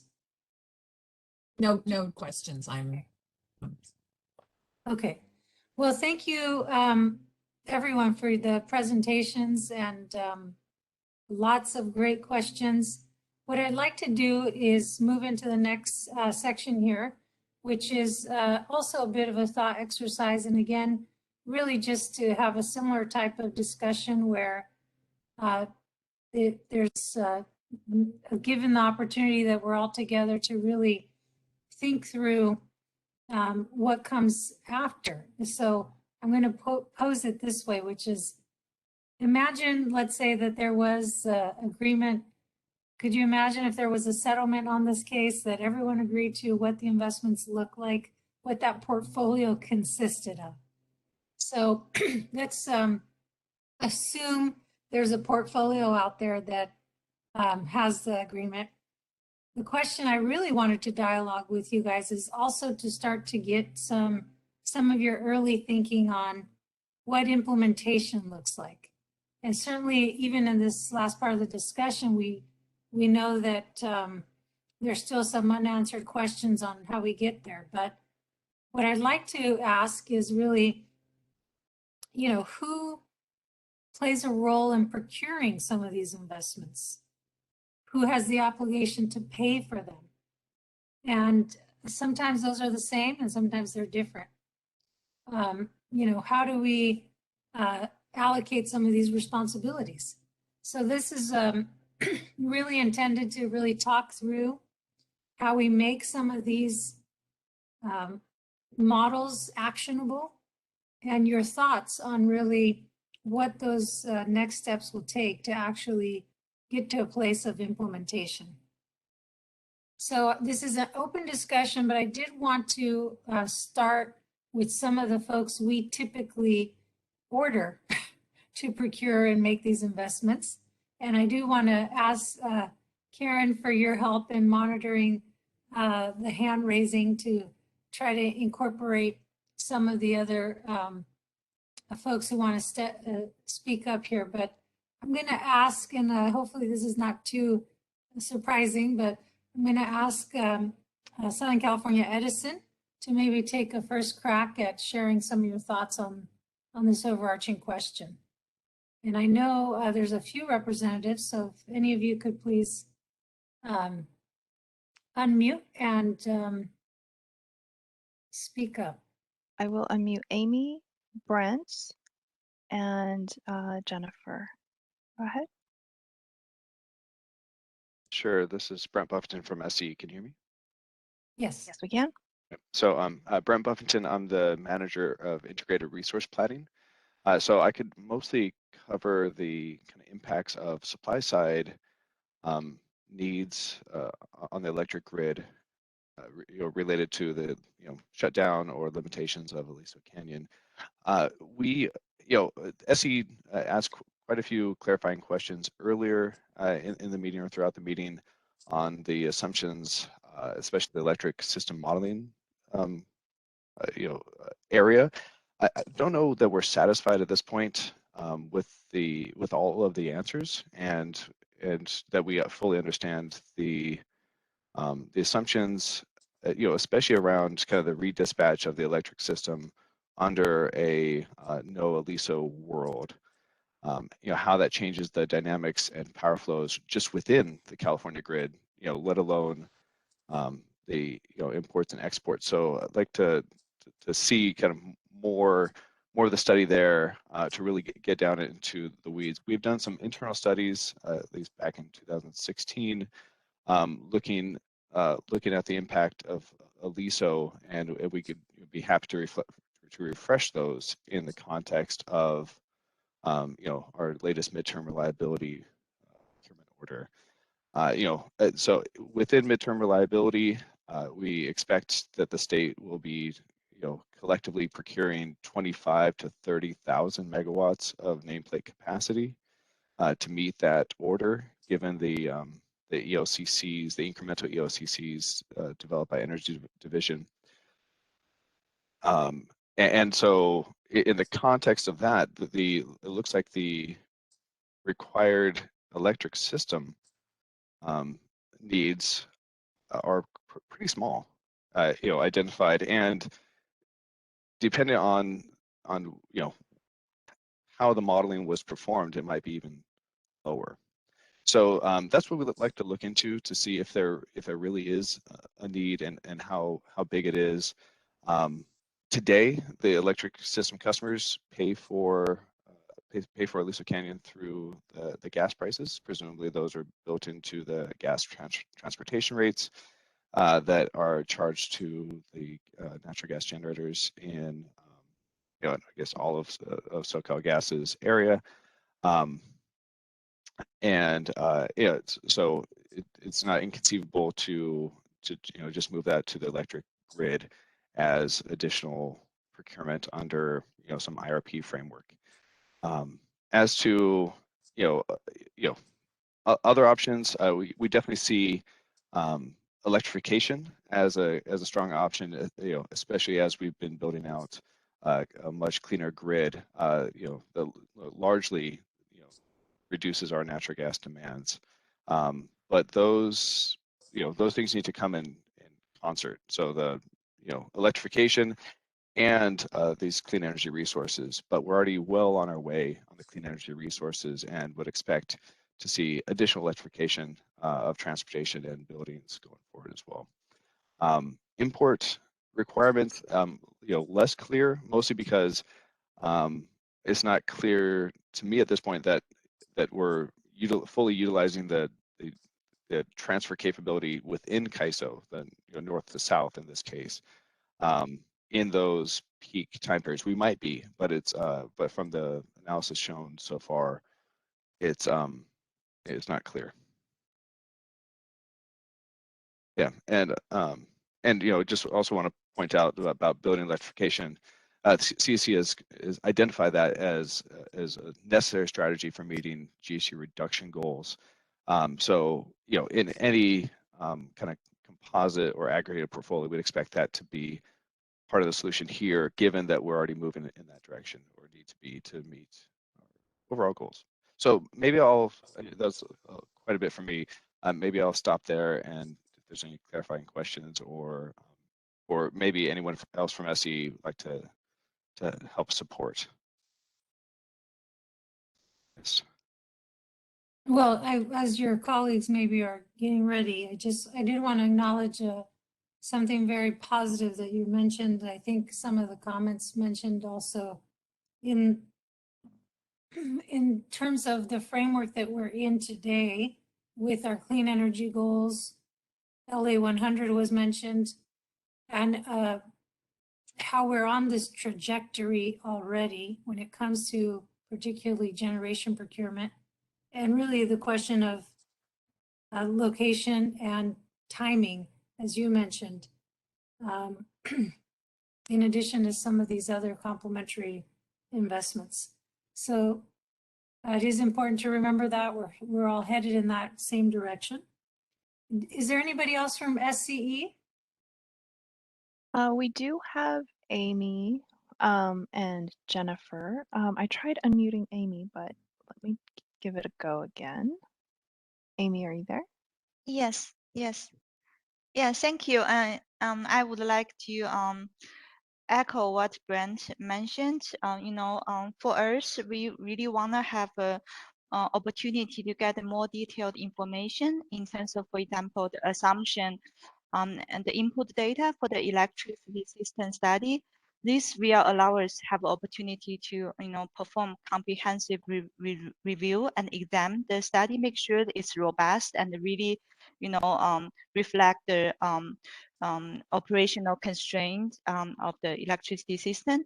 And also, we also want to point out there's a fundamental difference between the gas system and the electric system. When the gas system peak in the winter time, the electricity system peak in the summertime. So generally, the electricity load during the winter time is not that high, and correspondingly, the reliance on the gas system should be, reduced as well. So we really wanna, have an opportunity to gather more detailed information to make sure all these type of the dynamics are correctly considered and modeled in the study. Thank you. Okay, and I know it's so challenging coming off this last conversation, but really want to challenge us to focus on let's assume for a minute that we agree on the portfolios. And I'm going to kind of, push us not fully out of that agreement, obviously, but let's get it even further out. So I heard a little bit there about the potential IRP integration. And certainly, Amy, everything you said is absolutely right in terms of the last discussion and needing to further do your further analysis. Okay, I'm gonna thank you unless there was anyone else from SCE. Jennifer Hedrick, would you like to speak as well? Can you hear me? Yes, much better. Oh, good. I just want to emphasize the GHG has migrated to 38 million metric ton case. And this study doesn't seem to be reflecting that. Thank you. Okay, all right, well, I'm gonna move on. Thank you, Rachel. Is there anyone from LADWP who is on the? We do have Jason, Paul, and Marlon in attendance. I will start with Jason to see if he would like to say anything. Just give me 1 second. Jason Ronda, you are unmuted. Great, thank you. And I appreciate the opportunity to share our perspective and our thoughts on this. I think most folks are aware we've done a number of studies, including the LA100 study that looked at different pathways for us to have significant and full decarbonization by 2035, which I know there are some questions about the data source and whether or not the LA100 study was considered as part of this. And just to shed some light onto what it may mean for the data that was being utilized versus what we've learned from the LA100 study. I think one thing to note is that between today, when our in-basin gas fleet capacity factor is roughly about 30%, when you look towards the different pathways to decarbonization by 2035, we're looking at capacity factors that are probably between 1 and 5%. Which on one hand may, it's obviously reflective of a significant and rapid decrease in reliance on gas. But what's also true is our peak demand is still there. So it's much less prevalent, but there's also a pretty significant peak. One thing that I would also mention is I think a previous comment was made about the difference in gas and electric system peaks in the winter and the summer, and I think a lot of folks know that and appreciate that and understand the significance of that. But one thing that I think we cannot lose is the reality that during the wintertime, the electric grid often calls for outages, whether it's to generators or whether it's to transmission lines, so that we can perform upgrades.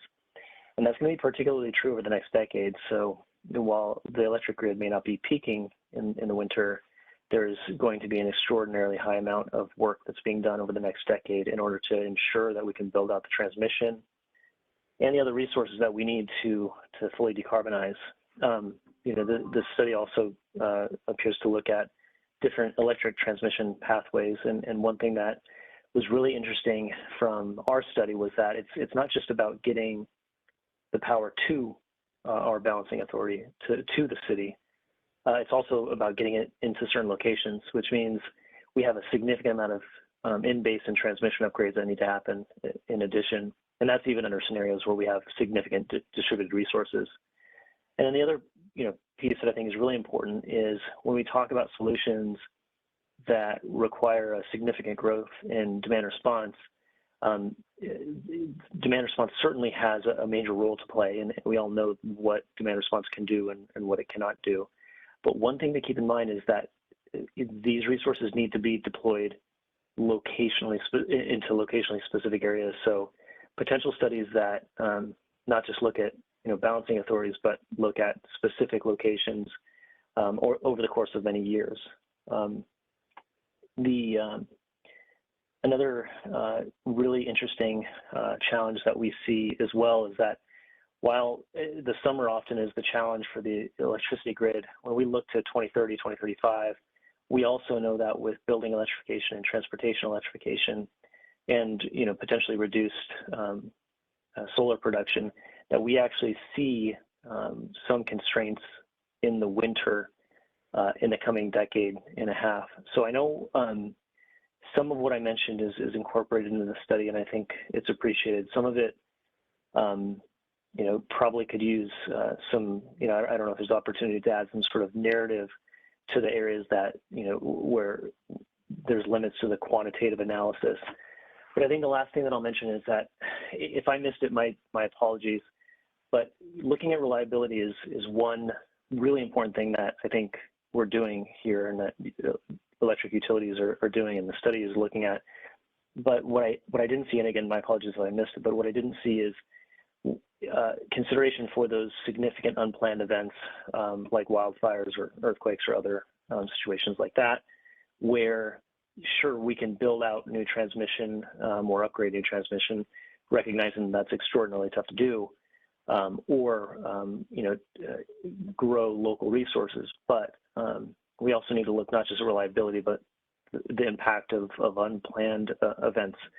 And our study did that, our LA100 study did that by taking out key resources for extended periods of time and then building out the resources that would be necessary to maintain grid reliability in the absence of those key resources. So I'll leave that there, and if there's any sort of follow-up questions, happy to answer them too.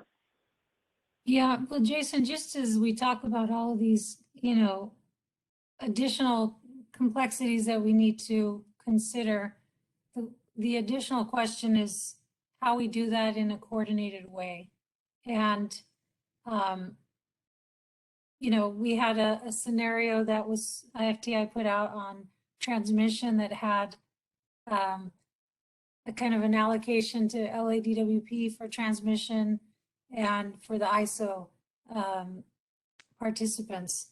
And that's an example of a possibility, which I think we want to hear, not necessarily now, but just as we move forward, how we as a state and really here for the LA Basin can be coordinated in what these investments need to be. So we're doing so jointly and for the benefit of all those customers in the basin. Yeah, we certainly appreciate that. And I think what we can potentially do is suggest specific areas of coordination and collaboration. There certainly must be opportunities, not just on the transmission side, but also in looking at a lot of the underlying data for this. We've, over the past year since we filed our last IRP, there have been a lot of things that we learned. And so there might be opportunities for, data sharing and other things that may inform these studies in a more robust way. So we can certainly take that back and think about specific ways where we can coordinate and plan together. Excellent. And do any of your colleagues have additional comments? I believe Marlon is on. Marlon, I will unmute you. Go ahead. Thank you. Just one follow-up question, given that we're definitely following in Jason's stead here. He hit the nail on the head. I do have one thing to ask, though, and again, I also ask forgiveness if I missed it, but regarding demand response, it seems like the majority of the demand response portion of the presentation centered around gas demand, which makes sense. But during the question and answer period, it was unclear. Someone brought up how, Norman Peterson, I believe, brought up the refineries, how it was a fairly large number. Again, he said it was impressive. But the response that we received was that, no, it's more generic, non-core. So to that raises concern for me. is there any application of demand response from the gas side that the model is applying to electric generators, which effectively would be considered a curtailment?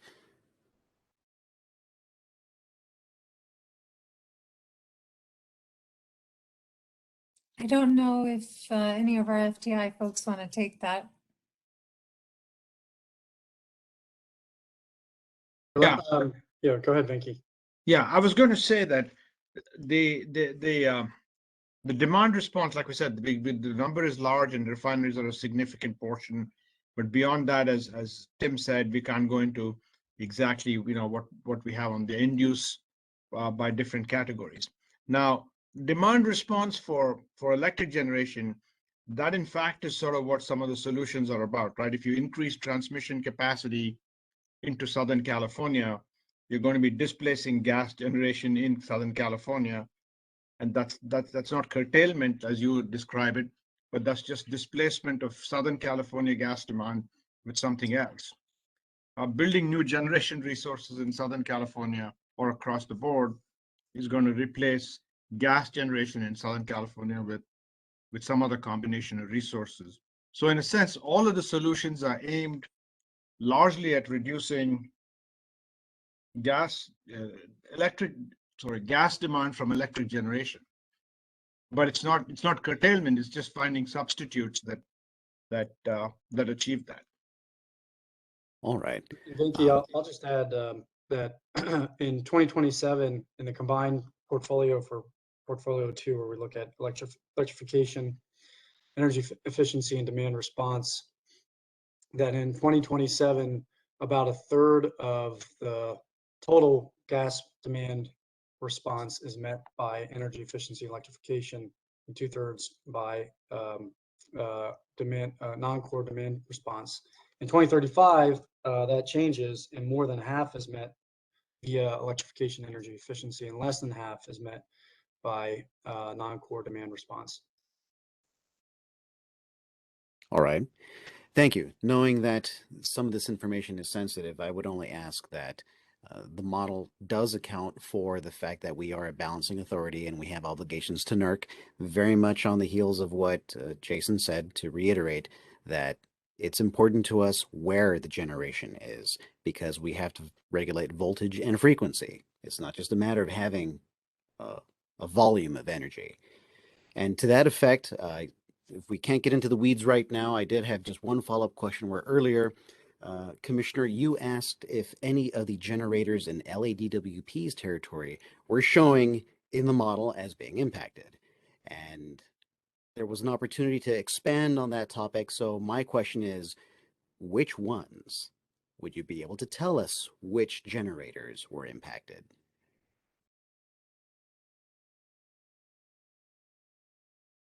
So Mitch, you can't tell me today publicly. It is a question that I would entertain on the side. Mitchell? Yeah. Yeah. Sure. Yeah. I certainly can't tell you right now at this instant. But that's not to say that we can't have a conversation about it. And I think that again, getting back to the workshop 1 supplementary materials, I think we provided something similar to that the first time we ran the base case. And if I am correct, that is the case, then we would plan on providing the same information again for workshop 3. Thank you very much. Yeah, and Marlon, I think it's actually a perfect highlight, the 2 points you made there, because there needs to be a greater coordination on this question on what is the minimum needed in the basin. Now, we used an assumption that was actually derived, I think, in partnership with you guys, which we termed the minimum local generation, but it did include curtailment. And it's maybe in the vein of what you're talking about, and curtailment could be viewed by others as demand response, if you will. But the question of what is the collective agreement on what is needed in the basin? And if it's no longer what I think some of our parties have assumed, which was termed the minimum local generation, because that doesn't, that includes curtailment, which I don't think we would want. I think this is where we need, your involvement, obviously Edison and others, and of course the ISO, to say what is the minimum need locally, and for all the reasons you just stated. So that, to Jason's point earlier, this is kind of where we'd like really having a concrete set of next steps on how we get to that point of a collective understanding, not just of what the amount is and where it is, and of course, how we're going to get there. And as Brent mentioned earlier, the fortunate thing is we all want to get there. It's a matter of the timing and the coordination. Okay, so anyone else from LADWP? In the interest of time, I suggest moving on to turn. Okay. And Roger Schiffman, I am unmuting you. Go ahead. Hi, Roger Schiffman, consultant for Turn. I'll try to stick with your question, Commissioner, and not focus on critiquing the analysis. But it seems like there's been a number of options that have been identified as potential solutions. The core gas demand response is definitely something that it sounds like could solve the problem if that potential is real, so that there's some kind of analysis, market analysis suggested by FTI, or assessment of if that's a real option is something that could take some direction for, I guess, SoCal Gas to explore. In terms of the other options, the moving forward with some kind of procurement activities, presumably by Edison primarily, would be the key next steps. Assuming that it's either the generation options or it's the demand response options. So, I don't know that it's possible to take those steps, while the proceeding is still ongoing, but basically, some initial technical analysis just to make sure that those technologies are viable as they're assumed in the study, and that the cost ranges that are assumed, which I would say are somewhat high level at this stage, that those are realistic. Those would be key next implementation steps, I believe. In terms of the transmission scenario, that one seems a little bit more of a stretch in terms of taking next steps at this stage, because I think I think Turn has real questions about whether that's a viable solution for Aliso Canyon.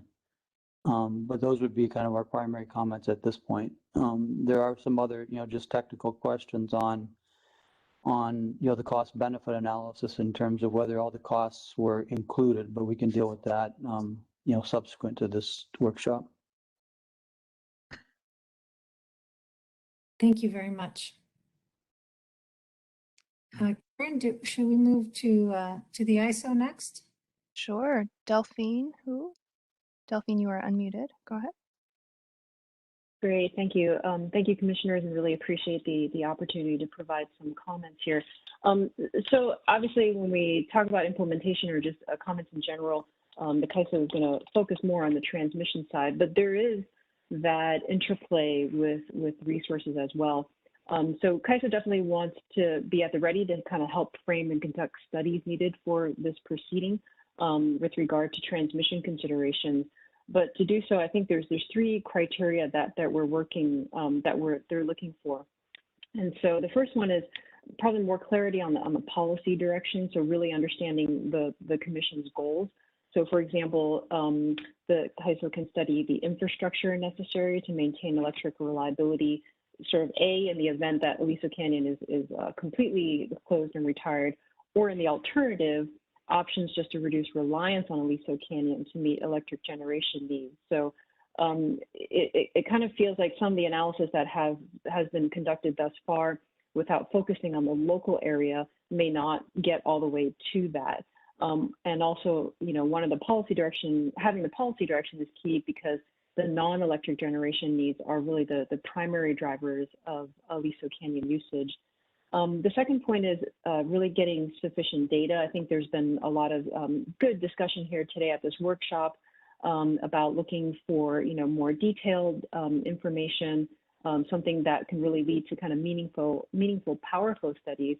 And what that could mean, for example, is typically CAISO works through the CPUC to get load forecasts for like really detailed locational information. Certainly resource mapping coming out of IRP or otherwise is really critical, or even generation procurement from the load serving entities of where those resources specifically will be procured. That is also very, very critical. And then lastly, as I think some other commenters have noted, generation retirement. So that also needs to be really location specific. And lastly, coordination. I think we've talked a lot about IRP and how that relates here. And certainly we want to be able to take on the special study, and we do some special studies for IRP as well. So we just want to make sure that we have all the right data and analyses ready so that we could act upon those power flow studies. Also to really understand kind of the transmission landscape, we did provide in the phase 2 of this proceeding a lot of our minimum generation and our operational analysis, and that doesn't seem to have been carried forward into this phase 3. And given the potential impact and the need for transmission to potentially mitigate retirement of the in-basin resources, we really think that that needs to be addressed. And just to clarify, the CAISO does conduct local capacity studies in the 1-year forward, 5-year forward, and 10-year forward time spaces. And we also note that we kind of use LA Basin as a shorthand, but certainly San Diego can be impacted in this as well. So we're happy to do all of those analyses, and we have the capability to do it, but we really kind of need the underpinning data and the policy direction. I do also want to make kind of similar comments on portfolio 3 and 4, however we land, or a hybrid portfolio, whatever that may be. And as other commenters have brought up, we really need to understand the local electric reliability constraints, because at the system level, kind of the good work that FTI has done thus far really hasn't kind of zoomed in on what the local needs are. And so, as other commenters have noted, the allocation of the IRP portfolio, that needs to kind of get tightened a little bit tighter, because it's not clear if the new generation kind of looking at authorization under IRP is actually going to be sited in locations that would allow for gas-fired generation in the Aliso affected area to actually retire versus just somewhere else on the system. And again, the physical location really matters if we're going to do a power flow. One of the things that we've been doing in our local capacity studies the last couple of years is also looking at the interplay of what does replace generation within the constrained local areas. So we talked a lot here, or at least FTI presented a lot about battery storage, for example, and that's been a kind of front and center of the IRP authorization. But we'll note that, for LA Basin, for example, we found that really at about 1,000 megawatts is kind of the most of 4-hour duration storage resources that really can be fully utilized and accommodated. Beyond that, the duration of the storage resources kind of increase more and more. So in putting that kind of portfolio together of implementing and try to, put everything together, those are kind of the moving pieces that we want to be able to consider. And then also recognizing that for some of these, even on the scenario where we do have new, for example, battery generation coming in, we still would rely on some of the existing gas-fired generation to charge the new batteries and to maintain system reliability. So those are all things that we want to make sure that we're able to study in the transmission analyses to understand the interplay between that. Going back to portfolio 4 for the transmission additions, again, for a little bit of guidance in terms of looking at more the local area, the CAISO has done in our transmission planning assessment. We've done a series of analyses that look at local capacity area reduction options that the Commission may wish to consider.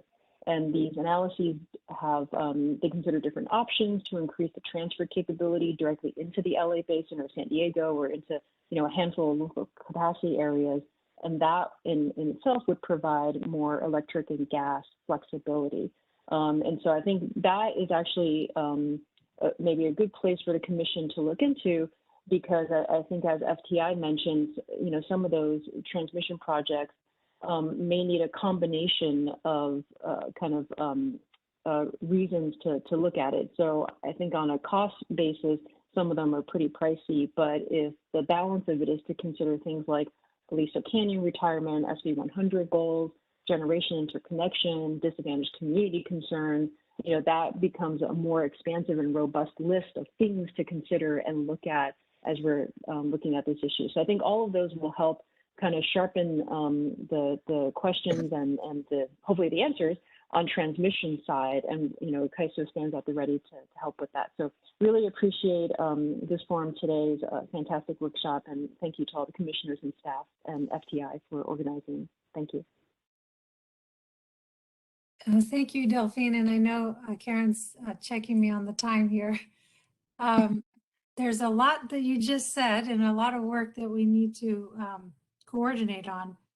One thing I'll just respond to is on your question on the policy direction, and the mandate that we were given by the legislature is to explore both lessening and elimination of our dependency on Aliso. So we need to study how to eliminate our dependency on Aliso. And if there's any more clarity needed on that, we can follow up with you. But then, fortunately, as I said, we have obviously our longer term clean energy goals that are going to allow for that at some point in the future. But the question is really how we get there under these timeframes. Yes. I have to sign off, unfortunately, and I just wanted to say thank you for everybody, and I wanted to underscore and reiterate what you just said, that in response to Delphine, Delphine, your comments were extremely helpful. Thank you. And I think the policy direction is clear. And if I'm understanding you, it's a very generous offer for you to do some more of the granular analysis that we need. You'll need more information about resource location from the IRP team and other sources, but it sounds like CAISO is willing to do a special study or some form of that to help answer the question about the need for local generation and under scenarios of either partial or full closure. So we very much appreciate that offer. It could be extremely helpful. I don't want to mischaracterize what you said, but I think that's what you said, and if so, we look forward to working with you. It is Commissioner Rexhoffen. Thank you. Okay. Well, thank you all. I would wish to be able to go to everyone, but I think Karen's going to lead us into public comment. Yes, we will move into public comment now. Everyone will have 2 minutes to speak. I cleared all the hands that were raised so that we don't have any lingering hands up. Please raise your hand now if you have public comment. Great, I see hands popping up. And we will move to public comment. Everyone will get 2 minutes. Unfortunately, because we can't show animation on the screen, I'm just going to set a timer on my phone, real high tech here. Patty, you are the first. Excuse me, Karen, just before we get started, I know we've been having a dialogue, but just wanted to clarify that this part of the discussion will not be a dialogue. I was under the impression it was not a dialogue, but if you would like to change that. No, I just wanted to set the expectation because because I know there'll probably be a lot of comments. So if folks can focus their comments to really be that, certainly you can incorporate questions, but I think we won't take the time to actually respond to questions. That is correct. Okay, thank you. Okay, the first person is Patty. Patty, you may now begin. Thank you. I'm Patty Glick. I'm co-founder of the Aliso Moms Alliance, and I'm on the LA County Community Advisory Group for the Aliso Disaster Health Study. This proceeding was started because of SP 380, which mentions the need to prevent damage to life, health, property, and natural resources from the gas storage facility. Yet, unless I missed something, other than the DWP comment, there hasn't been any discussion today about the risks to the 1.5 million residents who live nearby. No mention of an increasing number of cancer cases and other serious diseases being diagnosed as a result of the polytoxic emissions. A gas company on-site manager said there was at least 2 leaks daily there. And by the way, one Porter Ranch resident just passed away from cancer last Thursday. And if you're talking about reliability, you need to consider that the Santa Susana fault line runs through every well.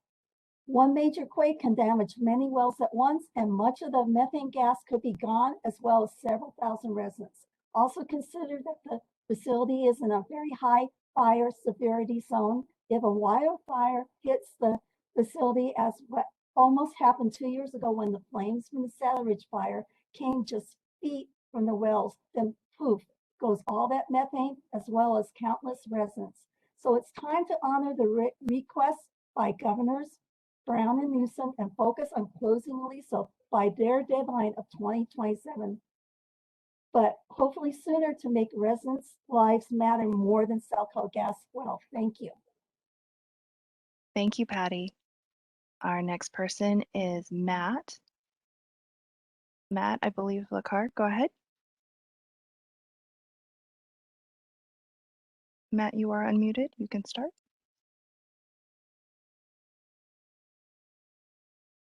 Matt, you are still muted, or we cannot hear you. Hi, can you hear me now? Yes, great. Go Okay, ahead. my apologies for that. This is Matt Lacar. I'm with Pacific Gas and Electric in our FERC and ISO regulatory relations group. And so I wanted to comment quickly on a couple of the transmission proposals, and I may have some of my other colleagues jump in on other issues. Just to be clear, the CAISO for new transmission, if it's greater than 200 kV, will follow its cost allocation rules. And so we want to be conscious of the rate impact to PG&E customers.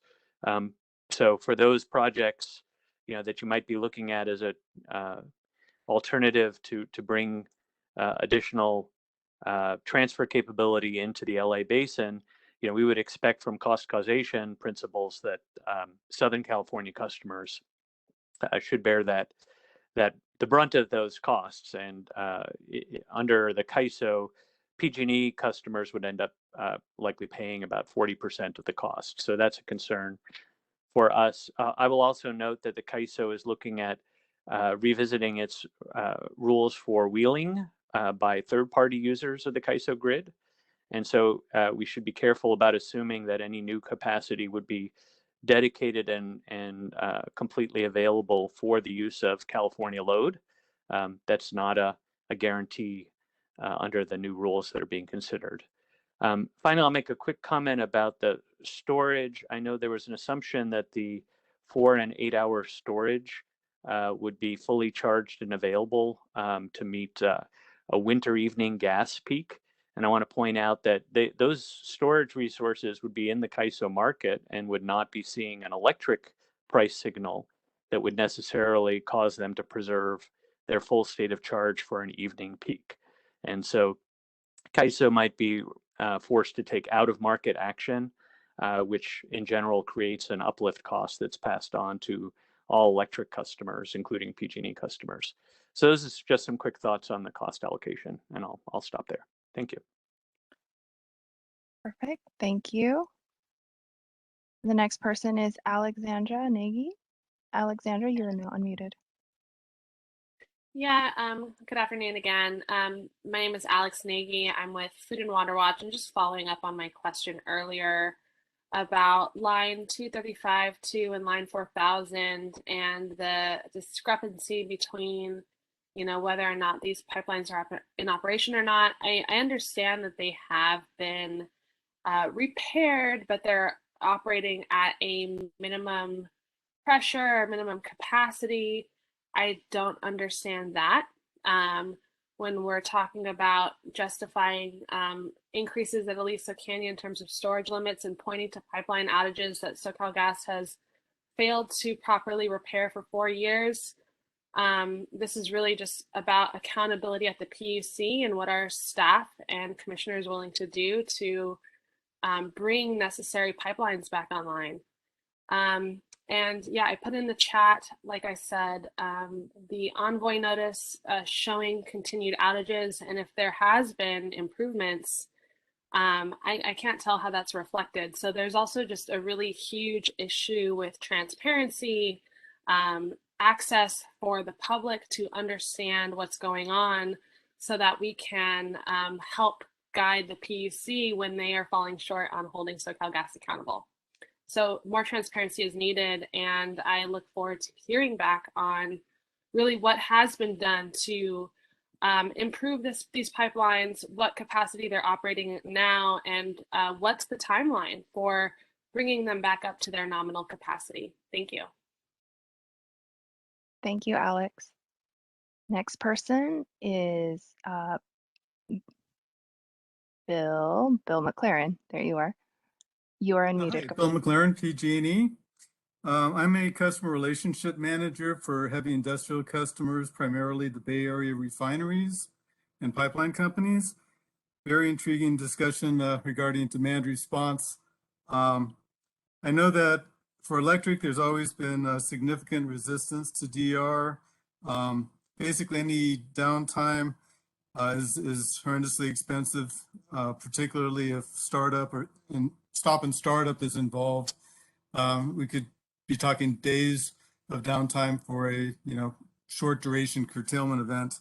I think that there may be better opportunities for energy efficiency, particularly if there's enhanced incentives for projects that they may not pencil out otherwise.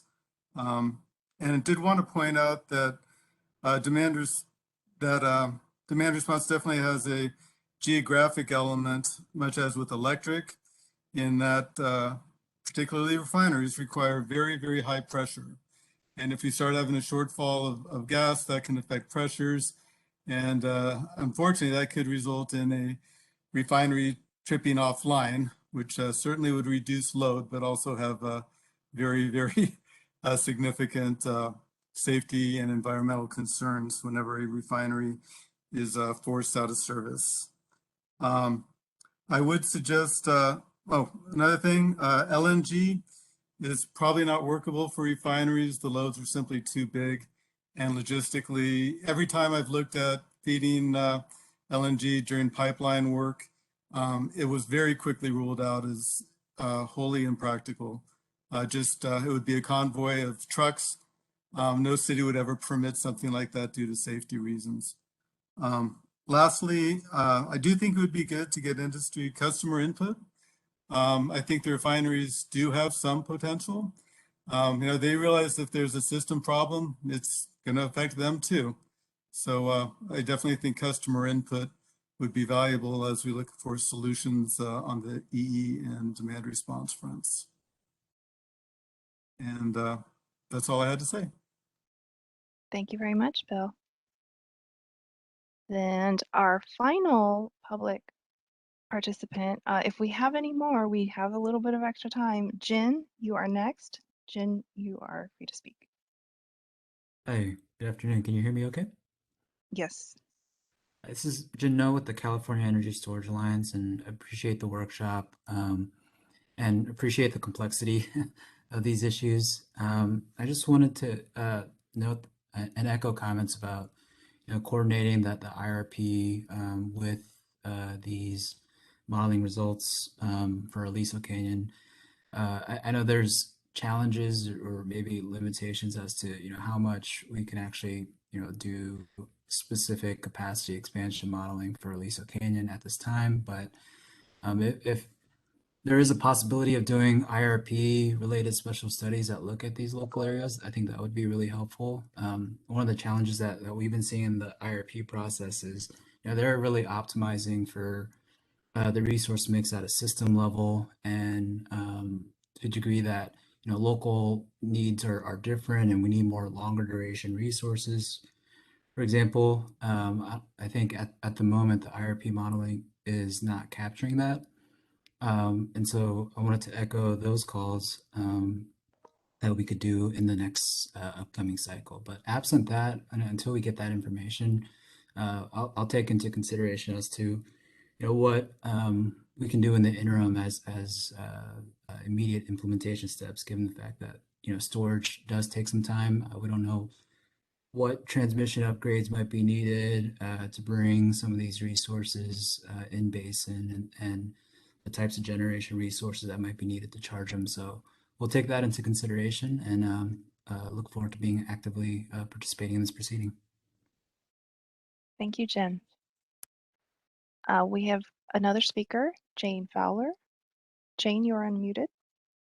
Hello. I want to thank you all for, all this research you're doing. I'm a resident and I come to these workshops to just kind of feel like something's being done.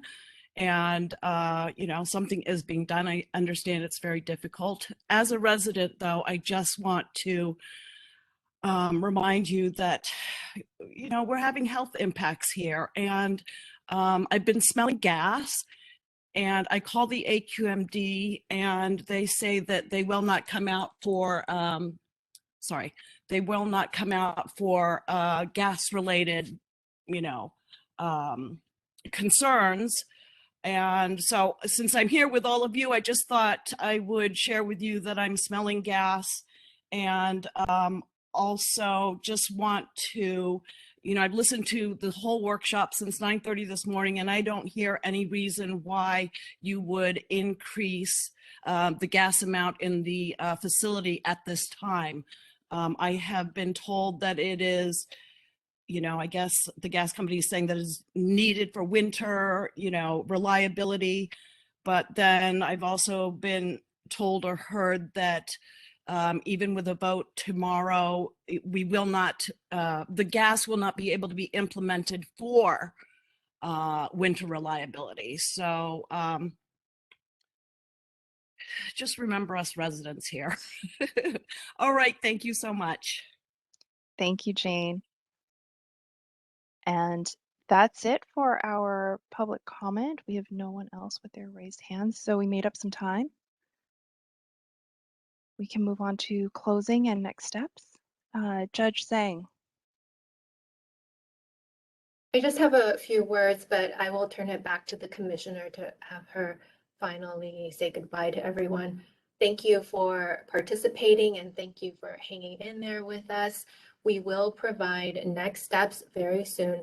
I know there were many questions about the process, and they have been in our mind for a while, and we will have updates. The comments for this workshop is due in 7 days on November 10th. No reply comments are allowed, and very shortly after, we will give you next steps information. Thank you. Thank you, Judge Zhang, and I want to thank all of the consultants for their tremendous amount of work and their very clear and succinct presentation of all that work. It was very easy to follow, and I'm sure helped us get into some of the follow-up questions here. I also want to thank our staff, and particularly you, Karen, for pulling together the facilitation, which is not easy, and having the difficult times of time checking folks. But mostly I want to thank all of you for participating. As was mentioned already, this has a lot of intertwined issues, many jurisdictions, but a common goal. And so I hope that we can get a little more finite in how we are organizing ourselves in the next stretch of this proceeding as we come to a plan, an action plan. Just yesterday, maybe it was 2 days ago now, there was another call from our US senators to get our action plan out. So this is our task here, and we're going to need everyone's participation. I look forward to the work product here after your comments, all the public comments come in over the next week, and the updated report and recommendations coming from FTI and their partners. So with that, I want to thank you all so much for taking so much time out of your day. And we will be, as Judge Zhang said, we will be updating everyone on some of the next steps that come after this immediate set of comments. I hope everyone has a good afternoon. Thank you.